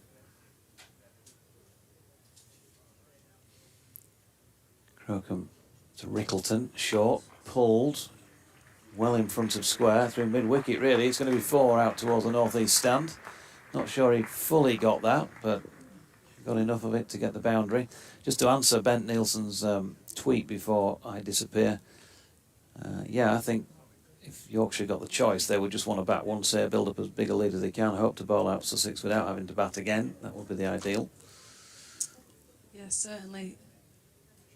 Runs are easy to score here, so if you can stay in, then it's certainly the runs to be had.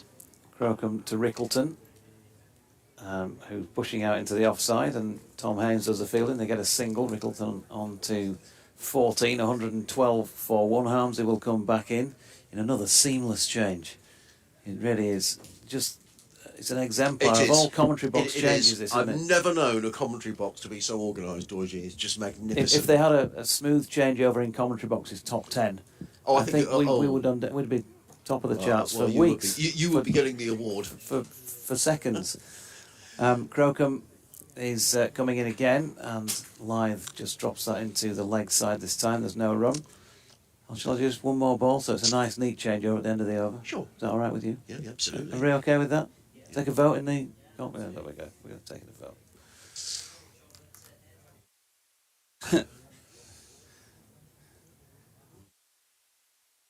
In a good position here, Yorkshire, aren't they? And yeah. Really looking to drive home that advantage now. Crocombe in again, pushed by Lythe up to Haynes at mid-off to complete the over at 112 for one. Bye for now. Yeah. Lythe on 52, Rickleton is on 14. 47 overs remaining in the day. I kind of think here that what Dorji was saying, Katie, is absolutely right. I think Yorkshire will feel... it's just so boring talking about the weather, isn't it? But you know, I think it will be coming into the Yorkshire thinking. I think, well, let's just bat once. Let's maybe get to lunchtime tomorrow and see where we are, and really try and put Sussex under a bit of pressure. Yeah, certainly. Ever since they lost the toss and then Sussex had that early collapse yesterday, I think they'll have been thinking, right, we know the weather conditions are going to tinge in our favour. If we can get in for most of today, which they have done so far, they got quick turnaround from the Sussex lower order this morning. If they can bat long and get full benefit of this nice batting track, make it difficult for Sussex and have, you know, at the back of their minds that the weather's coming and we need to try and get something out of this game. They're going on about 4 and over at the minute, and Sussex have turned to Jack Carson. I thought they may have turned to Carson a little earlier, but Dorji and I were talking about Jack Carson. He's now going to get his chance to bowl. Took 5 for 79 against Yorkshire down at Hove earlier in the season. Hasn't taken a bundle of wickets, but you know, just maybe the wickets don't favour the spinners in this country, and Jacoby looking to see what he can do here. He's bowling with a slip and a short leg from the football stand, and you know this ground very well. If you were an off spinner, would you feel that's the correct end to bowl from, Katie? There's usually not that much difference in it, yeah, I find. Depending which side of the square you're playing on usually comes into account more so than the ends and just boundary size. But we saw Moriarty have some success at that end early this morning. We did, as in comes Jack Carson, bowls his first delivery that recording just plays down the track. Carson fields off his own bowling, and there is no run. England really are flying along, aren't they? Old Trafford crumbs. Joe Root's up to 40 odd already. Yeah, we were just saying, and Crawley's got a very quick ton. Yeah, 93 balls I think that came in. In comes Carson, bowls, forward stretches Rickleton, plays it onto the onside. Dan Reberton is underneath the helmet at short leg. I don't think that was a chance. He just looked a bit disappointed. Maybe just disappointed he didn't stop the ball. I don't know. Yeah, I think more putting it into the batter's head that, you know, I am here around the corner. Yeah. It went straight in his direction. It went underneath him, but I don't think it was a chance. I think it was always under control. Just a change in the field, which I'll describe after this next delivery. In comes Carson, bowls. Rickleton just covers up, plays down the offside of the track. Carson fields. There's a slip and a short leg. There's a deep backwards square. Sort of a very straightish mid-wicket. An orthodox mid-on. A mid-off who's probably conceding a single. Short extra cover. Sweeper on the cover boundary. and a backward point as in comes Carson. Bowls, and Rickleton just steers that one to James Coles, who fielding in that sort of straightish mid-wicket position. What do you think's the thinking behind that, Katie? I mean, I know they study players assiduously, don't they, to see players' strengths and weaknesses. I think it's just be to build a bit of pressure, to be honest. You know, there's a lot of fielders in his eye line. So far it's been free scoring. Carson in bowls. That's a quick delivery, but Rickleton just plays onto the onside, and there is no run. And much as anything, Sussex need a bit of control. Yeah, you just need to try and string together some. We sort of talk about it so often, it sounds a bit boring, but string together some dot balls and build a bit of pressure again. Yeah. No, I agree. 12 for 1. Carson round the wicket, bowls. Rickleton again just works this one to mid wicket. So a nice tidy over, a nice maiden over to start with for Jack Carson. And that's exactly what Tom Haynes would have wanted. 112 for 1. Adam Lyth is on 52, was given a chance when he was on 38, dropped by James Coles, and I thought he was fairly fortunate to survive an LBW against Henry Crocombe when he was on 48, but he's still there, he's batted nicely. Ryan Rickleton is on 14. We've got another, 21 minutes to go until tea, 48 overs remaining in the day, and it looks like the return of Ari Carvelos, who's going to bowl on this occasion from the Kirkstall Lane end. Yeah, I was impressed with his opening spell. His figures probably don't reflect how well he did bowl. He did create some chances, and he had the Yorkshire openers looking a bit nervous. We talked a lot about challenging that outside edge, and that was where we looked like the wicket was going to come from. Maybe a change of end will bring a change of fortune for him, but he looked like in a nice rhythm this morning. Yeah, definitely.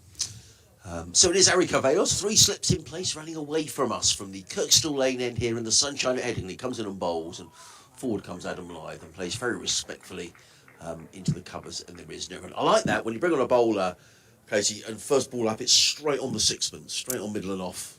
Yeah, too often so far with the changes we've seen, the first ones have been a loosener, and that's just going to get punished on this Headingley outfield straight away. I liked seeing the previous over, for the spinner bringing the field in to try and stop those ones, because anything through the inner ring is just a 4 here, basically. So I think that did build a bit of pressure and allow a new bowler to come on at the other end. Carvelos in again, bowls, and he strikes Lyth around about the thigh pad. The ball just bounces down in front of him, and Adam Lyth very obligingly picks the ball up, and there is no run. Katie Levick, Adrian Harms on commentary here on BBC Radio Sussex.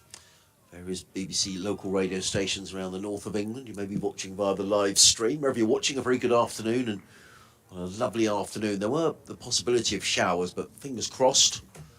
Nothing so far today. It's a totally different day from yesterday. As in comes Carvelos, over the wicket bowls, and forward comes Lyth, plays out into the offside, and there is no run. It's exactly what you said. That's been we've had 9 balls now without a run, Katie. Yeah, and that just starts to put a little bit of pressure back into the Yorkshire, the batters' minds. For the first time in quite a while, the run rate's just dropped below 4s, which it was all just a bit too easy to score, and now you string together a bit of pressure. You can hear the Sussex fielders again, they've got something to try and get into the batters' heads about, and it's just about being patient and disciplined for long periods of time. Carvelos in again, bowls, and clipped to mid on, and this time they do take a single. It's a very quickly taken single to Henry Crocombe, who had to move to his left a mid on to field. He got in the throw, but Adam Lyth had gone through for his 53rd run, total to 113 for 1. Interesting when we talk about looseners, because new bowler comes on and says, oh, that's a loosener, but you shouldn't really be bowling a loosener, should you, at this standard of cricket? No, I mean, it's easier said than done. I've been known to do a few myself, but yeah, you know what you want to do, and sometimes there's nothing more frustrating than when it just doesn't come out to plan. But it's funny how you can correct it in just one ball's time. Yeah. Like what that one rotation of the shoulder managed to get out your system for you. In comes Carvelos, bowls, and forward comes Rickleton, plays into the offside, and there is no run. There is another test match underway over in the Caribbean, in Trinidad, Port of Spain. India asked to bat first by the West Indies, are 32 without loss. That was a real mismatch. Get your words out, Adrian. The first test. But India batting first, it could last longer than the first test match did. In comes Carvelos. Over the wicket bowls and played into the onside by Rickleton. And there is no run. End of a tidy over from Ari Carvelos, who's now bowled 6 overs, no maidens, no wicket for 24. Adam Lyth on 53. Ryan Rickleton on 14, 113 for 1. You would know better than I the the state of women's cricket over in the Caribbean, Kate. I mean, it's a real shame in terms of the men's game where they was dominant for so many years, but now they haven't qualified for the next World Cup.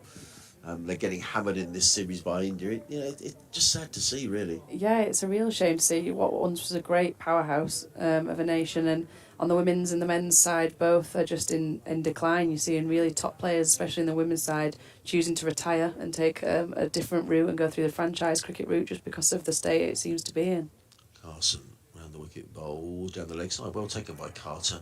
And there is no run. A lot of it seems to be down to money. Doesn't seem to be all sorts of financial problems over in the Caribbean. Yeah, there just doesn't seem to be that support there, and you can't blame, especially the ladies' side, for having to try and secure their own futures. Carson from the football stand end around the wicket, in and bowls and line. Just works this one onto the offside. They think about a single. That's a really good bit of fielding. That's Henry Crocombe. I think was it Henry Crocombe? No, it wasn't. It was Finn Hudson-Prentice. It was played to towards backward point, but Hudson-Prentice was ran really quickly from cover to field, and just another dot ball, as Katie was saying, just stopping the momentum slightly here for Yorkshire. It's just what Sussex want to happen.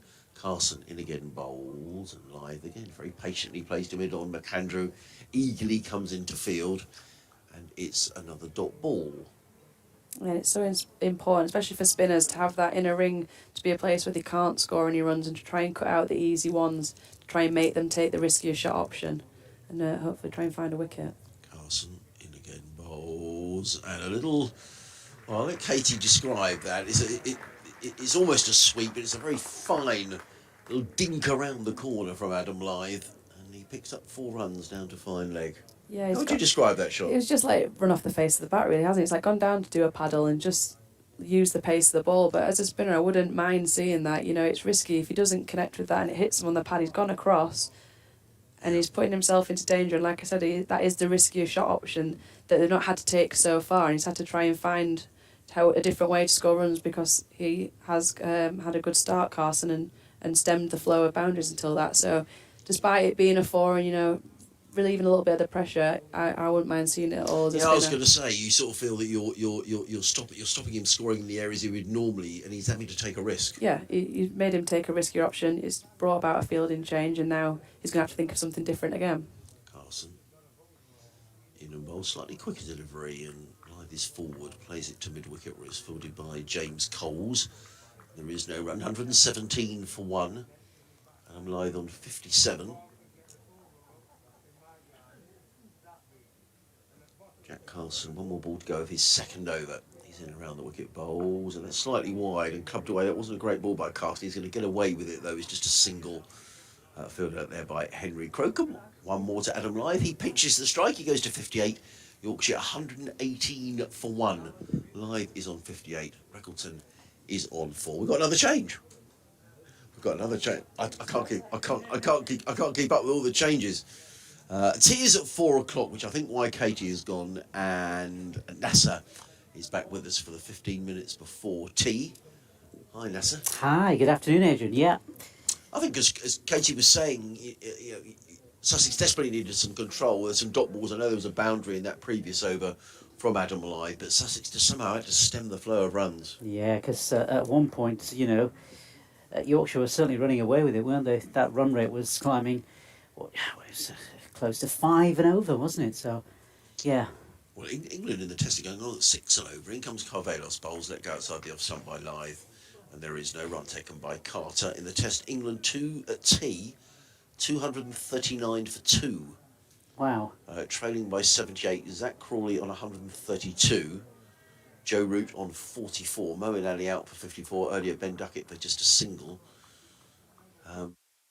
So they'll play. So they could have. Well, England will, if they carry on like this rate, have a fairly substantial lead at the end of day 2.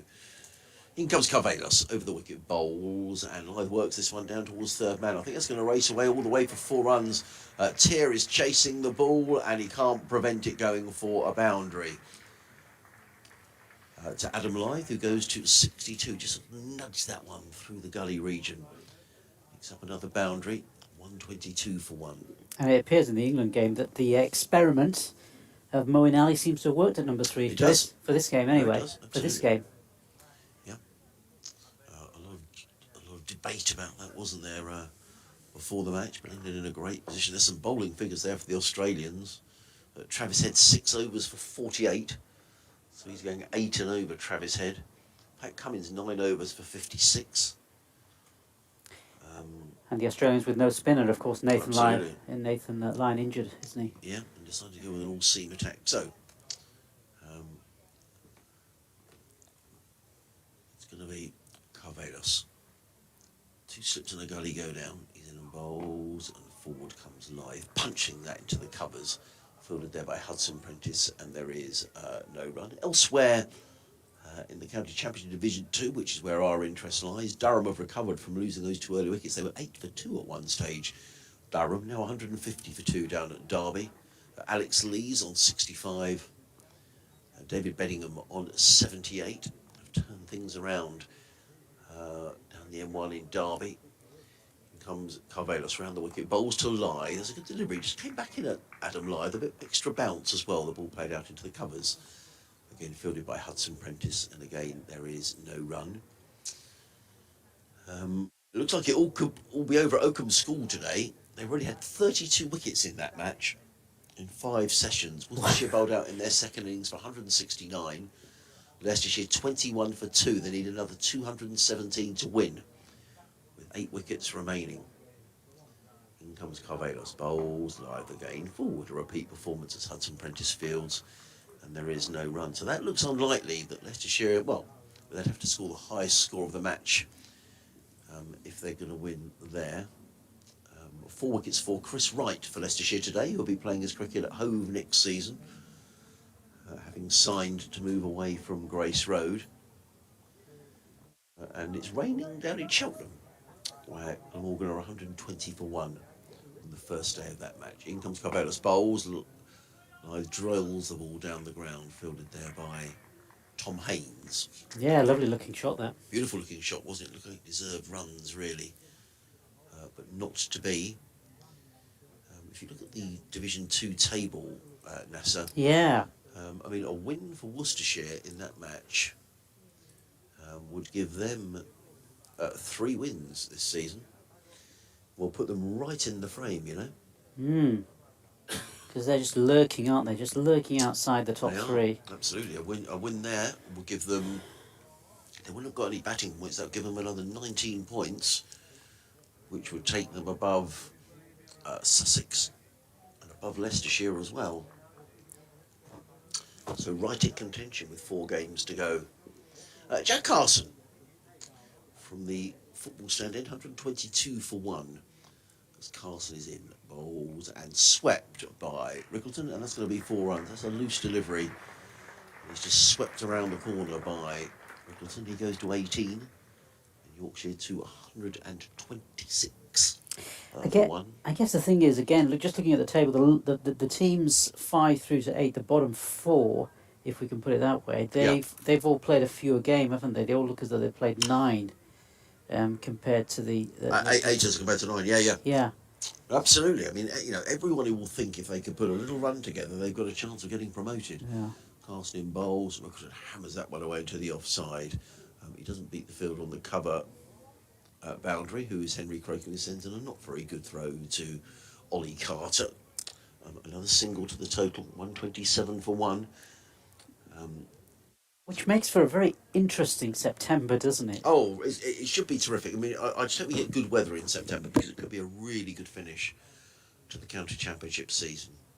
Carson in again, bowls cut away by Lythe. That's a good tumbling save at backward point by, who's that down there? Nathan McAndrew. And there is no run. The arrears here for Yorkshire, just 89. But there are another 42 overs remaining after this one in the day, and if Yorkshire carry on at this rate of knots, they can have a sizable lead come the end of the second day here. Carson in again, bowls, Lythe defends, 2 short extra cover, and there is no run. I think as well, you'd rather be in Durham's position than part of the chasing pack in a sense, because again, come September, you get the smaller days. You know, you're going to lose daylight as well, aren't you? So that's going to play into, you know, the possibility of more draws. Carson in bowls, Lythe works out into the offside. There is no run. Just some details on that England performance between lunch and tea. They scored 178 runs at a run rate of 7.12 and over. That is some going. Wow. Carson in the game, bowls and defending is live down the offside of the track. There is no run. End of the over. 127 for 1. Live 62. Reckleton is on 19. Listening to live cricket on the BBC, BBC Radio Sussex, and multiple BBC local radio stations around Yorkshire. Adrian Harms and Nasser Hasif are on commentary, and watching Yorkshire make some serious inroads into this Sussex total of 216. Finn Hudson-Prentice top scoring was 73.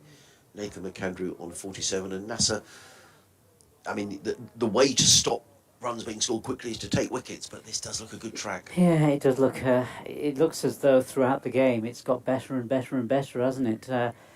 And the runs are certainly flowing this afternoon for Yorkshire. And whilst Adam Lyth is still there, remember they've still got David Milan to come in at that really crucial position of number 4, which is often seen as a key position, isn't it? In all sides, everybody seems to want to bat at number 4, whether it's Joe Root or whether it's David Milan or whether it's Babar Azam for Pakistan on the international circuit. So, so there's a lot still to play for, and Yorkshire will really want to push ahead this afternoon. So if they can, up the ante, the run rate's gone down a fraction, but if they can carry on and just get more boundaries this afternoon, they'll certainly put more pressure onto Sussex. They will. Ari Cavalos runs away from us, comes into bowl to Ryan Reckles, lets that one go outside the off-stump, taken by Ollie Carter, and there is no run. Sussex have pretty much used all their bowling options. The only other option they've got is the left-arm spin of James Coles. The indications are, tidily enough, though, Jack Carson has bowled 3 overs just for 10, that I'm not sure it's giving an awful lot of help to the spinners out there. No. Yeah, Adam Lyth has had those just few moments that could have slightly gone Sussex way, but didn't. Yes, he was dropped when he was on 38. A routine chance to James Coles. In comes Cavalos, bowls and defended by Reckleton out into the offside. And there is no run. I just wonder whether they've got half an eye on tea here. Yorkshire, they've achieved what they've wanted to do since lunch. They went to lunch at 18 without loss after 3 overs. We've now had 32 overs, so we'll have had 30 overs in the session, and they'd have scored 109 runs. So I think they'll feel they're going on at about 4 and over, so it's probably roughly where they wanted to be. Yeah. I wonder whether you might see a bit of a charge after tea. Makes sense. Carvelas in and bowls and defended down the offside of the track. There is no run. I suspect we'll get one more. We will get one more over before tea. Yeah, I mean, it's really the wrong time to lose a wicket, isn't it? You just don't want to do that. Just defend, these remaining deliveries, see out till tea, go back in and come back out after tea, and then, with the game plan for the final session, plan session by session by session. I know it's an old cliche, but that's probably the way to do this game. It is, yeah. As in comes Carvelos, bowls and defended again by Reckleton. Good tidy stuff by Ari Carvelos in his 8th over, figures of 0 for 28. I must admit, I haven't dared to look at the weekend weather forecast. It was only what I saw last night, really, which was suggesting it was pretty shocking. And Yorkshire will the game at home, they would have won had it not rained on the final day. So I wonder whether that might be on their minds as well. In comes Carvelos, bowls and drilled by Reckleton to mid-off, fielded by Tom Haynes, who slips as he looks to throw the ball in. And he's hurt his knee there, Tom Haynes. He slipped as he fielded the ball. He's just looking at the outfield, which is probably a bit spongy from the rain we had yesterday. I think he's all right, the skipper. You're wondering why Tom Haynes is skippering. It's because Tom Alsop played no further part in the match with a concussion injury, so we wish Tom well. He's been replaced by Charlie Tier, young wicket-keeper, who isn't keeping wicket, but he's playing in the match. In comes Carvelos, bowls. Nice delivery. Nice shape to that delivery from Mary Carvelos, and it's clipped by Lyth to mid-wicket. There is no run. End of the over. 128 for 1. Lyth 62. Reckleton is on 20. We'll have one more over before tea, which will be bowled, I would have thought, by... Now, I said Jack Carson, but I'm not sure it is, and I think we might be going to get a bit of James Coles, who we said was pretty much the only bowler who hadn't bowled. So Maybe an opportunity just to have a look and see how James Coles does bowling his left arm spin. I guess looking at the bowling figures of Sussex, or the bowlers of Sussex, it appears that they have quite a lot that they can experiment in Yes. terms of a bowling lineup, certainly, and try different things to see if they can maybe eke out another wicket. Certainly, Niall just after lunch. But you know, the points earlier about weather, that's out of Yorkshire's control, I guess. Like most of these games, they can only control their batting, and they've just got to, you know, forget the weather, I think, for the time being. Whilst the sun is shining, they've just got to accumulate the runs from a Yorkshire point of view. So it is going to be James Coles with a slip and a short leg. 3 men saving one on the onside. There's also a deep mid wicket, a mid off, extra cover, and a sweeper on the cover point boundaries. In comes Coles with a delivery that in a T20 match might have gone for 6. It was a bit of a long hop down the leg side, and Reckleton probably should have made more of that, but he played it straight to Nathan McAndrew at backward square leg, and there is no run. Coles again in, and Reckleton just plays this onto the leg side, followed by Carson. And again, there is no run. The green digital clock shows 15:59 away to our right-hand side as James Coles is in again. Bowls and Reckleton defends. I think there's a little bit of turn. He was after a single there, was Ryan Reckleton, and he was sent back in no uncertain terms by his skipper, Adam Lythe. And there is no run. 3 balls to go until Doige gets the donuts for tea. In comes Coles again, bowls, and Reckleton just works it out into the offside. I think they're settling here for their. I think so. You know, I think it's job done for Yorkshire in this session. They'll feel they've got themselves in a good position. They're only trailing now by 88. Coles in again, played onto the onside. Good bit of fielding by Carson, one-handed, prevents a single. And there will be 40 overs to be bowled after tea. If they go along, got 4 over, 4 fours are 16, 160 runs onto where Yorkshire I know gets them to about 300, doesn't it? So Yeah. a lead of, not far shy of 100 going into day 3. Coles in again bowls, and Reckleton just defends onto the onside. So a maiden over to start off for James Coles. Tidy enough. Adam Lythe goes to tea on 62. Ryan Reckleton on 20. Yorkshire 128 for 1 at the interval. Trailing by 88 runs. So we're going to take a break, have a cup of tea, and Jonathan, Katie, Nasser, and myself will be back with you at about 20 past 4.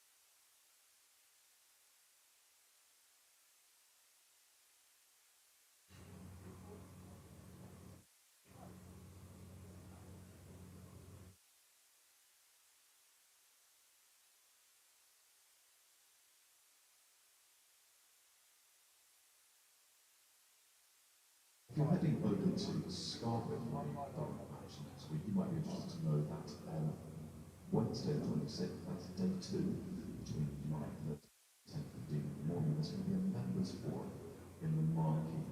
Darren Goblin will be in attendance to answer questions. So that's Wednesday the 26th, day 2 of the Durham match, between 9:30 and 10:15 in the Marquee.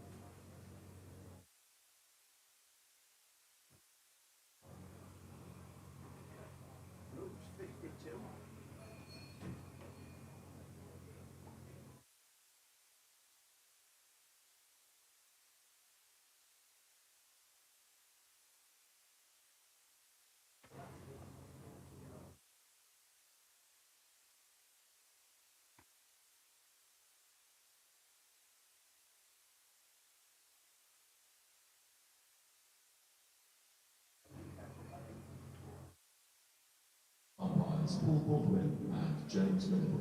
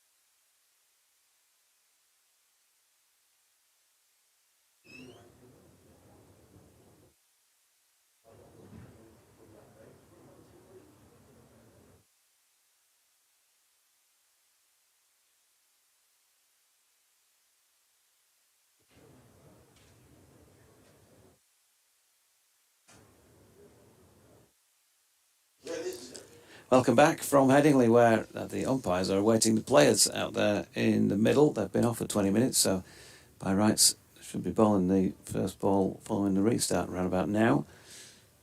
James Middlebrook and Paul Pollard having a quick pitch inspection. You've got a few highlights if you're watching the stream of that previous session, which was a very good one for Yorkshire. England, by the way, 257 for 2. Joe Root has just scooped Pat Cummins over the top of a reverse scoop over the top of the slips for 4 to bring up his 50. So good to see Yorkshire's former England leader still doing the job for England. 53 to him, 139 to Crawley. They're only 60 behind, and they've taken just short of 46 overs to get that. It's a great effort from them, and it's been a great effort from Yorkshire as well today. Katie Levick is alongside myself, Jonathan Doyd. We also have Nasser Hanif and Adrian Harms of BBC Sussex in the chair at various points with us today.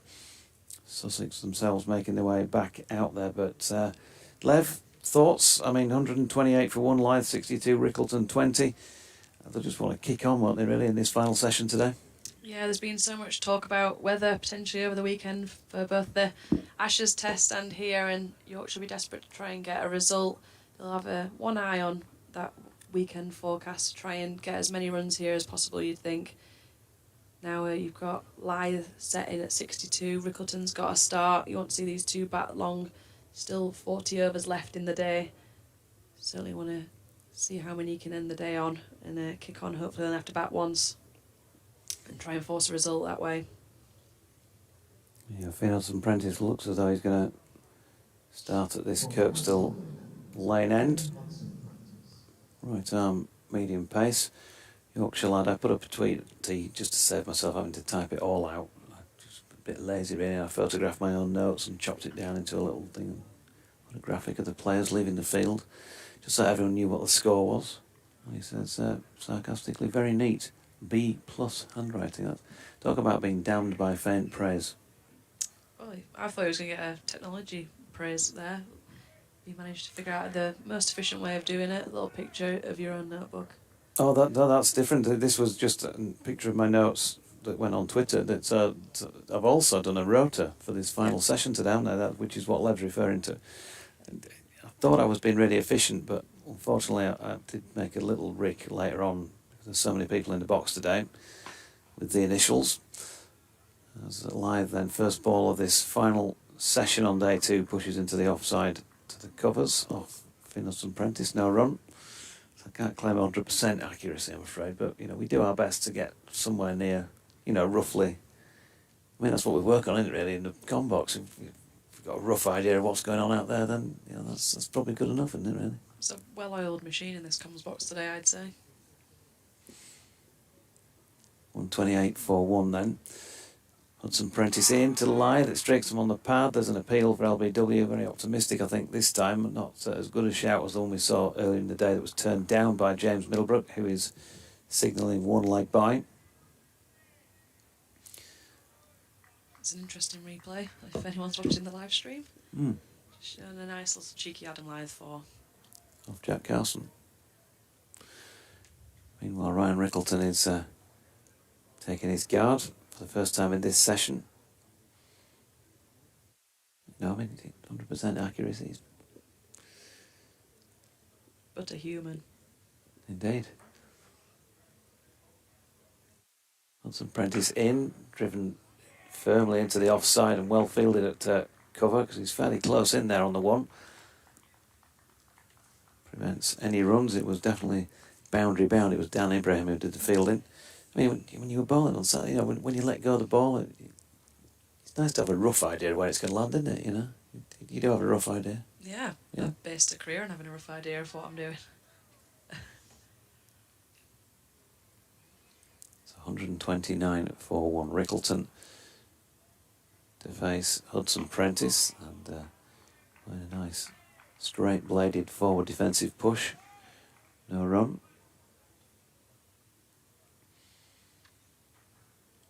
Limitations from this one, we've talked about them earlier. But ideally, and Yorkshire have now dropped below the 4 point something that they were going at for quite a while, which probably credit to Sussex just tightening things up a little bit, the back end of that afternoon session. Rickleton driving down the ground here. He's going to get past mid-off, and they'll get back for 2 runs. Tom Haynes with a sliding stop down beneath our feet. So Rickleton on to 22, the score to 131 for 1. Ideally, you'd thinking the bat the remaining 39 today, going at roughly 4. Round about 300. And maybe another 100 tomorrow morning, something like that, if they're good enough to get there. Yeah, see who's still there at the end of the day, but that'll be, I'm sure, what they'll be discussing in the tea break. Plans for the day. You certainly can keep the run rate up. And they're more than capable. We've got 2 set batters here. We want one of them to at least to bat through to the end of the day. Dot ball off that final delivery of the Finn Hudson Prentice over, so 6 overs, 3 maidens, none for 20. So they could get up somewhere like 400 or a 200 lead for 20, something like that, by the end of tomorrow morning. And then give themselves a fair bit of time tomorrow to try and have a go at bowling Sussex out for a second time without needing to bat. They'd have to bowl well on this pitch, especially if it's going to be another day like this. But they'll at least give themselves a chance, and they do have a second innings then, if needed and if able to get it in. And of course, we've just been looking at the forecast with Harmsley at tea, and it does look like the deluge that has been forecast for Saturday still remains the same. Jack Carson bowling from the Howard stand end again. That's pushed into the offside by Lythe, no run. He comes again, bowling with off spin, wide on the crease, right arm round the wicket. Lythe just pushes it between short extra cover and mid off. Pierces the gap nicely and picks up 1.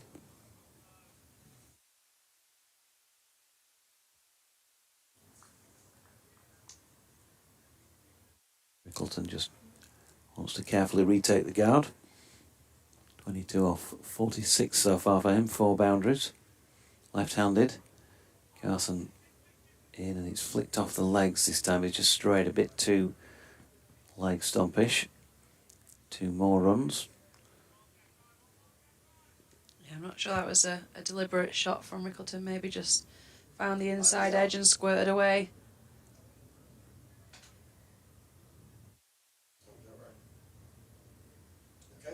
Short leg in place, plus a slip. Backward point. Sweeper square on the offside.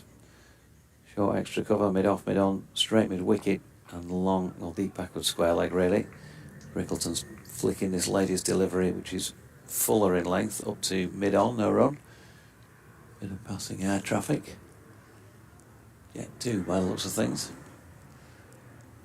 Other airlines Are we allowed to name are, of course, available. Carson in, and here he goes, Rickleton over the top. It's the sort of shot that they'd have been proud of at the Open on day 1 today, because they almost got it to plug after it landed over the fielder. But on this occasion, he just needs to practice that backspin a little bit, because it kicked on for 4. Yeah, I don't think he got hold of all of that. Only just cleared the retreating mid-on fielder. Wouldn't be too downhearted by Carson seeing that. He got an inside edge earlier in the over, and then that wasn't a full convincing shot, but I'm glad to see he's kept the field up. Carson in again. Rickleton this time with a bit more respect. Pushes up to mid-off to complete that over. Number 36 of this Yorkshire first innings at 138 for 1. Yeah, just watching the replay there, and it's bottom inside edge of the bat, so although it has raced away for 4, I think it's promising signs for Carson that if he can just keep your discipline, keep plugging away, that Yorkshire are keen to try and keep the run rate up there and aren't just happy to bat all day. They want to get some runs on the board and they want to do it quickly.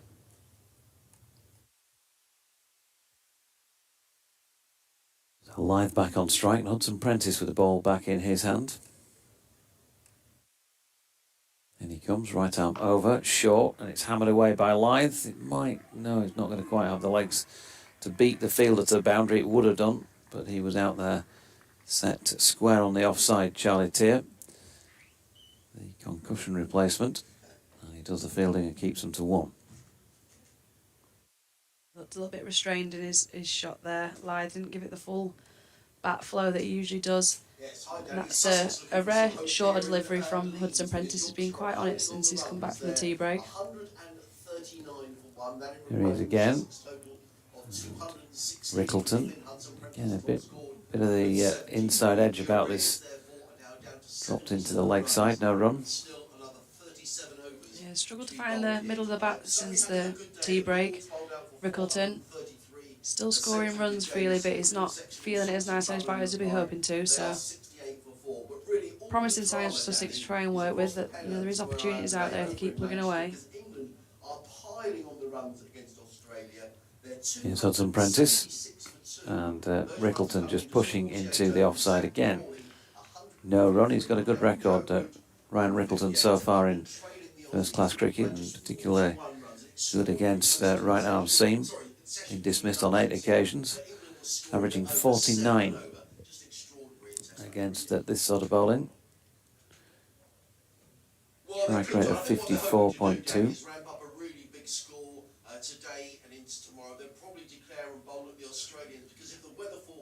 So Hudson Prentice in again, and Rickleton pushing into the onside this time. Can't get it past mid-on. Carvelus there. Partnership worth 45 for this second wicket so far. The one man to gone for Yorkshire is Finlay Bean, and he was caught at first slip by Coles off McAndrew for 45 from 57 deliveries.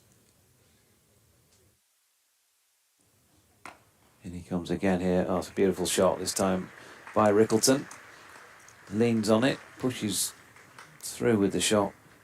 Doesn't really go at it hard, but it's got the legs to make it to the boundary, even on a day when the outfield's still a little bit on the slower side for Headingley after all of that rain the last couple of days. 4 more to him takes him to 32. Partnership now to 49. And Yorkshire to 143 for 1. Yeah, just watching the replay back there, and Hudson Prentice just strayed a little bit wider than he has done so far.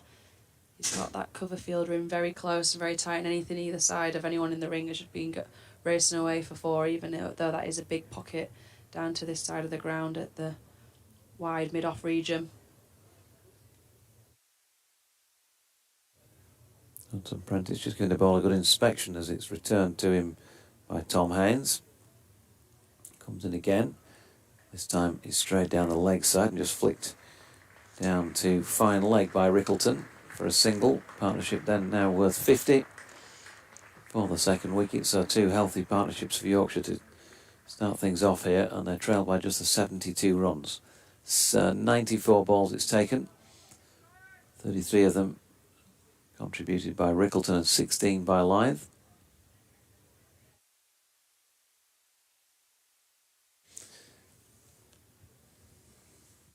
Six just fighting to keep their heads above water here as far as the game's concerned. 2 or 3 quick wickets would change the field to some extent, but they've been very hard to come by. They've only created those couple of opportunities really, one dropped and one taken by Coles.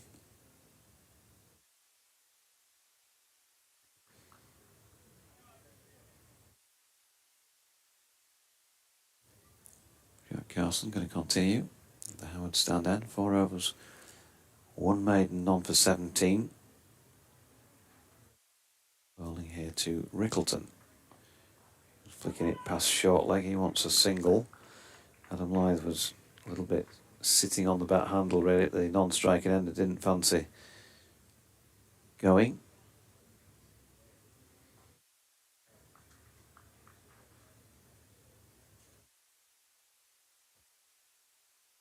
Here's Carson again. Back foot this time for Rickleton, playing it out square on the offside. And there's an attempt at a direct hit which misses. I think it was home and hosed either way, so that takes him on to 34. 51 the partnership, 145 for 1.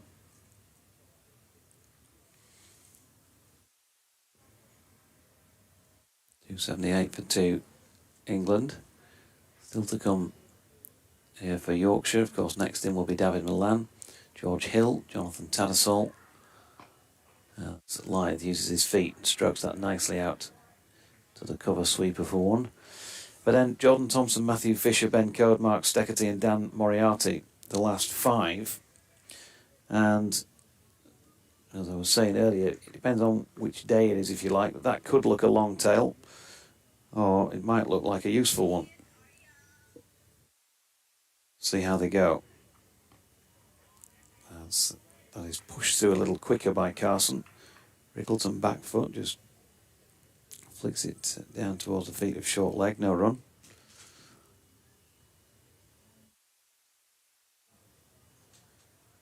Two remaining in the over. In he comes and right over the top of that, Rickleton just drops it at the feet of short leg.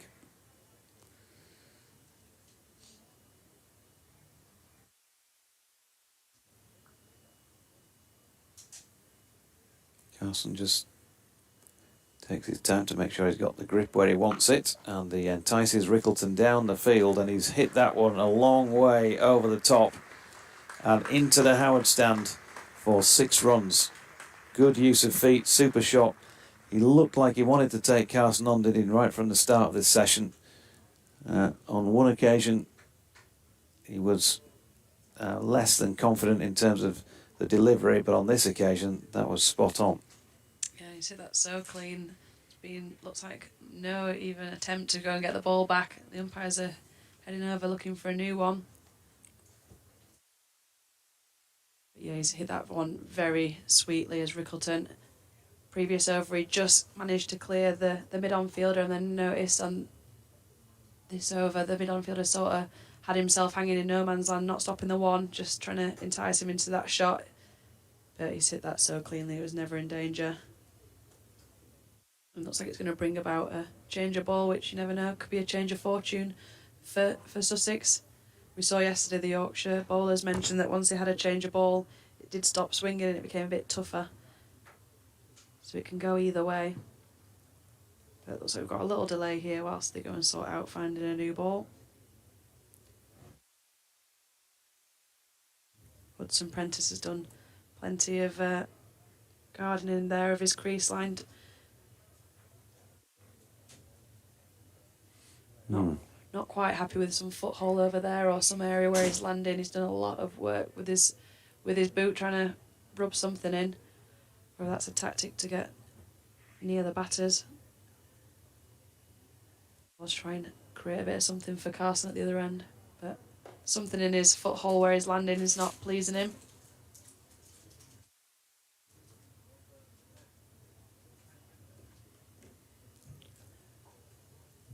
Yeah, so there's a chat going on between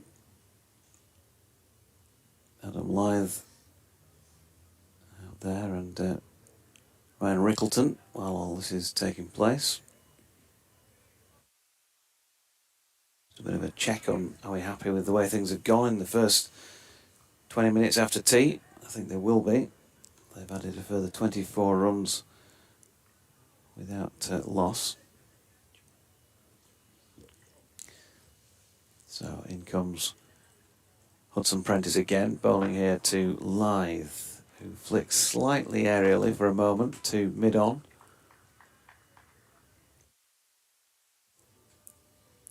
Fielded That mid on there by Harry Carvelis, and there is no run. There's a few of those being scored though at Old Trafford, where England are just 33 behind, 284 for 2. Crawley 160 at more than one a ball, and at Root 58 at about one a ball, just shy of. Hudson Prentice round the wicket. Adam Lyth leaves one wide of off stump that tails away on its way through to Ollie Carter. Lever's stepped out and Harmsey is back in. And the less, I think it's true to say, the Test match of less interest over in the Caribbean. India 99 without loss in the second Test against the West Indies. Katie and I were talking about that beforehand, and it's not just the men's game, the women's game suffering over in the Caribbean as well. It's a great shame, Doige. I think West Indians tour here next summer, don't they? Yeah, they do. I wonder what the crowds will be like for that these days. Well, as Hudson Prentice's latest delivery is wide of Lyth's off stump and left. I mean, in general terms, Test cricket is really well supported in England, isn't it? But I think next summer, West Indies and Sri Lanka, with all due respect, you wouldn't have thought that's going to have the pulling power of the Australians or India or Pakistan, South Africa. I'm sure it'll still be well supported because people like to watch Test match cricket. Let's hope so. Hudson Prentice in, and driven square by Lyth. Out to the sweeper. That was Tier. And one run. Yeah, I think the people do like a day out. Yeah, it's just such a shame this next Ashes series in 4 years' time. I mean, there's no Test matches in the north of England. I just can't understand it really. Yeah. It's a shocker that there's none here, especially after the last two that they've had here in the Ashes series, and some of the other ones. Just saying earlier, I mean, round about this time, 42 years ago, I was sitting on the side over there watching here, both of them, and Graham Dilley smashed the ball to all parts that day. Some of the great moments they've had here. Should always have a test here, as that is turned into the onside by Rickleton, and there's no run. No, absolutely. So I think it's sort of the Oval, Lords, Edgbaston, presumably. I think the Aegeus Bowl's getting a test, aren't they? Getting one of the Ashes tests. And then presumably Trent Bridge, I presume. I bet it's an absolute belter at Old Trafford. I was just watching some of it. Some of the shots from Crawley and Root are extraordinary. Hudson Prentice in again, and nicely played by Rickleton, who has not always timed everything that well, has he, today? But the ones he really has got right, like the 6 in the previous over, and that one there, which unfortunately went straight to the man, zinging off the bat. So 39 gone in this Yorkshire first innings. They only need 64 runs to go in front here. They're 153 for 1. Very good day for the White Rose. Lyth 66, Rickleton 40. 290 for 2 England after 50 overs over there. Yeah, going at 6 and over. And it is going to be Harry Carvelis who's going to bowl for the football land end. So I think... Am I off now? I think you're off, and Katie is on. I'm out. Okay, I can't even read my own rotors. I'll disappear. That's quite all right. You will be back with us shortly. Katie comes back on commentary. Seems like all the action is over the Pennines, Katie, doesn't it? And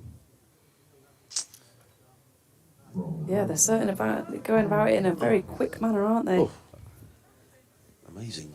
And we'll rattle through some of the scores as we go through the overs. So Harry Carvelis back into the attack. 8 overs, no wicket, 4.29. I think he's been a bit unlucky, actually. He's bowled a good line and length. And Sussex needing some wickets here to stem this flow of runs because there's still another 35 overs remaining in the day. In comes Carvelis, running in over the wicket, bowls down the leg side, taken by Carter. There's a stifled appeal. He thought he'd strangled him down the leg side, but there is no run. Yeah, it's the first time I've seen him bowl, certainly in person, and I was impressed. He seemed to be in a really nice rhythm, and just as bowling goes, sometimes you're not getting the just rewards, and the scorecard doesn't necessarily reflect that, but he has looked to be in a nice rhythm so far. It's just unfortunate that Yorkshire's not put too many foot wrong themselves.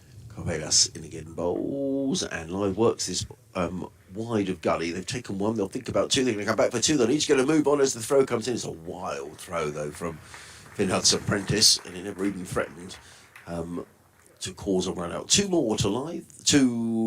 Yes, he goes to 68, 155 for 1. And not only is he a nice bowler, he's a nice bloke. Oh, that's nice. And most cricketers are.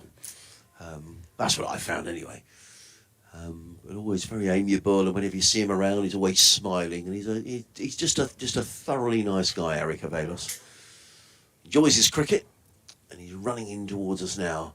Over the wicket and bowls, and Lyth plays to square leg. There is no run because first class cricket for him has come, relatively compared to the rest of the Sussex boys, quite late really. He's 29.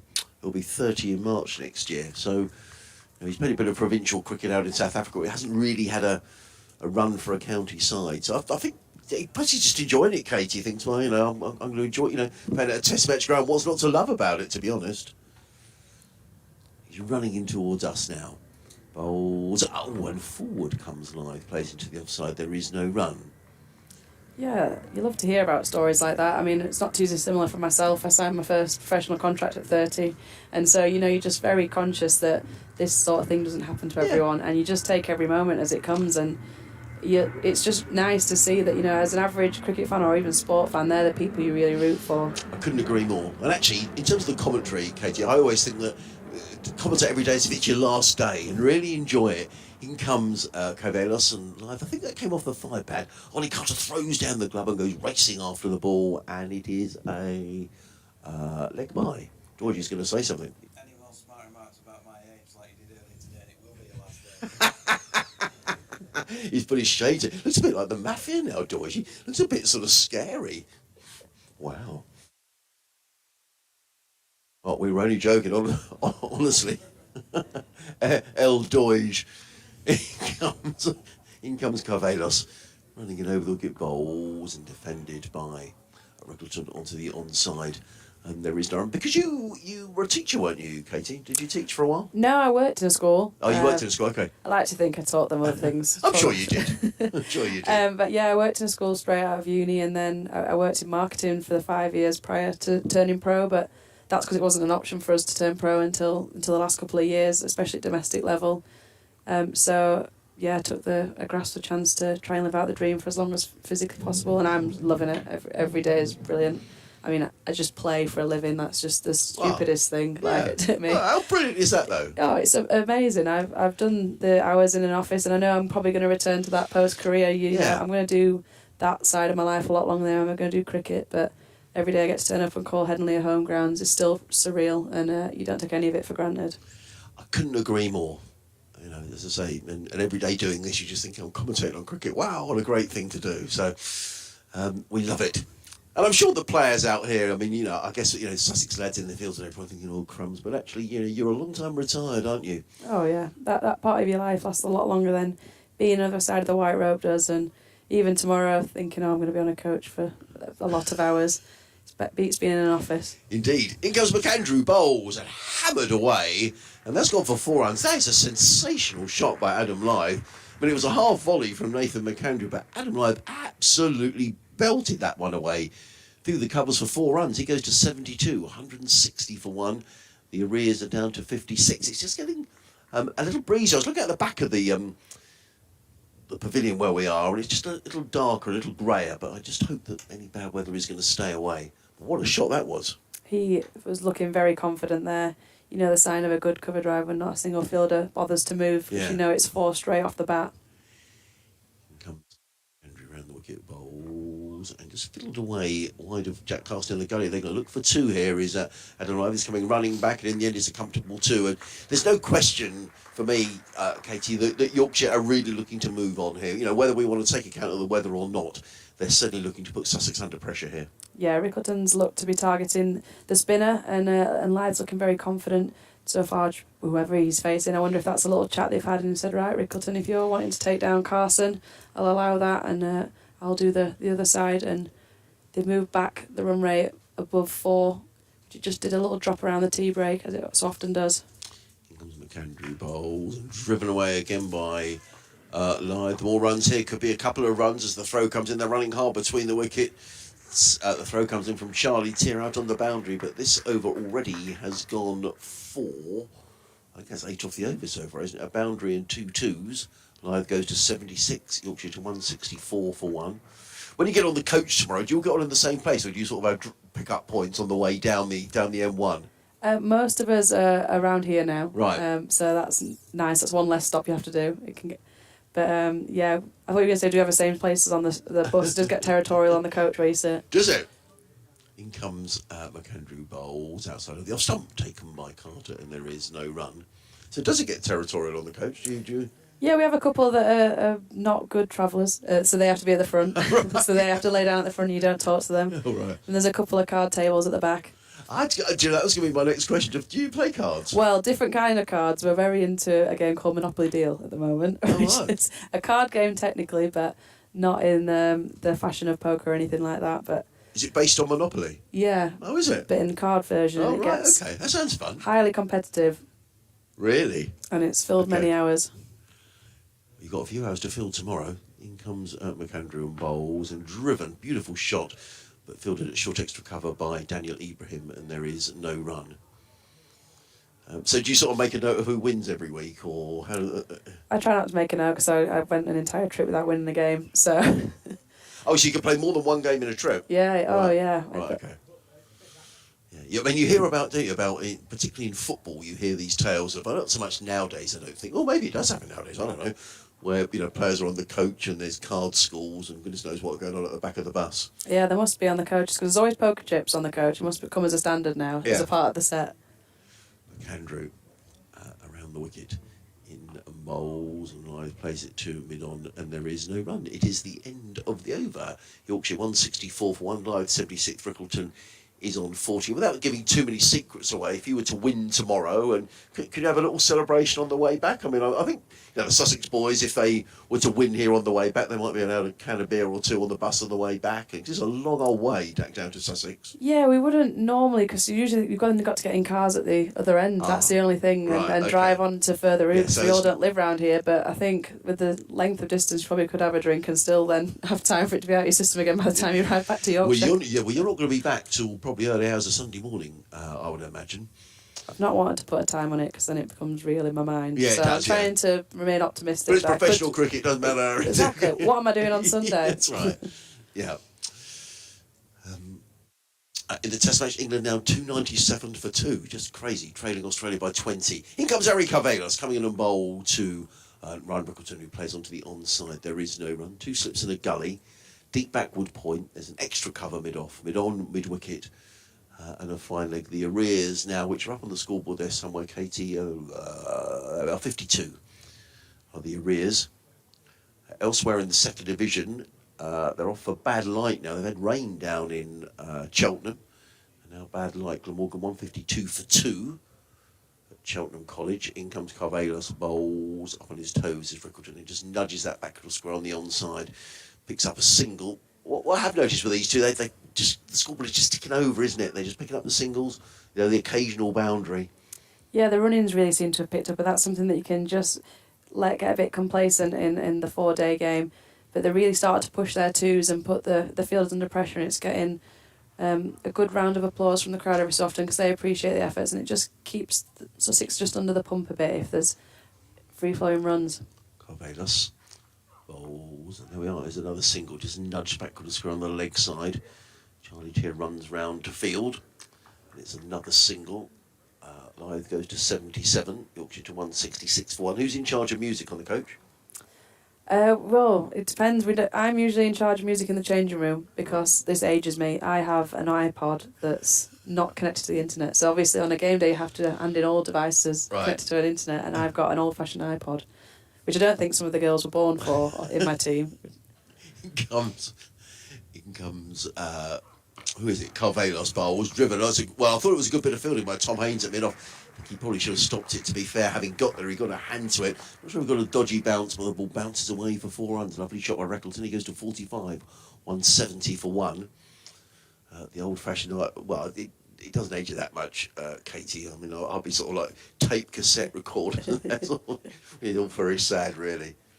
So as it's your iPod, I guess it's your choice of music. Yeah, it's an eclectic mix. It's got many thousands of songs on it. So Really? we keep calling it's like a wedding DJ. Oh, My okay. iPod. It covers all crowds. And literally thousands. Yeah, Really? yeah. Well, that was my pride and joy growing up. I just get into that. All sorts of music. All sorts. Right. And what do you do? Do you sort of mix it up, and then do you know what's coming next, or? I created a playlist of about 400 songs from my many thousands because I didn't think they'd want some Fleetwood Mac deep cuts Right. every so often or R.E.M. So I've had to try and keep it a bit mainstream. In comes Ari Carvelos bowls and covering up his records and plays down the track fielded by Carvelos, and there is no run. So you've got to have some modern stuff in there. Yeah. Like I said, it's a wedding DJ essentially. Got to cater to all audiences, Yeah. and we've got all age groups in our coach. So you're in charge in the dressing room, but Yeah. on the coach. On the coach, we usually get these really fancy buses now. There's TV, so it's some sort of program on. Usually, we had Married at First Sight for an entire trip. In comes Carvelos and bowls, let go outside of the off stump, taken by Ollie Carter. There is no run. And they have 170 for one. I mean, it goes on forever. Married at.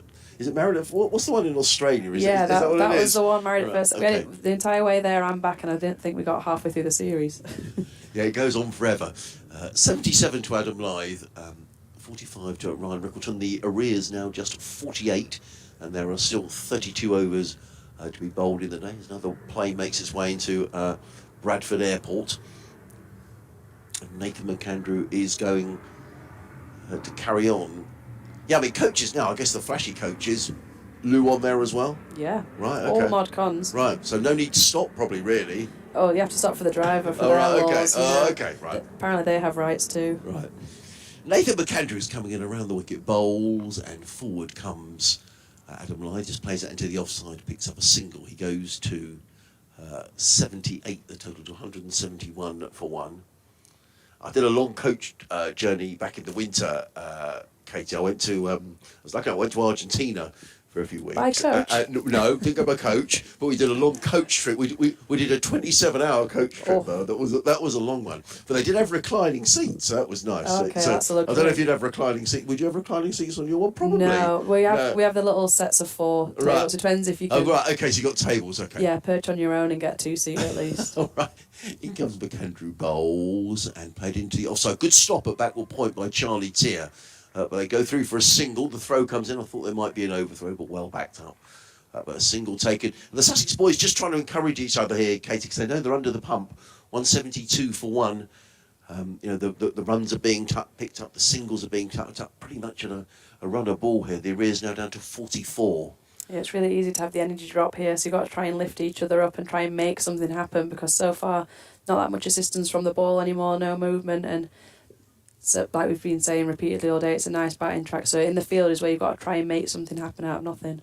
In comes McAndrew around the wicket, bowls and steered into it, and that's a really good stop by Jack Carson in there at the gully. It was a deliberate shot, nicely played by Adam Lythe, and had Carson not got to that would have raced away for 4 runs, as it is a dot ball. Yeah, in particular, since the tea break, Adam Lythe's playing that shot really nice, with really soft hands, managing to guide it, so it's never in danger of carrying through to that slip cordon, but that was a good stop there. Like we said, you've got to try and make something happen here out of nothing, and a stop like that is a dot ball, which could have easily been a 4, and, hopefully gives the bowler something to go and think about at the top of his mark now. McAndrew in again, bowls and driven through point. It's just a single fielded by Charlie Tier, who comes in off the cover point boundary. About halfway back, to be fair, 3/4 of the way to the boundaries. Another single, though. Lythe goes to 79, 173 for one there. Just feels to be a slight sort of air of inevitability about things at the minute. Sussex definitely need to do something to try and break this partnership, coming together on the scores 94 when Finley Bean was out. McAndrew from the Kirkstall Lane end of the ground, running away from us. Is in on bowls, and Rickleton is forward, plays that into the offside, and there is no run. Yeah, we're looking a little bit easy at the moment is, isn't for the it? Yorkshire batters. Even Rickleton, who looked probably the less confident of the two after the tea break, is now looking like he's finding the middle of bat with ease and looking a lot more confident in his shot selections. From a Sussex point of view, Tom Haynes, he's doing the right thing. He's got a couple of slips in there. He's got a gully in place as well. So I think he's trying to keep the pressure on him that Sussex need wickets. But by the same token, runs are coming fairly freely at the moment.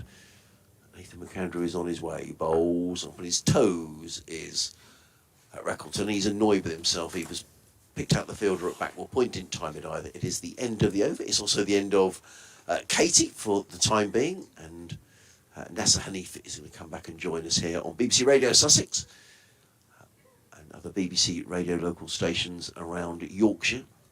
If you're just joining us, the news here that Sussex bowled out for 216 earlier on today.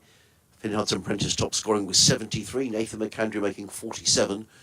Partnership of 94 for the 7th wicket, rescuing Sussex from the depths of 76 for 6. But in reply, Yorkshire in control here, 173 for 1, trailing by just 45 as Ari Coelhos picks up the Sussex attack from the football stand end of the ground. He's in and bowls and lets that one go. It's going to run away for 4 byes. That was wide of the off stump. I think it was the best bit of wicket keeping, if I'm being honest, from Ollie Carter. The ball races away for 4 byes. That's not what you need when you're under the pump, Nasser, is it? No. 77 for 1. Not at all. Yeah, afternoon, Adrian. Just viewing the 2 matches this afternoon, I was trying to make a compare and contrast between what England are trying to do and what Yorkshire are trying to do in similar predicaments almost, aren't they? Both trying to push ahead. Certainly England are, and certainly Yorkshire are. You know, the only difference, I guess, that England have lost 2 wickets and Yorkshire have just lost the 1, but they're both trying to achieve the same goal. In comes Coelhos, bowls and tucked by Lyth, backward square on the leg side. They pick up a comfortable single. Goes to 178 for 1. Lyth goes to 80. Yeah, you're right, springing up to date with the test. England 306 for 2 at Old Trafford, 307 for 2, so trailing now by just 10 runs. Zach Crawley 174 in 169 balls, 24s and 2 sixes. The more interest to the Yorkshire folk, Joe Root 66 of 73 balls, 8 4s and a 6. These two coming together when England were 130 for 2. In comes Coelhos, bowls let go outside the off stump by Rickleton, and there is no run. So that partnership now between those two is worth 177. Wow. Tremendous effort. It's amazing, isn't it? And that run rate in the middle session, over 7, wasn't it? Yeah, 7.12 and over between lunch and tea. Yeah, and unbelievably, it's dropped to to 5, to just over 5. So, yeah. So Australia in all sorts of problems, and it appears that... In comes Coelhos, and forward comes Reckleton, plays to mid-off. There is no run. I was just looking at some of the television pictures, and there might be a bowler sort of short as well, possibly. There was some sort of injury concerns around start, but he is bowling, so maybe it's not as bad as first thought. Well, and of course the other thing is that the next test match starts on Thursday at the Oval, so I think there's just this test due to finish on Sunday, 3 days off, then going to the Oval. I mean, if England were to win at Old Trafford, you'd really fancy them at the Oval. You would. If we get some decent weather. In comes Coelhos, over the wicket, bowls, forward comes Reckleton, plays to mid-off. Good start from Ari Coelhos, 3 dot balls to begin his over. Down at Oakham School, looks like we could have a result inside 3 days, maybe. Leicestershire 49 for 3, still needing 189 to beat Worcestershire. Both of those sides in with a shout of promotion in Division 2, both of them with 2 wins so far. It looks like one way or the other there is going to be a result. The leader's Durham, 221 for 2 down at Derby. More on that in a moment as in comes Coelhos and bowls, let go outside the off stump by Reckleton, and a good over that by Ari Coelhos. That's just what Sussex need. 12 overs, is that going to click over in a minute? 11 overs, no maidens, 0 for 38 from Ari Coelhos. He's only going at 3 and over. He's been, tidy. 178 for 1 by Yorkshire. Adam Lyth is on 80. Ryan Reckleton is on 46. And we have got another 30 overs to be bowled tonight. The thing is, when Yorkshire lost that wicket at Finley being early on, you might have thought, well, Ryan Rickleton, the new man in, perhaps, he may not sort of build the momentum together with Adam Lyth, but they've carried on and they've kept that momentum going, haven't they? Certainly, Ryan Rickleton, 6 and 7 fours to him in his innings of 46. So together with Adam Lyth, they've really set up this match beautifully, and with David Milan still to come. Absolutely. In comes McAndrew bowls, and forward comes Lyth, plays to mid on And there is no run. Alex Lees, well known to have folk in these parts, 111 not out for Derbyshire. David Beddingham's also made 100. At one stage, Durham were 8 for 2. Now 226 for 2 down at Derby. Durham already with 5 wins in the wins column this season, and pretty much certain of promotion, you'd have thought, which would just leave one space available for everybody else. McAndrew waits at the end of his run. Still those 2 slips in place. A gully, deep backward point, extra cover mid-off, mid-on, and 2 men set back on the leg side. In comes McAndrew. Bowls. Good line and length from Nathan McAndrew. Placed a mid-off, fielded by Haynes. And there is no run. Those men on the leg side, there's a deep mid-wicket and a fine leg. Yeah, and it looks like England have taken the lead by 3 over at Old Trafford. No surprise, really, given the way that they've been scoring this afternoon and into the evening session. Yeah, 314 for 2. Nathan McAndrew, an Aussie. But he's thinking more about what Sussex can do. He's just moving his deep mid-wicket more backward of square. Henry Crocombe fielding out there, which maybe suggests that we're going to get some short pitch bowling here. Adam Live, just make sure he knows exactly where the fielder is as in comes McAndrew. Ball, that's a good delivery. That's an absolute crackerjack of a delivery. It wasn't short, it was pitched on or about a length. And Adam Live was beaten. He sort of ruefully shakes his head as if to say, well, that happens sometime. This is an absolute beauty from Nathan McAndrew. Or very nearly found the outside edge. Yeah. Adam Live was beaten. He survived a chance when he was on 38, dropped by James Coles, a regulation catch. First slip, and then a very good LBW shout from Henry Crocombe, which on another day might have gone against Adam Live, but nonetheless he's batted very nicely. He's 80, leading from the front as in comes McAndrew and bowls, and he lets this one go by outside the off stump, taken by Ollie Carter. And there is no run. It's slightly gone in fits and starts, hasn't it, this Yorkshire reply? There's been times when they picked up the boundary, they've looked to be aggressive and picked up the 1s and 2s, then other times when it's just got a little quieter. I mean, they're clearly building towards this lead. The array is now just 38. Yeah, I mean, you're absolutely right, Adrian. I mean, they seem to have gone a bit quieter, certainly whilst I've been watching the last half hour or so. They need to push on. There's no question about it. They do. McAndrew, and the wicket bowls. Forward comes Lyth, plays into the offside. And there is no run. And I apologise on commentary. We have been talking a lot about how this probably is a 3-day game, and you know you can't play cricket accounting for weather. But when you do look at the weather forecast we looked at during the tea interval, on the assumption that is right, it does look as if Saturday we're not going to get any cricket. I mean, it would be, you know, the weather forecast was have to have got it seriously wrong. So effectively, Yorkshire may well be playing this, and they would have won the game at home had it not been for the weather. No question about that. In comes McAndrew bowls and driven to mid-off by Lyth. Good over that, both from Nathan McAndrew. He's doing a good job here for his county. Maiden over, 12 overs, 3 maidens, 1 for 34. Yorkshire 178 for 1. Adam Lyth is on 18. Ryan Rickleton is on 46. We've got another 29 overs to be bowled tonight. 38 of the arrears from Yorkshire. The 2 batters having a little chat in the middle of the pitch. And it is going to be Ari Cavalos who's going to carry on from the far end of the ground. I mean, in terms of options, I mean, there are plenty of, he's got the spin option of Castle and Coles, but I don't think there's an awful lot in this track for the bowlers at the moment, and it's more about keeping things nice and tidy from a Sussex point of view and not letting Yorkshire get away here. No, you almost wonder whether Yorkshire have a figure in mind, a lead of a certain... In comes Cavalos, bowls and caught at second slip by Tom Clark, who's got a very safe pair of hands. And Ryan Rickleton is on his way for 46. He looks disappointed. He waited for the decision. But Tom Clark has got, a very safe pair of hands at second slip. And Ari Cavalos gets his reward for what I think has been a very good spell of bowling. But let's just wait for this. I'm not sure whether Rickleton agreed with the decision, but it looked like he certainly got the toe end of the bat. He looks disappointed, and he waited for the umpire decision. The way he's dragging himself off the field, maybe suggesting he didn't get a nick on that, but well, it looked like a pretty big nick from where we're watching, unless of course it came out of the footholes. Either way, he is on his way.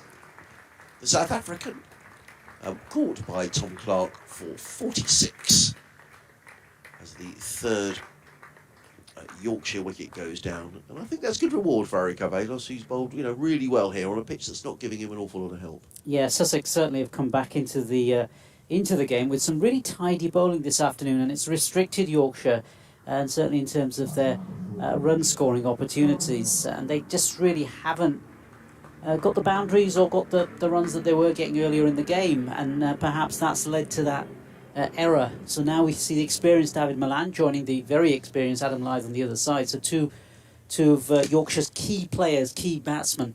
I was thinking earlier whether Yorkshire maybe have a figure in mind, where I don't know, they're 50 ahead or something, and then they really go for it after that to really get a solid total, and then try to get Sussex back out.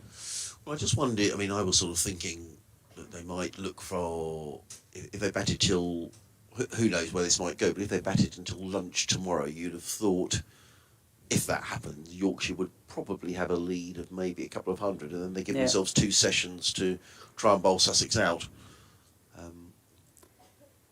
And then if we do play on Saturday, which seems highly unlikely, then they have got that safety net of batting themselves. Yeah, you almost see that they'll probably need a session of like a crash bang wallop session that's going to come at some stage later on, perhaps when they've got their lower order batsmen in, if they can hold the bat and just go for hell for leather and try to get some runs. Well, the last time we were here with Sussex, David Milan made 199 against Sussex in an innings victory for Yorkshire. He's coming in now, the left-hander, to face Harry Carvelos. And he's hit on the pad, and he might have been saved by a little inside edge onto pad there, Now, so it was, I'll see that again in a moment. Good delivery from Carvelos. Well, it was possibly going down the leg side, but I just wonder if he got a little nick on that. Just wait and see. Well, no, that was tight if he hadn't. Yeah. Looking to glance the ball away. It wasn't a particularly convincing shot, was it? No, it wasn't. In comes Carvelos in bowls, and lets that go outside of the off stump. So that partnership between Ryan Reckleton and the skipper Adam Lyth was worth 78 plus 6, which is 84 between the two.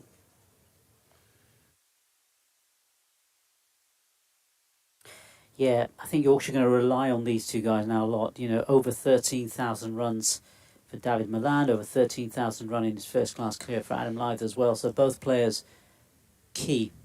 Carvelos in again, bowls and tucked away. I wonder if that came off the thigh pad. That may not be a run to David Milan.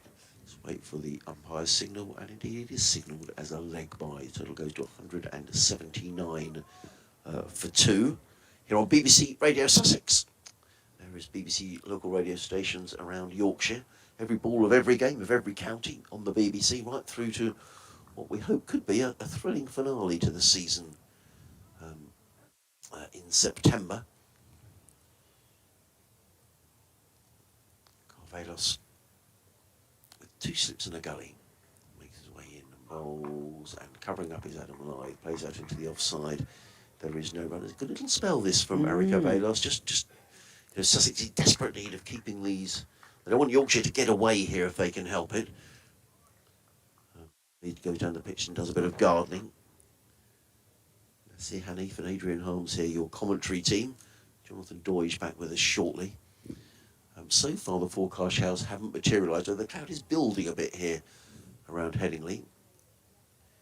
In comes Carvelos, bowls and Lyth plays onto the onside. There is no run. That's a good over from Harry Carvelos. A wicket maiden at 12 overs, 1 maiden at 1 for 38. Yorkshire 179 for 2 with Lyth on 80. Milan yet to score. The arrears are 46. We've got another 28 overs to be bowled in the day. You know this area pretty well. It's a pretty angry looking cloud, sort of to the southwest. I don't know if that's drifting this way, but let's just hope that we get these overs in now. I hope so. I mean, that looks us to the west, or to the right of where we're looking at, sort of over the Western Terrace, sort of Pudsey, edge of Leeds, sort of Bradford, where West Yorkshire is often where the rain sort of comes in from that side of the county, sort of Bradford, the sort of Bradford area. But I mean, coming back to the state of play, certainly the noose is being tightened around some of the batsmen in the last half hour or so. and the Sussex bowlers, for the first time in the match, getting some real control, I think, in terms of their bowling. No, I'd agree. I think McAndrew and Carvalho have done a good job in the last quarter of an hour or so.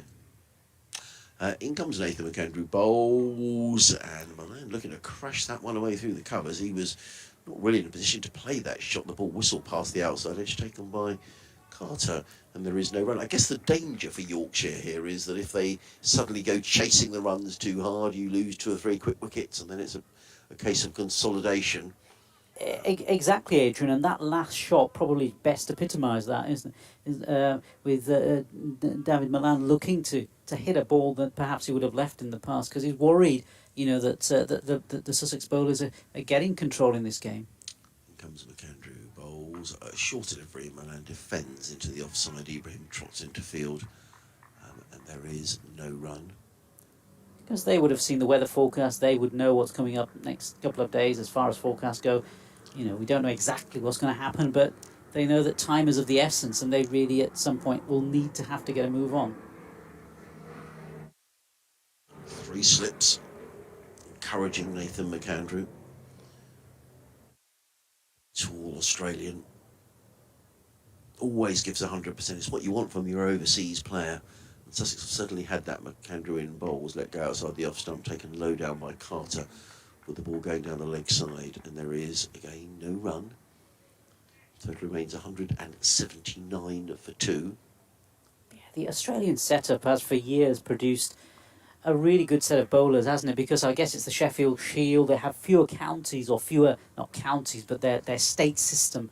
It's a very competitive system. So even if they're, even though they don't make it into the national side, you can expect their professionals to be of very high calibre and a very high standing. Yeah, and what you want them to stay fit during the season, which McAndrew has done. He comes in and bowls, and that's another good delivery, pitching right about middle and off. And in fairness, maybe just feeling his way into his innings. He's yet to score 179 for 2, but we just feel they've stemmed the flow of runs for the time being. 27 overs remaining in the day. 3 slips in place. There's Haynes, the temporary Sussex skipper in this game. No Tom Alsop, who's out of the game with a concussion injury sustained yesterday. So Tom Haynes taking over the reins. Jack Carson goes into 3rd slip as in comes Nathan McAndrew round the wicket, bowls. That's a good delivery for McAndrew.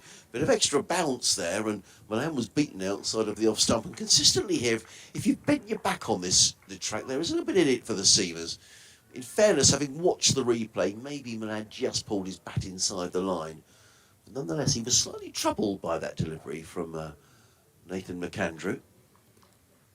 Yeah, it's been a tricky start, hasn't it, for David Milan? It has. He's not really middled anything with any solidity at the moment.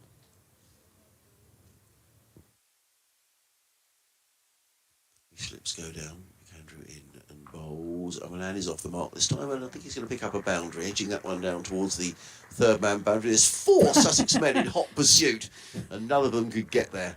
The ball raced away for 4 runs, but nonetheless, good over by McAndrew, who's now bowled 13 overs, 3 maidens, taken 1 for 38. Yorkshire 1 at 83 for 2. Lyth is on 80. Milan is on 4. It's a very unusual scene, seeing all 4. I guess it shows the commitment of some of the Sussex players racing towards the boundary, trying to get the pulling the ball, but not so much. I am going to swap seats now. You are. You're going to swap with me, I think. Okay. And Doiji is back with us. It's going to be Eric Avelos who's going to carry on from the football stand end of the ground. Yorkshire 183 for 2, now trailing by 46. Harry Cavalis, he sounds like a sort of film star, doesn't he? Something like that.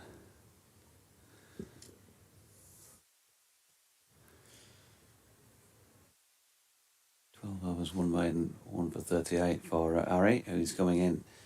Right arm over the wicket. Lyth gets a thick outside edge on it and he's squared up by it, so a good delivery.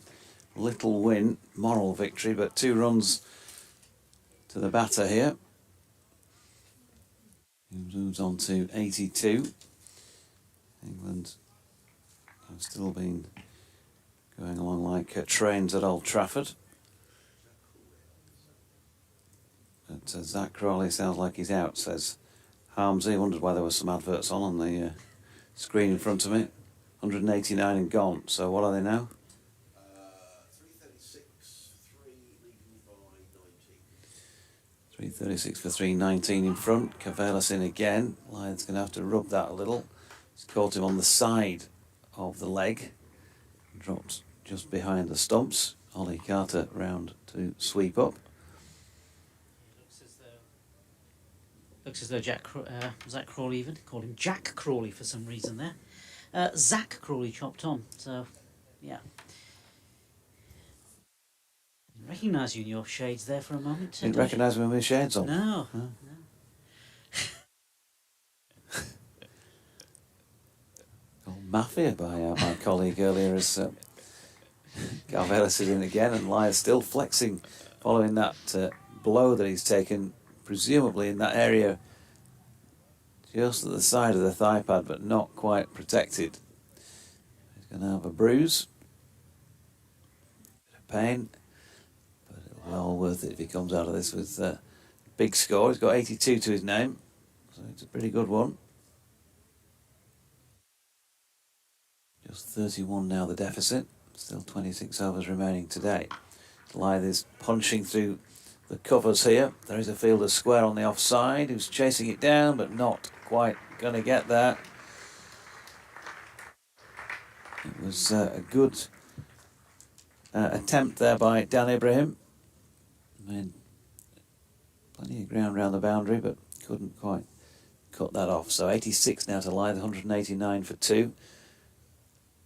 Just seeing a replay. It was a delivery by Cameron Green that doesn't bounce by the looks of things on Crawley, and he dragged it a long way from outside off stump. Wouldn't have hit 4 sets, I don't think, but cannoned it onto his stumps. He's getting Warner and Carey and a number of the Aussies shaking his hand as he walks off in applause of a great knock by the looks of things. The crowd at Old Trafford all on their feet, standing ovation. He'll be just a bit disappointed, won't he, that he's not quite got the double 100, but clearly a cracking knock from Crawley. Carvelis, meanwhile, at Headingley, bowling here to Lyth, who's played nicely through the onside. Crocombe chasing it down, and they're going to just settle on 2. Harry Brook, the new man in at Old Trafford. His average has come crashing down to 64.25 now in Test cricket, with a couple of recent dismissals. So all Yorkshire combination over there by the looks of things. And Joe Root on the other side. Yeah, Crawley 189, by the way, from 182 deliveries. So fingers crossed for the Yorkie and England boys together there. They can continue that really good momentum. They're in front, and they've still got 7 wickets in hand. And we're speculating about what the crowd might be when the West Indies are on tour next year, and would they be as good? They may not be quite as good, but you'd still think that if they're going to play this style of play, that's still going to attract people to watch them, isn't it? You'd like to think so. There'll be some people, not all of us, because we like to see a contest, but there'll be some people who'll be saying, bring them on, the West Indies. They gave us a few annihilations back in the day. Maybe it's their turn to suffer. So, people will still come and watch it if the ball's been disappearing to all parts. Absolutely. Well, I think I've mentioned before that I watched Shea Hope score that century. Do you remember when the West Indies beat England at this very ground a few years ago? Yeah. Got 100 in both innings, didn't he? That's I think right. It was only 2 Test centuries, I think, from when he played for us this season, I seem to remember saying. That's a full-length delivery, and Milan just pushing through that, really, into the offside. Got it away through the covers for 4, along the deck all the way. The shot. And this is prime territory now for Yorkshire. If David Milan can get himself in, he's only faced 10 so far, a couple of boundaries to his name. Adam Lyth's been out there for 3 hours and 18 minutes of batting so far. He's very much in. As Milan goes the same way with an open face here. He's not quite timed it as well as the previous one, and we'll pick up just the 2. But good pitch, sun back out, 25 overs on an evening session on day 2 where the bowlers are getting tired. The ball is 48 overs old, still a long way from another new ball. This is really prime territory for this pair to kick on for Yorkshire now, if they can do so. Crocombe just checks in his run-up. The ball signalled by James Middlebrook. Yeah, still the best part of 25 overs still to go this evening, and if they were to add on, say, 100, anything like that, just anywhere near 300 by the end of today, that'd be brilliant. Crocombe in again, and Milan pushing into extra cover. No run. I guess it'll be tomorrow by the time they decide when they're going to really crack on, because they'll want to build, I don't know, 50, 100 lead and then really throw the bat, maybe, depending on what time and other interruptions, if there are any. Hopefully there won't be. Crocombe in again. Milan just tucks it into the leg side. With there by McAndrew, no run. One of the Sussex players, can't tell who it is, but he's laid down on his back at the moment, doing a few knee flexing exercises. I think it's Finn Hudson-Prentice. Crocombe in again, it's wide. Oh, missed an opportunity there, David Milan. He's cracked that away. He really did time it well, but hit it straight to Dan Ibrahim at extra cover. And will get no runs, therefore. Harry Brooks off the mark at Old Trafford. England are 338 for 3. Crocombe in again, this time tighter lines to off stump, and lovely touch, just such a delicate touch by Milan down through third man, and they're going to come back for a third. Good running between the wickets from the pair of Adam Lyth going to the danger end. There's also a good chase as well in the field by Sussex, who managed to keep it inside the boundary rope, but Milan has got a start here. He's on to 13 from 15. Lyth 88 from 146. 200 up for Yorkshire for the loss of 2 wickets. That was the quickest 50s Nasser out of the 4 they've scored so far. Yeah, really. After a little bit of an uneasy start for David Milan in this game, first few deliveries, not quite there, but certainly the last couple of shots he's played fantastic shots, and 2 boundaries to his name now. Look at the records of the 2 players as well, David Milan and Adam Lyth. Very similar in terms of the first-class career, over 13,000 runs, and both have scored double centuries. Yorkshire going to rely on these 2, aren't they? Really, really, to get them, to give them a good lead in this game. A big shout for LBW against Joe Root, I think it was. Not out. Hit the bat, but hit the pad first. Hit him outside the line, so good decision. Finn Hudson-Prentice then coming back into the attack for Sussex at the Howard stand end here. 2 slips and a gully, point. Short cover, mid-off, mid-on, mid-wicket and long leg as he bowls that first delivery of this spell to David Milan, pushing into the offside. No run. Hudson-Prentice 8.1 overs now. 3 maidens, none for 27, but he bowled pretty well when we saw him earlier, Nas. Yeah, absolutely. Arms is getting loose in the commentary box here. He bowled Fancies an over or 2. No, he bowled really well. Very tight line, and I think he brought Sussex back into the game because Yorkshire weren't scoring many runs. They'd lost some of their momentum from earlier on. Hudson-Prentice round the wicket, good delivery. Angled in towards Milan, then holding its line off the seam through to Ollie Carter.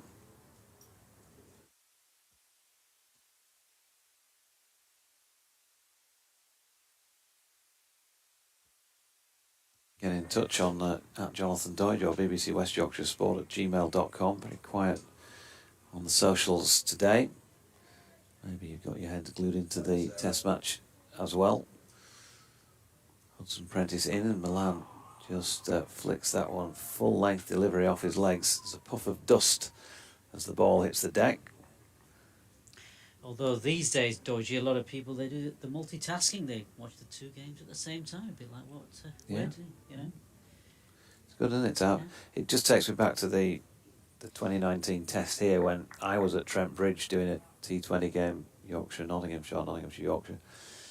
And that was all going on up here with the Ben Stokes and Jack Leach knock, and I think most people in the ground seemed to have a device on them where they were watching what was going on here while they were also keeping an eye on what was going at the ground that they'd actually paid to get into. As Milan flicks one off his legs down to the long leg, 1 run. And it depended on how good your device was, how quick you were getting the signals as to when you knew. So sometimes I'd be watching somebody run up to bowl at the game live. I'd also be seeing somebody running up to bowl on my laptop. But there'd be a cheer around the ground for somebody hitting a 4 or a 6 or something like that. But that came, seconds before I'd seen it. Lyth just dropping this latest Hudson Prentice delivery backward of point. Milan was keen to support his man for the run. Lyth less so. But they got through for 1. So Adam Lyth 89, Milan 14. 202 for 2. Just 14 behind now, Yorkshire. A reminder, Sussex won the toss yesterday. And they decided that they would bat first. Hudson Prentice to Milan. Oh, great shot. Great shot. Just too much width from Hudson Prentice. He has been just getting the ball to bite a little bit and really hold its line off the seam, but that started off too wide, and you can't bowl there at Davin Milan. 4 runs through the covers. Yeah, he's getting into a good little rhythm here. He's getting his, as they say, getting his eye in. And once he starts doing that, then it's going to be dangerous for these Sussex bowlers. So 206 for 2 after 50 overs. 4.12. You might expect to see in the latter stages, when they get into odds, the point they want to be at, that scoring rating increases again. That's it if Sussex are not able to check their progress, but of course that's not to say that the visitors here can't bowl well or better than they have done. Pick up a few wickets. That's cricket. Certainly over the last couple of overs, the run rate has increased incrementally. It's just over 4 now. Here's Crocombe again, just pushed into the gap wide of off I should say, and Haynes Fields, they get 1. Adam Lyth that was. 90 now to him. 207 for 2. I guess that's going to be important in the context of this game as well, isn't it? Is when do Yorkshire decide to go? Most likely tomorrow, I guess. Crocombe to Milan, drops it out into the gully region. No run. Yeah, you can't imagine there's going to be any major dramas today. They'll just obviously keep going. And they're picking up 4 plus and over without really breaking sweat here.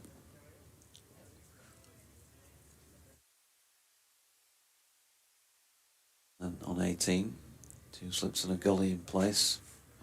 Crocombe from the Kirks to the lane end. Lovely straight bladed defensive push by Milan this time.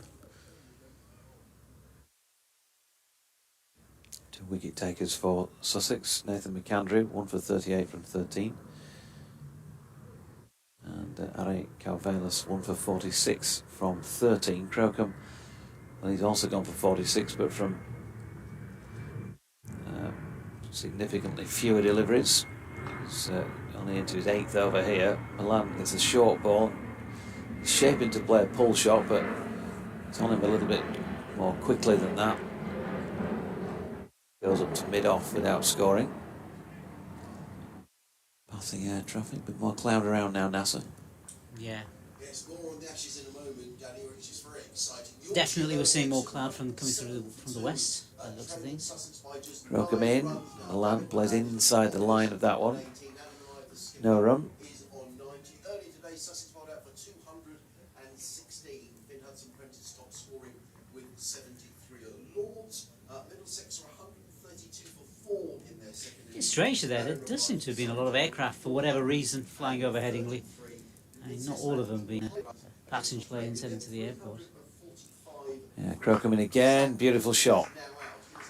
just too short there. And Milan was just able to lean into it, and he's cracked it away off the middle of the bat through extra cover for another 4. So he has got going, hasn't he? Now 22 from 25. He's got a healthy start, and this partnership already worth 33. 211 for 2.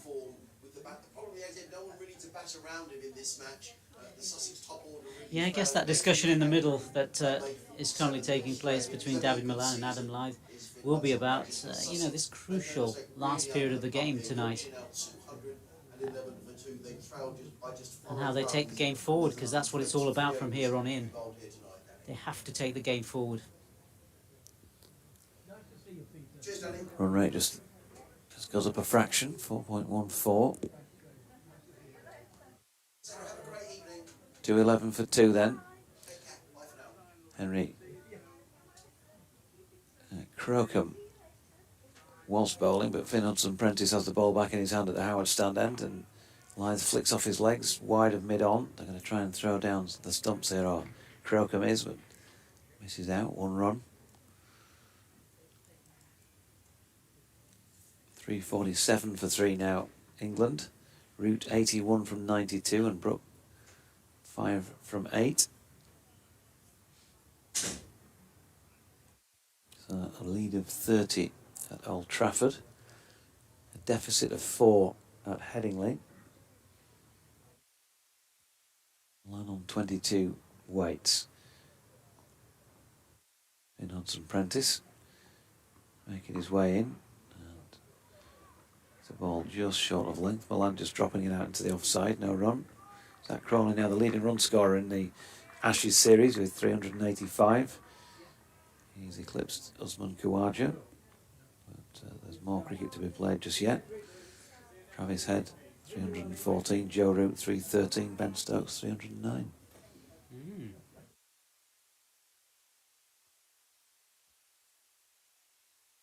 Milan waits again as Hudson-Prentice is in. Another straight delivery, nicely played. Have to be watchful. I think in that series, Usman Khawaja seemed to have been the rock in the first couple of games, and he hasn't been so far, certainly in this third one, and towards the second innings of the last one as well. So Australia relying on him a lot. David Warner not really fulfilling the potential that he has from previous matches. Certainly his previous form. Hudson-Prentice again, Milan. Oh, lovely shot by David Milan. Just turns it to the onside of straight. Crocombe is chasing it down and will... Ooh! Well, he makes a bit of a meal of it, but he did well, to be fair. He was travelling. He got it back inside the rope and then realised his balance was going to take him...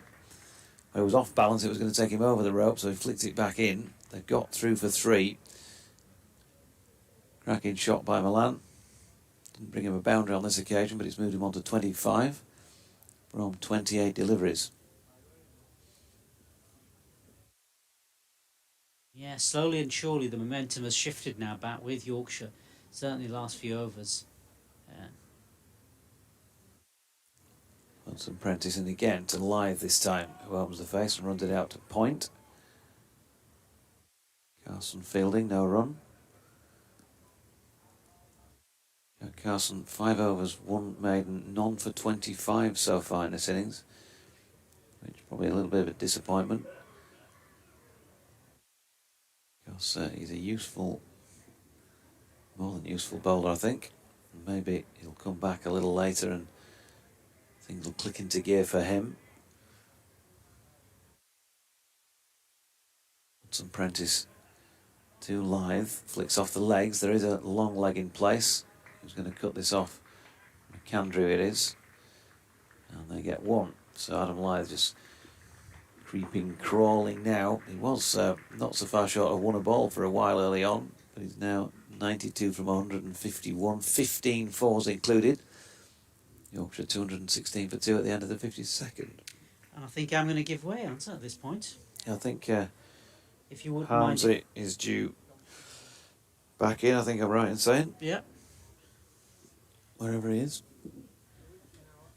He's just popped out to get a bit of sunshine, I think. Yeah. We'll just wait until he comes back. From the coastal lane. Jack Carson. There we go, Jack Carson. As I was saying, things might change for him a little bit later in the day when he's going to get a fairly immediate opportunity to do that. 5 overs, 1 maiden, none for 25. So going at a bit over the Yorkshire rate. Let's just have a look in around the county scene as well elsewhere, keeping you up to date with the test match. So Edgbaston in Division 1. Warwickshire 106 for 3, following on Lancashire's 327, so 221 behind. At Trentbridge, Hampshire 260 for 5 in their second innings, lead by 326. Things may be getting a bit easier at Trentbridge after a difficult first day by the looks of things. At Lords, Surrey made 433, Middlesex 139 for 4, 294 behind. More in a moment because Carson is coming in, right arm round the wicket. Lyth immediately rocks back and gets that away just back at a point, and wants to come back with Milan for 2, gets them. Good running, 94 to him, 218 for 2. Chelmsford Kent 207 all out. Essex are in the lead by 167 with 6 first innings wickets down, 374 for 6 to be precise. Somerset 351 at Northampton yesterday. Northampton's 180 and following on 113 for 5, 58 behind with just 5 second innings wickets left. They're going to struggle to stay up, aren't they? I think Northamptonshire this year. I think it's pretty clear as Lyth pushes this latest delivery square on the offside for 1. He's on 95 now. At Derby, Derbyshire 443, Durham 280 for 2. That's developing into a good one if they get a full game in. And at Oakham, Leicestershire 84 for 5 in their second innings. Need a further 154 runs to win. That one looking very much like it's going to end before the second day is out. It's Stumps at Cheltenham, where Glamorgan made 152 for 2 in the play that was possible today, as Milan just works one off his legs. Down to fine leg for a couple. Harmsey is back alongside. You've just stepped on the accelerator here, haven't they? And I think as you were saying, you know, the ball, how many overs are we in now, Doige? 50 in the 53rd over, so this is the time when Yorkshire will be wanting to make hay. Yeah, it's Milan on strike, trying to do so, turning this one into the leg side, no run. I just think you'd have to say that it's not like they've done, I've just saying to Nasser, they've not really broken sweat and getting to the total that they've got to. It's not like they've been forcing it, and they're still scoring at 4.2. Carson in again. Milan will get himself a single out to the offside sweeper. Yeah, I think for Sussex for a while here, it's been about containment, hasn't it? And they'll hope with 222 for 2. 222 for 2. You know, 20 overs to go tonight. Carson into Lyth, who works it onto the leg side, no run. He looked at me bemused then. When I did. I did. I wonder what on earth you were going to say. I can see Paul Farbrace is doing his laps of the ground. He's walking. He's not. Grant Flower was running around earlier, but Paul just having a gentle stroll around the boundary edge. Look, if I can bemuse my fellow commentator at least once a day, then I know you've done your job. Right box, yeah. You've done your job. I mean, from a Yorkshire perspective here, Doige, I'm just sort of thinking ahead to scenarios here. 21 overs remaining tonight. If Yorkshire were to score at 5 and over, that's another 100. So they would be 3-2 ahead. So, you know, roughly 100 ahead come tomorrow morning. Maybe back tomorrow morning, a lead of 100, declare, you know, leave Sussex, you know, an uncomfortable sort of 60-odd overs to survive. In comes Hudson Prentice. Bowl was driven firmly by Milan to mid-off. There was probably a single there, but he elected not to take it. Put it by Haynes. And there is no run. I think there'll be a similar scenario at Old Trafford, to be honest. I mean, I don't think Stokes will leave it too long tomorrow. I mean, I can see them declaring maybe with a lead of 150 and sticking the Aussies in. Joe Root's out, by the way, by he? lots of things, yeah, for 84. So 351 for 4, a 34 on lead. Yeah. Stokes has just gone in. In comes Hudson Prentice around the wicket, bowls and clipped away by Milan down to fine leg. Fielded down below by Bertie Foreman, who is on the field, the Sussex Well, he's the 13th man, really, because Charlie Tier has come in as a replacement, a concussion replacement for Tom Alsop, who hasn't taken any part since yesterday. So someone else is off the field. Let's see if I can spot who it is. It looks to me like it might be... Well, Nathan McAndrew's out there at mid-on. It might be Eric Avelas who's off the field. Either way, Hudson Prentice is going to come in over the wicket. But in both cases, in Yorkshire's case and England's case, in comes Hudson Prentice, bowls, and Lyde looks to tickle that one down the leg side. Good stop by Ollie Carter diving to his right, and there is no run. I want to let you commentate, really, Doige, because if Adam Lyth would hit a 6, he would get his 100. And you never know what might happen in the great game. And it's You never do. the way that we operate in our cricket commentaries is that the home commentator commentates on the hundreds. So I think just in case he does hit a 6, you ought to be on commentary. Okay.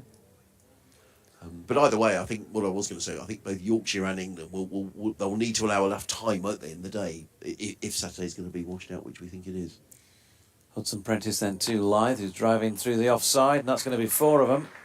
It's a lovely shot once again, splits the gap between mid-off and cover, through extra cover, along the carpet all the way. A fine shot, and it takes him to 99. Yorkshire to 227 for 2. That was probably as good a shot as he's played in his entire innings, actually. That was a beautiful extra cover drive. That was out the coaching manual. Yeah, you'd be hard pressed to separate these two in terms of who's the best to watch when they're playing fluently, because they're both great to watch. Yeah. They both play that shot particularly well. Hudson Prentice then into Lyth, who's flicking one off his legs. There it is. He runs straight down the middle of the pitch and punches the air. Adam Lyth has made it to 100 for the second time in 2023. It was a no ball as well. And it's taken him 157 balls, 220 minutes of batting and 16 fours. And, well, I guess at this point, James Coles is going to be just feeling Awful. a little bit like he wants to watch the rest of this from behind the sofa, because he dropped Adam Lyth on 38 earlier this afternoon. And the man that the lads in the dressing room call Budge has gone on to make him pay. He has indeed. Expensive drop. He was on 38 when that went down. He survived a big LBW shout as well, but on another day might have been given against Henry Crocombe, but take nothing away from Adam Lyth. It's been a wonderful innings, and it's been beautifully paced as well.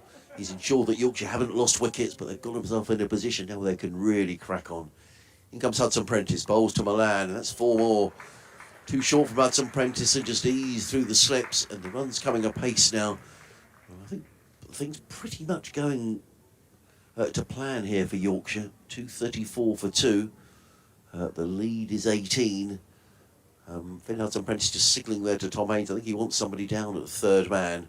And Sussex just need to keep their discipline here, because this is, he's just saying to Tom Haines, I want a change in the field. I want Daniel E. Prim down at deep backward point. I wouldn't be surprised if he wants a third man as well. Because Sussex are under pressure, yes indeed. The gully has come away, so Jack Carter is going to more of a sort of a shortish third man. Milan on to 33, Hudson Prentice in, bowls to Milan, who flicks this one away through mid-wicket. More runs here for Yorkshire. Probably a couple of good chase there by Charlie Tier. Was it Henry Crocombe out there who gets in the throw?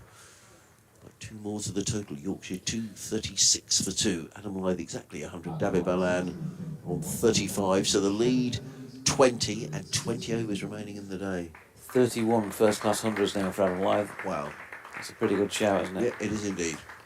And over 13,000 runs, but he seemed to enjoy that one today. As I say, he gave that one chance, and it was a very clear chance as well to James Coles. It's not one of these that would have been a worldie. It was pretty much straight in at first slip, and he grasped it. And poor James Coles is going to be feeling that, even though he did take a catch to dismiss Finlay Bean, the first Yorkshire wicket to go down. Well, it is the old adage, isn't it? Hold your catches, win your matches, and nothing were more true, really. Adam Lyth put down a chance this morning, actually, when he dropped Jack Carson in the slips for 9, but that's not half as expensive as... no one means to put a catch down, but at this level, you just cannot afford to allow a batsman of Lyth's quality a chance. Yorkshire now, having picked up their 3 bonus bowling points, are well on their way to their first batting bonus point. How do you see this developing, Doidge? I mean, so it is an incredible bore talking about the weather, but I think we have to assume this is virtually a 3-day game. So how do Yorkshire play it from here? I think they've got themselves in on a very good pitch. They know they're going to have to cope with that with the ball second time around, but they have got a strong attack. But they've set themselves up the opportunity to try and really kick on in what's left of today, and particularly you would think tomorrow morning, as Lyth plays Carson's first delivery up to mid-on. Could we could have extra overs tomorrow as well, Doidge, because to make up for yesterday. Well, it's already set actually for tomorrow, 104 Yeah. at the same lunch and tea times, 1:10 and 4 o'clock. That is already set after we lost so much play yesterday. So Lyth rocks back to this Carson delivery just short of length and cracks away one into the covers. So I think that's what they can and probably will look to do. The run rate is just, creeping up all the time. It's gone 4.36 now. That is across the 54 overs. So really starting to kick on. Milan's on 35 from as many deliveries and just pushes this back to Carson with a bit of respect. Still got George Hill to come in, Johnny Tattersall, Jordan Thompson.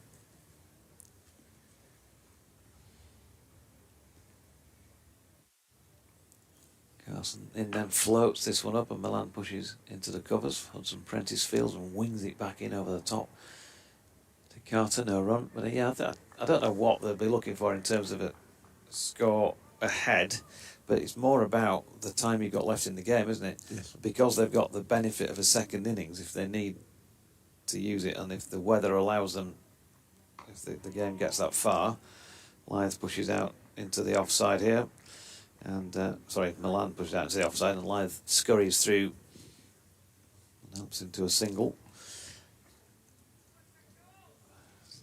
We do tend to, and spectators as well, talk about perfect world scenarios. They need to kick on. They should be scoring at 6 and over here. But it is one of those feelings at this point in a game with 25 overs to go to another new ball. Lyth nicely played here. He's swept that one wide of the man at leg slip, and he's going to pick up 4 more. 105 to him, 242 for 2. The run rate creeps up a little bit more, 4.4 at the end of 55 overs. Carson 7 overs, 1 maiden, none for 37.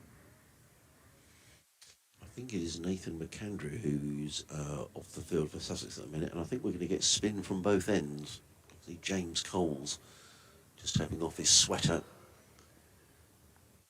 Sussex need to be careful here that Yorkshire don't sort of run riot in these sort of last 19 overs. They could, they could possibly. I mean, we were talking about they're going to get the thick end of 300 today. They could go to 350 by the end of the day. You know. And then I don't know. They may decide they want to get to. They want to get maximum points as that they can. So they may decide to. I mean, it's a long way off, but they might think, well, we'll go to 450. We'll get our maximum batting, maximum bowling points. If the game ends in a draw, well, at least you're picking up, your maximum points, so your maximum 13 for the draw.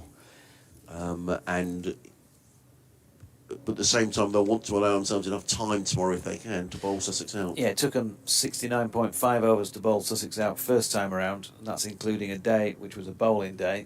So they might bat till lunch tomorrow, maybe. Then allow probably 70 overs, something like that. If we don't get any...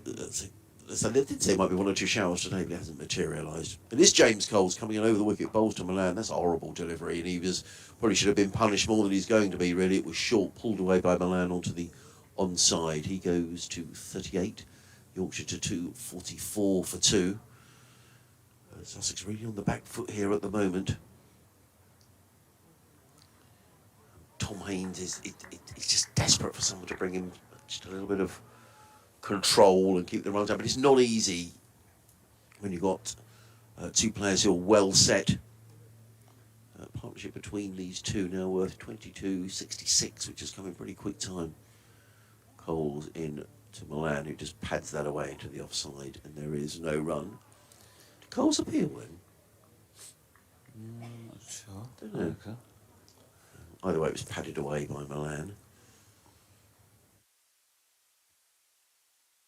Coles again. And Milan down the wicket, driving firmly to mid off. He's making his intentions pretty clear here, is Milan. Drilled Tom Haynes, there is no run. They're keeping the mid on and the mid off up. Now they're going back. I thought they might. About 2/3 of the way back to the fence. Coles in again, and Milan just nudges that towards backward point, but Tom Clark's very quickly round from slip to field, and there is no run. 18 overs remaining in the day after this one. We might battle through these fairly quickly if the spinners bowl quite a bit. Coles in again. Well, a reverse sweep from Milan. He misses it. Taken by Carter, who whips off the bails. There is no run. But he's certainly making his intentions clear. Ollie Carter repairs the damage to the stumps. Carefully puts the bail back on. In bowls. And Milan is surprised by one. Now, there was a bit of extra bounce there from James Coles. Milan looking to cut that one away through backward point was deceived. And it is the end of the over. So tidy enough from James Coles. 2 overs, 1 maiden, no wicket for 2. Yorkshire 244 for 2. Adam Lyth on 105. David Milan is on 38. This partnership between these two is worth 66, as I say.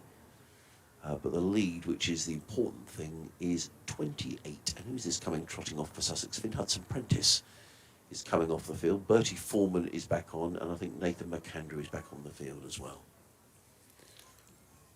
Lyth on 105, yep, and it's going to be Carson to continue at the Kirkstall Lane end. He's just easing Tom Haynes a little bit, stride or two further back at mid-off. Comes in right arm round, floats one up on leg stump though, and easy pickings for Adam Lyth. Just flick that away backward of square leg for one more. 245 for 2. 29 the Yorkshire lead. Milan back on strike.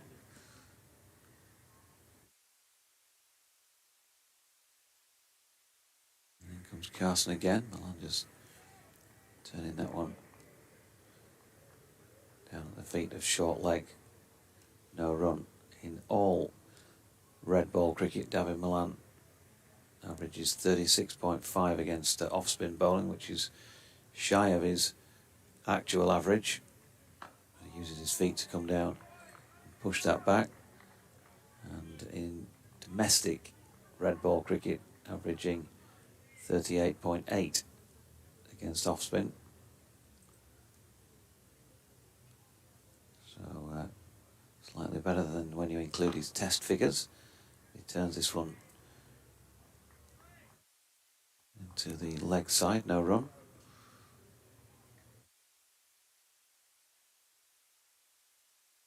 Slip and short leg in place, sweeper out in the covers and also square on the leg side. That is punched square on the offside. Fielder comes into play though, no run. Just reading Jim Maxwell, the Australian commentator, has called Zach Crawley's innings one of the finest he's seen in Ashes cricket, and he's seen one or two, I'd imagine, in his time. He's floated up by Carson. Milan uses his feet but drills it back to the bowler. So it's a tidier over from a Sussex point of view. 8 overs, 1 maiden, none for 38 for Carson. 245 for 2 Yorkshire. 17 remaining of the day. Stark looks like he's got a bit of a shoulder injury. He's going off the field, just fielding innocuous looking ball really. He's landed on the left shoulder. He's bowling side, yeah. So 44 in front they are at 361 for 4 England, with Brooks 7 and Stokes 8. Elsewhere in the second division, keeping you right up to date, Worcestershire look like they're going to win at Oakham School because Leicestershire in their second innings are 93 for 7. Still needing another 145 to win. That will be Worcestershire's 3rd win of the season in the Championship. James Coles is coming in over the wicket here and bowls to Lyth, who just dabs this one down towards third man. They've taken one. I think they'll come back where there might have been a second earlier on, but that's Adam Lyth's getting a little tired. In fact, it was a good bit of fielding by Jack Carson, who gets in the throw. One more to the total that goes to 245 for 2. Lyth to 106. Doige is taking a break. Katie Levitt coming back to join us here on BBC Radio Sussex, BBC across Yorkshire. James Cole's coming over the wicket to the left-handed David Milan. He's in and bowls, and Milan just lets that one sail by outside of the off stump, and there is no run. Hi, Katie. Hello. Yorkshire just stepping on the accelerator here a bit. Yeah, these two just showing the class so far, making it look very easy and simple out there. Cole's in, bowls, and Milan with an elegant cover drive. He's going to pick up all right there. We'll go for 2 here, I think, as Carson has to chase around the boundary and comes back for a second run as Carson fields that down towards the third man boundary. There's a bit of a weariness about Sussex at the minute, maybe understandably. They're really under pressure here. 248 for 2. The lead is 32, and still another 16 overs over the list to be bowled tonight. Yeah, your only concern as a Yorkshire fan is if these two get a bit bored and maybe a bit complacent against these spinners trying to do too much when there's just plenty of runs on offer. Cole's in, bowls, and Milan drills that to mid off, fielded by Tom Haynes, the skipper. And there is no run. Milan on 40, Lythe on 107. These two coming together when the score was, I've got it here somewhere, Katie, 178. In comes Coles, that's wide of the off stump, and Milan just eases that one down to, probably slightly missed out there actually, fielded by Foreman, who gets in the throw, but Milan picks up a single. Takes him to 41, 249 for 2. So Yorkshire within 1 of their first batting bonus point to add to the 3 bowling points they've already collected in this match. Coles from the football stand ending and bowls and cut away by Adam Lythe. Did that go through to the keeper? No, he picks up a single, does Lythe. And the applause around the ground is for the 250 up for Yorkshire. 250 for 2. Those runs have come at a good rate, 4.31 and over. 16 overs remaining in the day. You can see fairly consistent, although that fifth 50 has come up a little quicker than the others. 55 balls were injected to the score. But how do you see this playing out over this last 16 overs, Katie? I think it's really important that at least one of these two stays there, and if they're both there, I think it could be a bit destructive end to the day. It's Sussex would have been happy to break the last partnership, but then when it brings someone like Milan to the crease who's got so much quality and runs behind him, it can be a bit demoralising, and he's just set about and shown his class so far. In comes Jack Carson, comes in and bowls to Adam Lythe, who cuts firmly to backward point. There is no run fielded there by, who's that there at backward point? Might be Tom Clark's in at slip. Either way, it might have been, I think it was Charlie Tier actually. Either way, there is no run. Carson in again, bowls, and there's a big yahoo at that. And I think that probably backs up your point, really, Katie, that Adam Lythe is looking to get on with it here. Yeah, but it's important he doesn't think that his job done now. He's got to his century. Runs are so easy to get on this pitch, and if he just continues in the way he has, he's scoring quickly enough. He doesn't need to go for those big yahoos. In comes Carson again, bowls, and this time he's more circumspect and pays it to backward point. And on this occasion, yet again, there is no run. He has a little look towards that leg side boundary. Paul Farbrace, the Sussex coach, is standing out on the boundary edge, just sort of surveying the cricket, standing in the Yorkshire sunshine. Carson round the wicket, bowls, forward comes Lythe, and he's happy just to dab that out. Interesting, isn't it? Because he played a really rash shot, and he follows up with 2 really sort of proper defensive shots. Yeah, he's gone very conservative in reply. That's the word, yeah. Slip still in place. Carson in, and Lythe again just punches this into the offside. This time there is a single fielded out in the outfield by the Nathan McAndrew, who's sweeping on that cover boundary. Lythe to 109. Yorkshire 251 for 2. And David Milan on strike, who's 41 off just 53 balls. Milan, if he gets motoring, anything could happen. In comes Carson bowls, and Milan very content just to play the ball down the offside of the track, and there is no run. Nice and tidy from Jack Carson. 9 overs, 1 maiden, no wicket for 38. Yorkshire 200 and I'm sure they should be 251 for 2. Either way, it is the end of the over, and we're going to see James Coles carrying on from the football stand end. Should be 251, shouldn't it? Or have I got that wrong? I feel like the scoreboard is changing incredibly quickly. They're almost preempting as they go along. Or maybe I got it wrong then. We're not going to dispute what the scorers are saying. There was just the one run off the over, wasn't it? So I think you're absolutely right. I'm wrong. I didn't say those words. Yeah, I am wrong. Sorry. James Coles from the football stand end, just with the one slip in place, comes in and bowls to Lythe, who plays that into the covers. Good diving stop by Finn Hudson-Prentice. That's what you want from Sussex at this stage, people diving around in the field. Yeah, you need someone just to bring a bit of energy. Yeah. And that got an appreciative clap from the Headingley crowd. Oh, now the scoreboard has gone up to 251 for 2. In comes Coles, bowls, and another good stop by Hudson-Prentice, this time diving away to his left in that extra cover position. Single taken. Lythe to 110, the total to 252 for 2. Brings Milan on strike. What about those fielders at mid-on and mid-off, Katie? Would you want them back on the fence, or are you happy where they are? I think I'm happy where they are for now. Yeah. Coles. We dragged that one down. He's rather got away with one there as James Coles, as Milan just caresses the ball through the covers and picks up a single fielded by Jack Carson, who bullets that throw in. Yeah, that one seemed to get stuck in his fingers and he dragged that one down a bit quicker than usual. Yeah. But yeah, I think we saw a catch earlier on from Moriarty in the Yorkshire innings that the fielder, the mid-on, was sort of 3/4. Coles, bowls, and this time Lythe just dabs that one wide of second slip. Tom Clark, or first slip I should say, Tom Clark runs back to field, gets in the throw. One more to Lythe. He's 111, 254 for 2.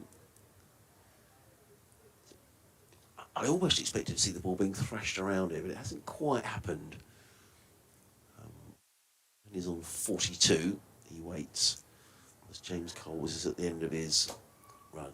He's in the bowls, and Milan plays slightly across the line. A good, energetic bit of fielding. That's what you want. Charlie Tier in there at a fairly straightish mid-wicket prevents the single being taken. Plenty of encouragement from the Sussex fielders. Coles.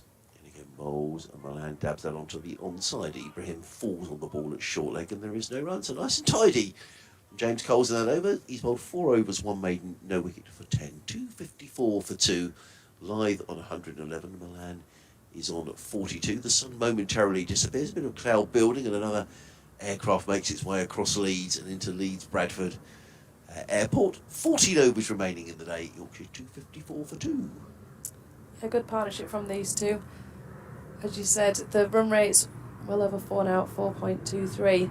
But it doesn't seem to have been all crash bang and plenty of fours or anything. It's just simple cricket. There's plenty of runs to have had out there. Carson comes in and bowls to Lythe, who works us into the offside field, and it's short extra cover by Ibrahim.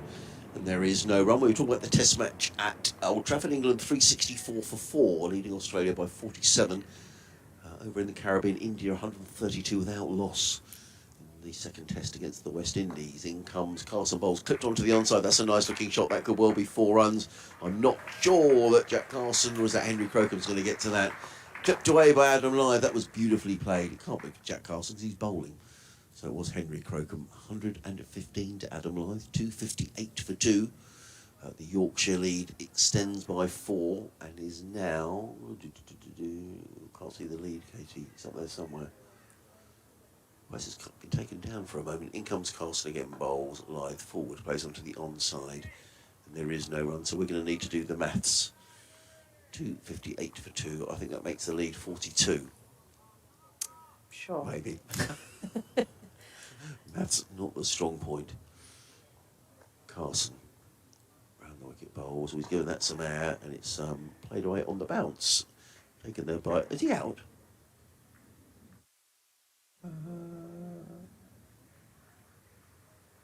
Yes, he is. Is it? I thought he'd played that on the bounce to James Coles at mid-wicket, but Adam Lythe is out. I thought that was a bump ball as well. The umpires were meeting I thought it was a bump ball, and the Sussex fielders were so casual about it.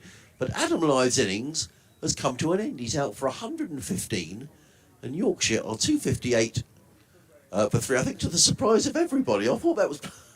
Well, I thought that was a bump ball. It was played to James Coles, who caught the ball, but I thought it hadn't been caught on the full. Nonetheless, Lythe's innings has come to an end. He's caught by James Coles. Jack Carson picks up the wicket, and Adam Lythe is on his way. Well, I was completely deceived, but we have to say, what an innings. Let's just see that again. Bowled. Oh no, it wasn't full toss, it was just chipped straight to mid-wicket where James Coles took the catch. And that's such a disappointing end to what's been a great innings so far. And he just clipped pretty much the exact same ball earlier, wonderfully timed in the over through for 4. And I think that's why there was so much disbelief at that way he's just dismissed himself, because it is himself that's got himself out there. He had a wry smile as he came off, but I know he'd be disappointed that that's how a wonderful innings has come to an end. And the Sussex fielders didn't really want to celebrate that, as you so often do. The wicket-taking ball's not the best ball you've bowled, and it's a little full toss drifting down leg, but it has done the damage, and Adam Lyth has to depart. Brings George Hill to the crease to join Milan. And strange, really, because it was James Coles who put down Adam Lyth when he'd made just 38. So let's get the wicket in the end, but not before Adam Lyth had added another 62, another 77 runs. So that was an expensive drop for poor old James Coles, who was out first ball as well. So he's had a terrific match last week. Made a really good 180 against Derbyshire, but he'll have a chance to bat, no doubt, tomorrow. From a Sussex point of view, what that does do is maybe just, someone new coming in. A chance maybe just to keep the run rate down over these closing 13 overs. Yeah, and it's not the easiest of little periods to come in now for George Hill, and Yorkshire fans will be looking at that batting lineup, and he's probably the last out-and-out batter they've got. They've got a lot of people that are handy all-rounders. Here comes Carson bowls to Hill, who's forward and plays that. Straight back down on the offside, and there is no run. So 258 for 3 when that wicket went down. So the partnership between those two was worth 80 between Milan and Lyth. In comes Carson bowls, forward stretches Hill, plays it out into the offside, and there is no run. So the partnership so far in innings 94, 84, and now 80 between Adam Lyth and David Milan. It's the end of Jack Carson's over. 10 overs, 1 maiden, 1 for 43. 258 for 3. So the lead for Sussex is, the lead for Yorkshire, I should say, get it right, Adrian, is 42. We've got 13 overs remaining in the day. We thought that Yorkshire might have a lead of around about 100, and I think that probably sounds about right, Katie. Yeah, we won't be far off now, and especially I think with the new batter at the crease, Sussex have got to try and take all they can, get George Hill on strike and try and just build some pressure towards the end of the day. You know, Yorkshire will be in the back of their minds now that they're in a really commanding position, but there is still 13 overs to go where it could just go a bit south. James Coles is in bowls to Milan, who plays to short leg, and there is no run. Funny in the Test match, I'm just looking, Harry Brook is 8 not out for England, but he's faced 27 balls, which is completely against what's been happening during the rest of the day. Ben Stokes 18 off 22. Comes Coles, and Milan pads up, doesn't play a shot. The ball eludes Tom Clark, who's fielding there at first slip. But he didn't play a shot, so I didn't see the umpire signal a dead ball, but that is exactly what's happened. England 372 for 4, leading by 55 at Old Trafford. Probably about another quarter of an hour left to play there today. In comes Coles. Over the wicket, bowls. Milan took a step down the wicket. He's itching to get after the bowling. Here is David Milan. And if Coles held that one back a little bit, is that? Yeah, I was wondering if it was deliberate or not, but we saw one in the previous over. He sort of got stuck in his fingers and dragged it down. So you wonder if it is natural variation or intended. Coles again just defends as Milan. I mean, you're a spin bowler. Can you see? I mean, you can see when someone's coming for you. Someone's coming down the track. Yeah, if someone comes too early. But I mean, you also like to say you have seen them, even if you haven't. He comes Coles. Just dragged that one down a little bit, I think James got. It was a quicker delivery, and Milan was deceived and just managed to squirt the ball towards backward point. Tom Clark trots round the field, and there is no run. So good tidy stuff at the moment from Coles and Carter, just keeping the run rate down. Coles in again. Bowls, and Milan continues to play to mid-wicket. There is no run, so a maiden over from James Coles, who's doing a good little job here for Sussex. 5 overs, 2 maidens, no wicket for 10. Yorkshire 258 for 3, leading by 42, and just 12 overs remaining in the day. Who's this coming running off down below us? I think it is Finn Hudson-Prentice, I think, who's trotting off the field. No, yes, I think it is. And Bertie Foreman, who's come on. So 1 or 2 weary legs out there for the Sussex lads. But they need to keep their concentration here. Yeah, certainly. They've just got the wicket. Yeah, absolutely. And then they followed it up with the maiden. So, you know, you've got to try and keep that momentum, bring it back in your favour, try and find some energy from somewhere. I know it's been a long day out there. It's going to be Jack Carson who comes in and bowls to George Hill. Maybe that was a little bit of baton to pad. I don't know. Ibrahim had no chance of taking a catch at short leg. Just looked a bit premeditated so far, George Hill, taking a big stride to the spinner, just wanting to try and strangle it. 258 for 3. Sun has gone in momentarily. Carson in bowls. Hill is caught, and another wicket goes down, and George Hill is on his way for a duck. And Yorkshire now 258 for 4. And a couple of wickets for Jack Carson. Well taken and slipped by Tom Clark, who doesn't miss many in that area. George Hill is on his way. And Sussex are fighting their way back, Katie. Yeah, I just said before, I felt like George Hill was prodding a bit too much at the spinner. He'd only faced a couple of balls, but each time he'd got a big forward lean out, and that time he found the outside edge. I thought short leg might come into play, but credit to the bowler. But bit of a nothing shot from George Hill there. He'll be disappointed. I'm not sure what he was trying to do other than sort of not get out. And when runs are being scoring so freely, didn't think you need to take that defensive option necessarily. But well done to Sussex. You know, 1 brings 2, and then now keeper batsman Johnny Tattersall will be coming to the crease, and suddenly it's a bit of a different dynamic heading into the closing stages of the day. Yeah, absolutely. And I think Doige was saying as well that, you know, while there's plenty of batting still to come, I mean, Jordan Thompson, Matthew Fisher, Ben Code made a very good half-century down at Hove earlier in the season. They can all bat.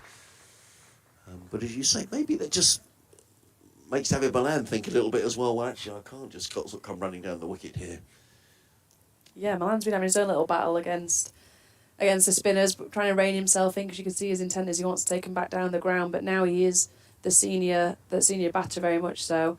Tattersall more than capable with the bat. As we said, most of the Yorkshire lineup is. However, your likes of Jordan Thompson, Ben Code, Matthew Fisher, you'd want to be coming in where they've got more of a licence to have a swing and try and push a score on, rather than still trying to put a good first innings lead on. So, very important period of play now for the Yorkshire captain to try and see through to the end of the day, and especially and lead Milan there with him.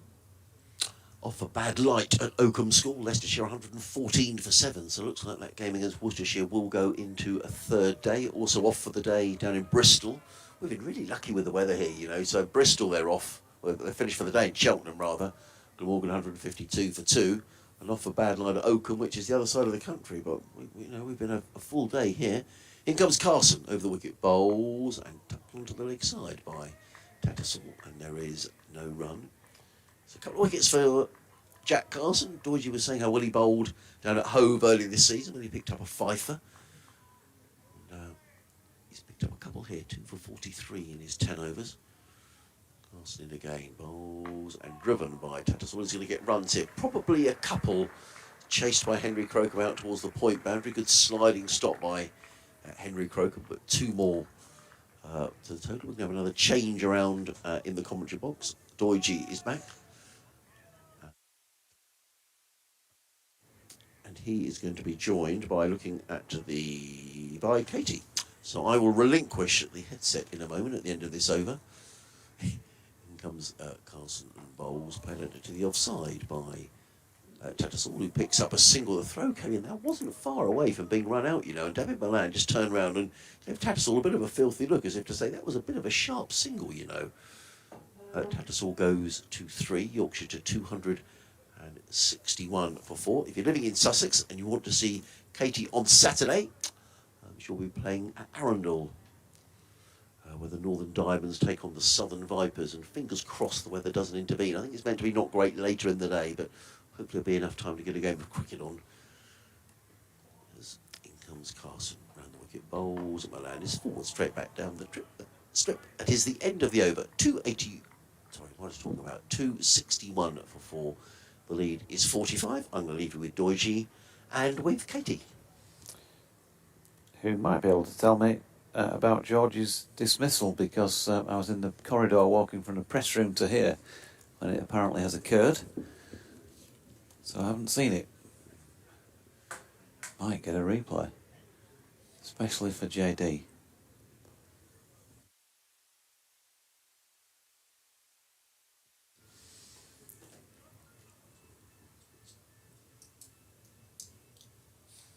Going to see Coles at the Howard stand end. 5 overs, 2 maidens, none for 10.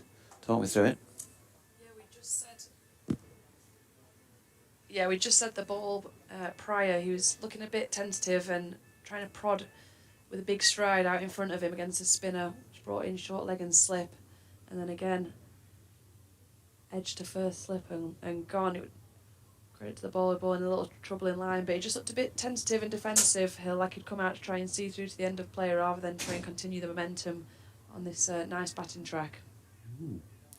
Coles then, around the wicket. Tattersall pushing into the offside. No run. They wouldn't want to waste an opportunity, miss an opportunity here, would they, having set things up for themselves? Tattersall is solidly behind this one.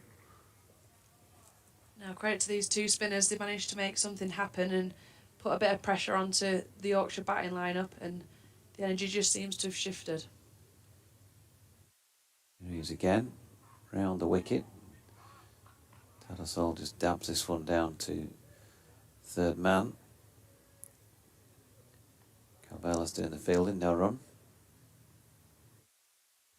45 the lead. And he's in again, it's Coles. Flicked off the legs this time, fine by Tattersall. They get one, they're going to settle for that in the end. So a couple of quick wickets. 3:10 Finlay Bean was out, 5:09 Ryan Rickleton, I made it 6:10 for Adam Lythe. Must have been about 17 minutes past when George was out as I was walking along the back corridor to come in for my 6:20 stint. Milan gets the ball just short of length, plays it from the crease out to the sweeper in the offside, pushes one. But that suggestion of at one stage possibly 350 tonight, it's really kind of slowed up in the last 7 or 8 overs, hasn't it now? Yeah, run rate's still over 4, but the momentum's definitely shifted. Runs aren't as free-flowing anymore. We've got Johnny Tattersall at the crease. Just playing like he does, touch play. Again down to third man, can't get it away. And there is no run to complete the 64th over then. So just 10 remain today. Probably talking about, it's going to be more or less bang on 7, maybe just after, when they walk off. Overtime for you and I. Oh, I'm not so sure according to your rota. This is my final stint of the day. Is it? Oh, you yeah, you've done me a great favour. No, you've got to stay till the end. That's the way we work in this commentary box.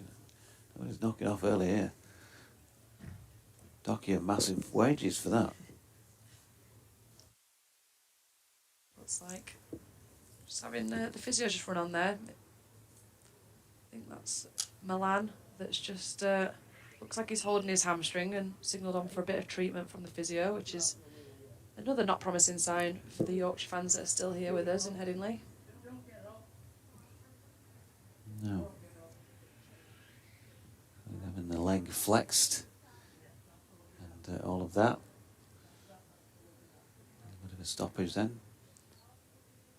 A couple of congregations of players out there from Sussex having a chat about things. Just a little opportunity to reset. Spectators now, well, they're going for a lot of them for the top coat, jumper, something like that. It is a fair bit cooler when the sun goes in when you're outside than it was earlier. Roasting sort of early afternoon session. I did go out for a bit longer last time I was off, and the sun had gone in. Definitely changing the temp then. 263 for 4 with 10 left, and Milan on the deck at the moment, having his right leg flexed and maybe some treatment from the Yorkshire physio. Looks as though he's going to carry on. The gloves are going back on, which is good news. Yeah, maybe just a touch of cramp. It's been a long day out in the field, and then now in this period, I can't say he did anything that looked like he might have triggered it in recent overs. Maybe a bit like you. Maybe he wants to knock off early for the night and just put his feet up and let somebody else take on the batting responsibilities. I mean, can't blame him. He saw the rotor, he's gone, oh, it's Jordan Thompson's time to come in now. Yeah. Just like I saw, it's JD's time. So it's going to be Carson from the Kirkstall lane end. Off spin, right arm round the wicket to the left-handed Milan, who steps back and cracks that away square on the offside. Doesn't have to sprint this run he's going to get, just jogs it. Seems to be moving gingerly, but well enough to get from one end to the other. 264 for 4, England 378 for 4. Leading by 61. Carson over the wicket to the right-handed Tattersall, who turns that square on the leg side. There's no run.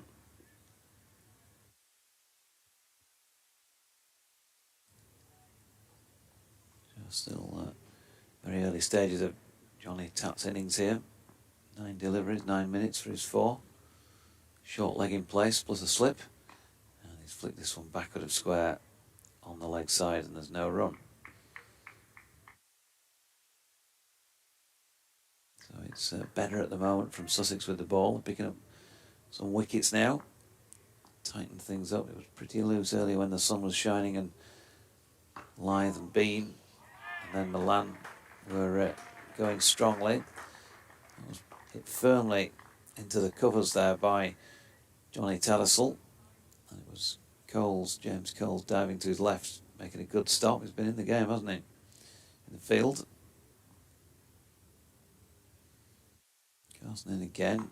Tattersall forward press and then flicks it into the leg side, no run. You've seen that a few times now from the Sussex fielders, putting the body on the line and still chucking out those big sprawling dives at the end of the day's play, which... Carson again. Tattersall solidly behind it to short leg. End of the over then, just the 1 run from it. Carson now 12 overs, 1 maiden, 2 for 47. And Yorkshire 264 for 4. Fine exponent of the forward press yourself, of course. That's pretty much all I work on, to be honest. I've had to use it far more than I'd like to so far this season. Yeah. Different look to the side from last year when you won the RHF. Not that you can't win it again yet this year, is it? But it just made it a bit more difficult for yourselves. Yeah, we're just keeping it interesting, keeping everything to play for right through till the bitter days of September. The bitter days. 24th, the final, isn't it? I've kept it free just in case you get there. Go and cover it. Milan pushing this one back to Coles. No run. Coles at the Howard stand end. He comes again. Left arm over the wicket. Milan punching another one back to him.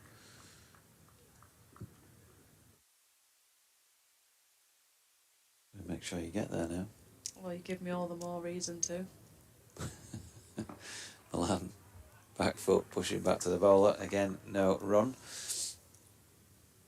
That was a bit of a shock result as well. Blaze, wasn't it? Bowled out the other day. Yeah, Stars to pick up a victory. Carrying all before him this season. This is wide of off stump by Coles, and Milan has got his hand through it, but he can't get it far enough away from the sweeper out there on the east side of the ground. Just 1 run. 45 to him and 265 for 4 now.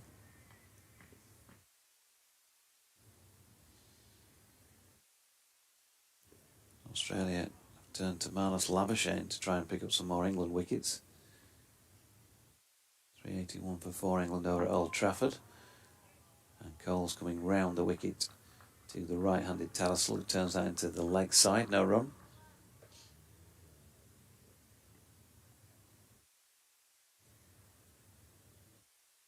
And he comes again. It's about leg stump this time and turns square. Johnny Tatt will get through for a single. Yorkshire's captain, of course, at the moment in the absence of Shan Masood. He's on to 5 at the end of the over. 266 for 4, the lead precisely 50. That run rate just dropping down just over 4 now. It was up about 4.3 earlier, and there seemed to be a real momentum shift in Yorkshire's favour. They got the fastest 50 of the day so far, but definitely managed to keep them quiet now, these two Sussex spinners. New batter Tattersall at the crease.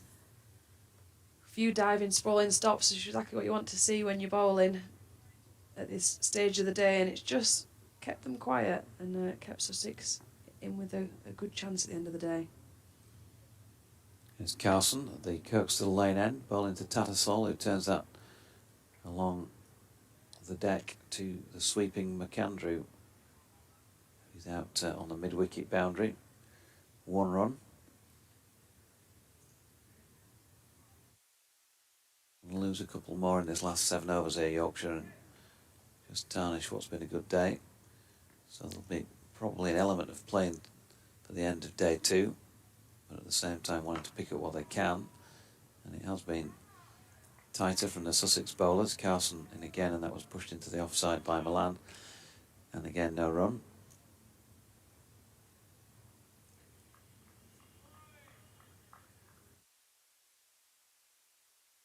Milan waits.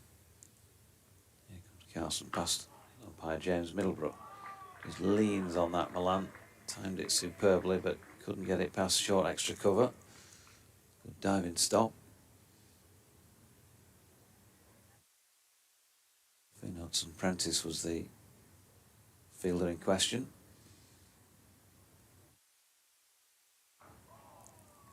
And Carson in again, and Hudson-Prentice running round from cover this time to field that one, pushed out into the offside. So gone quiet at the moment. The visitors will be happier for that. And this one is wide of off stump, only slightly, but also left on length, I think, as well by Milan. The top it would have been had it been straight. Last ball of the over. Carson in again, and Milan solidly forward. So 67 gone, 7 remain in the day.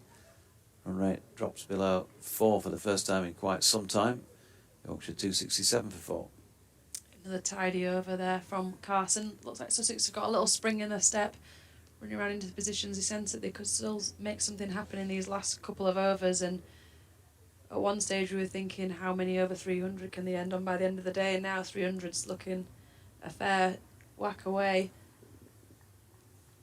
Milan and Tattersall will be desperate to be the ones that are still there overnight and coming back in the morning. I think that's so vitally important for Yorkshire, and it's almost a case of it doesn't matter what they end up on tonight runs wise as long as it's these two still there. Coles continuing at the Howard stand end. Ball follows Johnny Tattersall as he steps away and plays a cut shot. We get back for 2. Bayless doing the fielding. He was limping after that, didn't he? That looked like a tired body in that chase there. I was trying to see who it was from his number, but yeah, he's showing that it's the end of the day there after that. Tattersall on strike.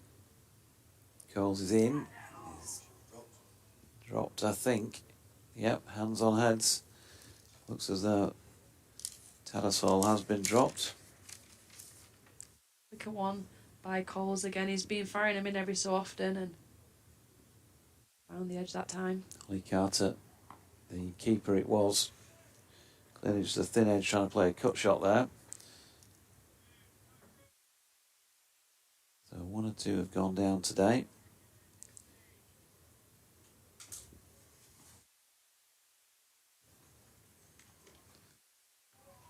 Tattersall pulling the bat inside the line of Gladys Cole's delivery. Wasn't very convincing though. It's just fallen short of slip, but it's just a sense that something could happen here.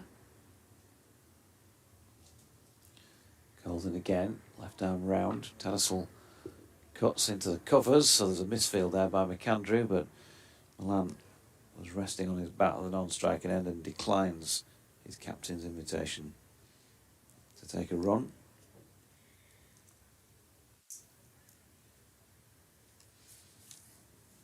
So he's had a little bit of a life here, Johnny Tattersall. 21 balls now for his 8. Steps back again, the ball following him. he can't create the space to get the ball away square on the offside for any runs. So 6 to go in the day. 269 for 4, lead 53. Good over there from Coles. Made something happen. He'll be bitterly disappointed, as will the keeper, that the chance has gone down. But I think Sussex have just swung momentum in their favour here towards the end of play. Tattersall hasn't looked all that comfortable so far. And Milan has been quietened, so they've done a really good job, these two spinners, for Sussex pulling it back. Carson then, continuing at the Kirkstall lane end to Milan, finds a gap in the offside with a pleasant little push. McAndrew will field, they get one.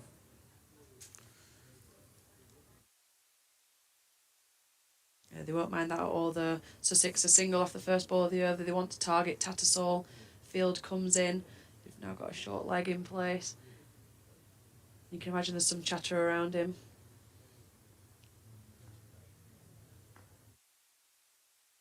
Here's Carson again. Tattersall playing with the spin, just turns it backward of square leg, but can't get it past the infield, no run. Pleasant enough evening here in Leeds. Bright enough. Sun not fully out at the moment. There are some shadows cast out there by the players' bodies as Tattersall turns another one into the leg side, no run. So firing through these last few overs. I think Harms has had a word and said he wants his tea. Get on with it, lads. As Carson's in again, and Tattersall over the top of that and drops it into the offside, no run. So a real change of pace here. Since I came back on, things have quietened down considerably out there. Credit to the Sussex bowlers for that. There is one of them, Carson, in again and bowling to Tattersall, who pushes into the offside again, no run. I might just record a loop message before during this next delivery.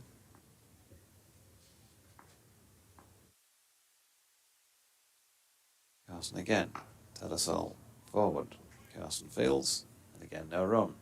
30 balls left in the day, 270 for 4, Milan on 46 and Tattersall on 8. It almost feels like they've shut up shop here. Yeah, completely different feel around the ground now as to when Milan and Live were making it look so easy out there. Runs were free flowing, and now it's more of a battle just to get to the end of the day for Milan and Tattersall. Those 2 wickets really changed the pace. Sussex have suddenly got a spring in their step getting around for these last couple of overs, and these 2 spinners have just been asking questions just to quieten down the pace of this game. So they're doing a very good job for their captain so far.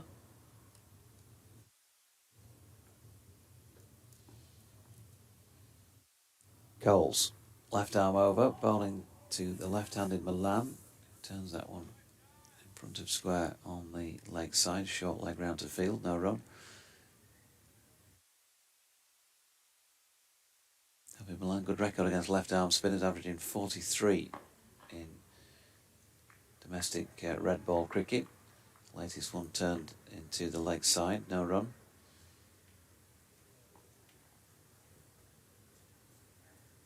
Coles in again, outside off stump this time. Milan from the crease will ease that out to the sweeping point and pick up 1 run.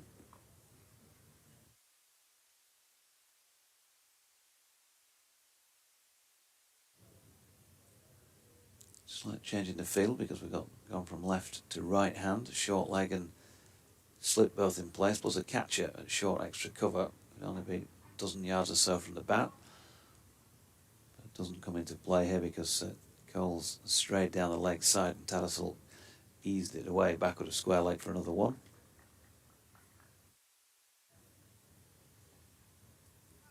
.272 for the loss of 4 wickets, Yorkshire. 56 runs the lead. Milan on strike again. Coles over the wicket. And, the England player just flicking it into the mid-wicket region. Doesn't add to his score. It's back with Coles already. Last ball of the over. There's a wide one to go at, and has a flash at it as well, Milan. But misses, fortunately for him, didn't get a nick. So 70 gone, 4 remaining in the day. And at Milan 47, Tattersall 9, 272 for 4. The lead 56 runs. Well, we thought we'd be going on past at 7, but they're rushing through these. NASA's coming in for this last little bit. We'll get together at the end and have a chat about stuff.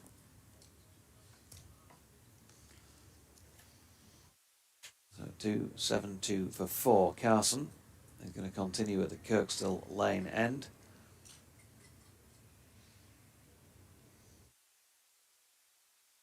And he's in now, right arm over, roundabout off stump. That is pushed back by Tattersall.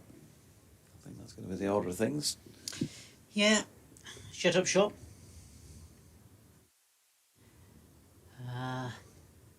We were thinking earlier of a total of Yorkshire around 300, weren't we? Sort of somewhere near there, but maybe not now. Carson in again. Tattersall turns it round the corner. No run. Yeah, they've done, as I say, at one stage you'd have thought the way they were going, 350 wasn't out of the question today.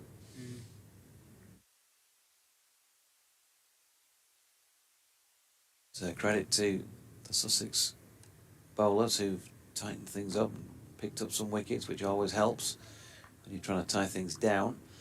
Carson's latest delivery just turned to short leg by Tattersall. There's no run. I think it was especially that period when you had the wicket of Adam Lyth and then George Hill quite quickly together.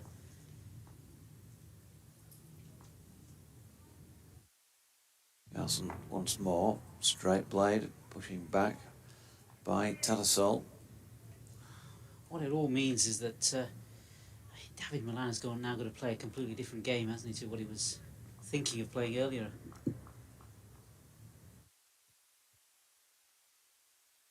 Yeah, here is Carson again with an open face. Tattersall runs it out backward of point.